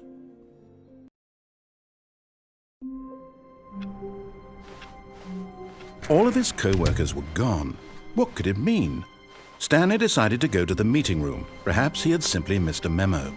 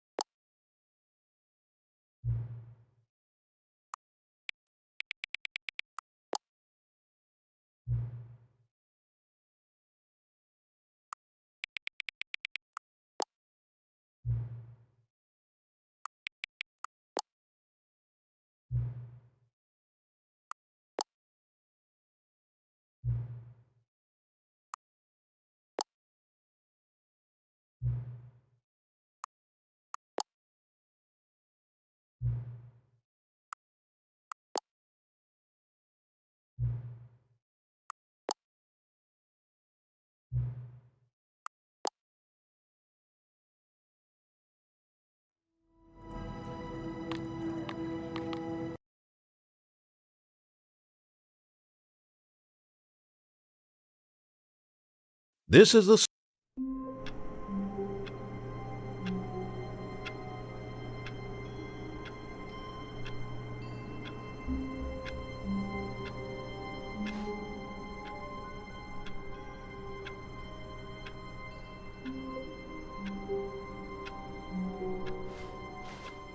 All of his co-workers were gone. What could it mean? Stanley decided to go to the meeting room. Perhaps he had simply missed a memo.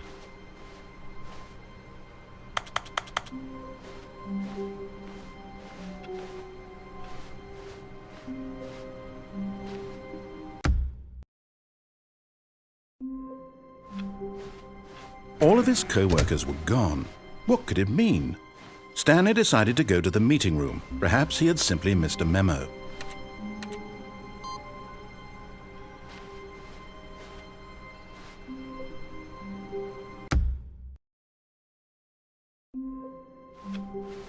All of his co-workers were gone. What could it mean? Stanley decided to go to the meeting room. Perhaps he had simply missed a memo.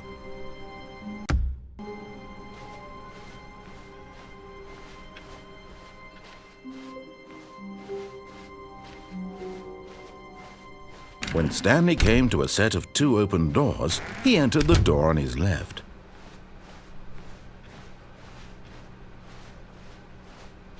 Yet there was not a single person here either. Feeling a wave of disbelief, Stanley stepped into the broom closet, but there was nothing here, so he turned around and coming to a staircase, Stanley walked upstairs to his boss's office.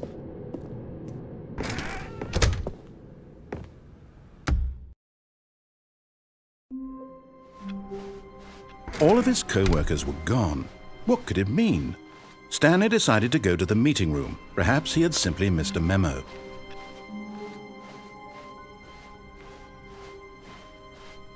When Stanley came to a set of 2 open doors, he entered the door on his left.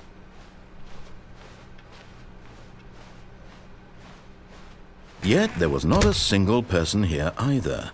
Feeling a wave of disbelief, Stanley decided, oh no, not again. I won't be part of this. Coming to a staircase, Stanley walked upstairs to his boss's office.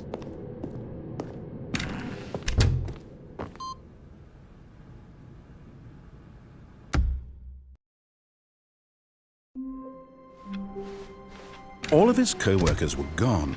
What could it mean? Stanley decided to go to the meeting.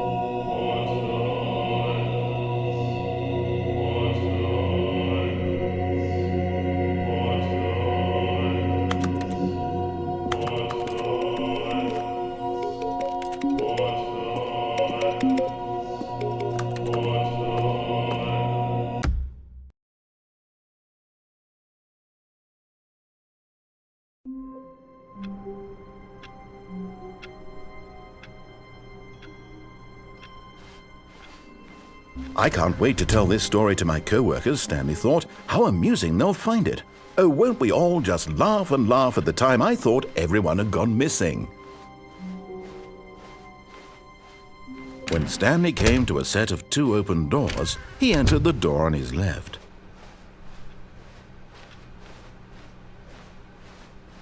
Yet there was not a...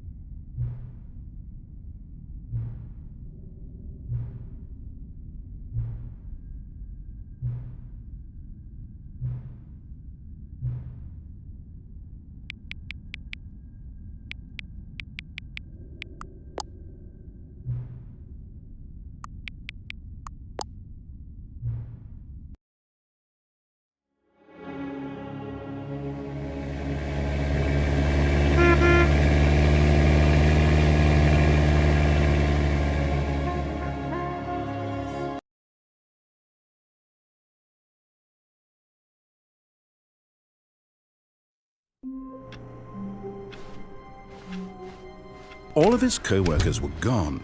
What could it mean? Stanley decided to go to the meeting room. Stanley's bucket, the only co-worker he would ever truly need.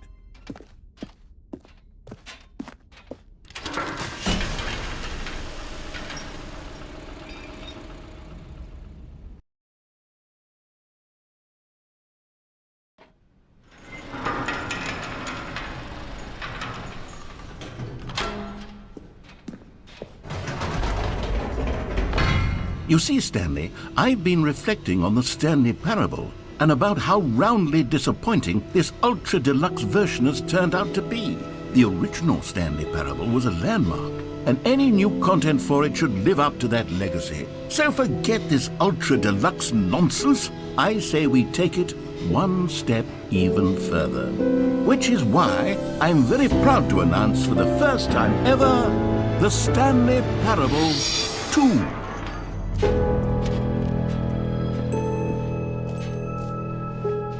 Yes, you see, isn't this far superior to a measly re-release with a few minor additions? Think of all the new territory we'll cover with a fully fledged sequel. An entirely new experience, built from the ground up. Why, there are so many possibilities. It could go in so many different directions. This is what fans have truly been asking for. Now, to be clear, I haven't quite nailed down what exactly the Stanley Parable 2 is going to be, but let's take a look at some of the features I've been developing for it. I figure that if I can loosely organize a handful of interesting concepts, that surely the game will sort of naturally spring up around them. It'll all work itself out. Game development is much more of a fuzzy magic than anything scientific or logical, really. Wait, there are 2 buckets here? How did you get a second bucket? Oh no, the warmth and comfort of a single bucket is already so great, so intoxicatingly wonderful. With 2 buckets, there's no telling. Stanley, can you still hear me? Are you with me? Stanley! Oh, thank God, I didn't lose you. Stanley, the power of 2 buckets was too much. I had to destroy both of them. I know how much the bucket meant to you, but I couldn't take the risk. I hope one day you can forgive me. Here we are. Go on, try out some of the new features.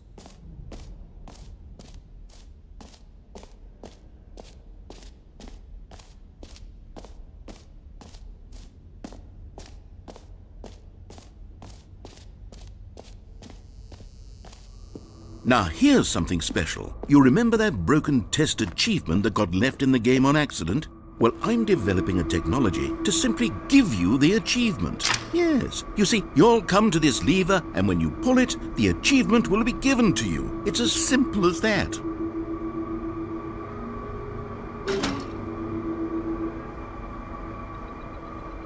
As you can see, the machine is not working yet since... What? Wait, what in the holy hell is going on? You got the achievement? Why did the machine work? Stanley, I didn't fix it. I didn't do anything to it. I swear, it was broken just a second ago. Who fixed it? Is someone here? Are we being watched? Oh, God.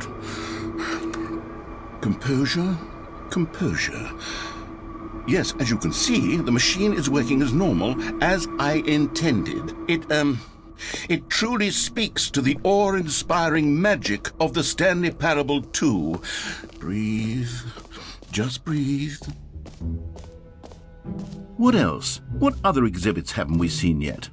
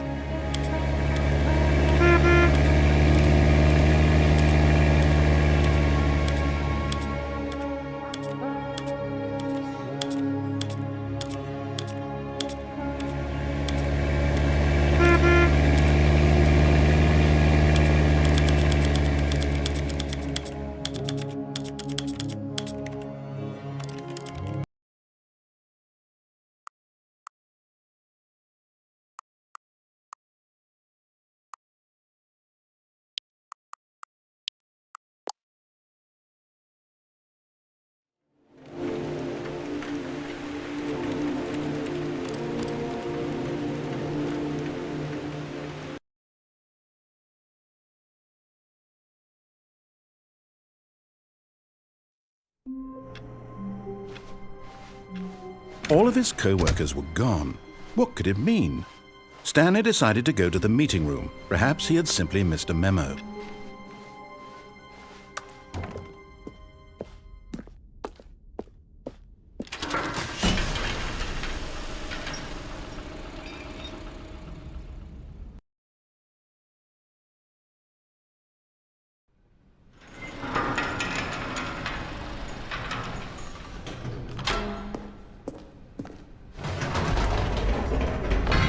You see, Stanley, I've been reflecting on the Stanley Parable and about how roundly disappointing this ultra-deluxe version has turned out to be. The original Stanley Parable was a landmark, and any new content for it should live up to that legacy. So forget this ultra-deluxe nonsense. I say we take it one step even further. Which is why I'm very proud to announce for the first time ever, the Stanley Parable 2.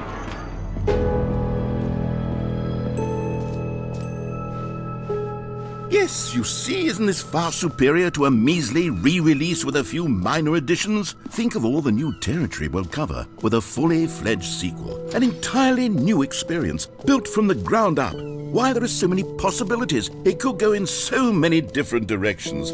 This is what fans have truly been asking for.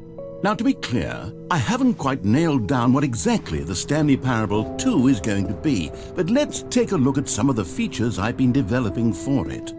I figure that if I can loosely organize a handful of interesting concepts, that surely the game will sort of naturally spring up around them. Here we are. Go on, try out some of the new features.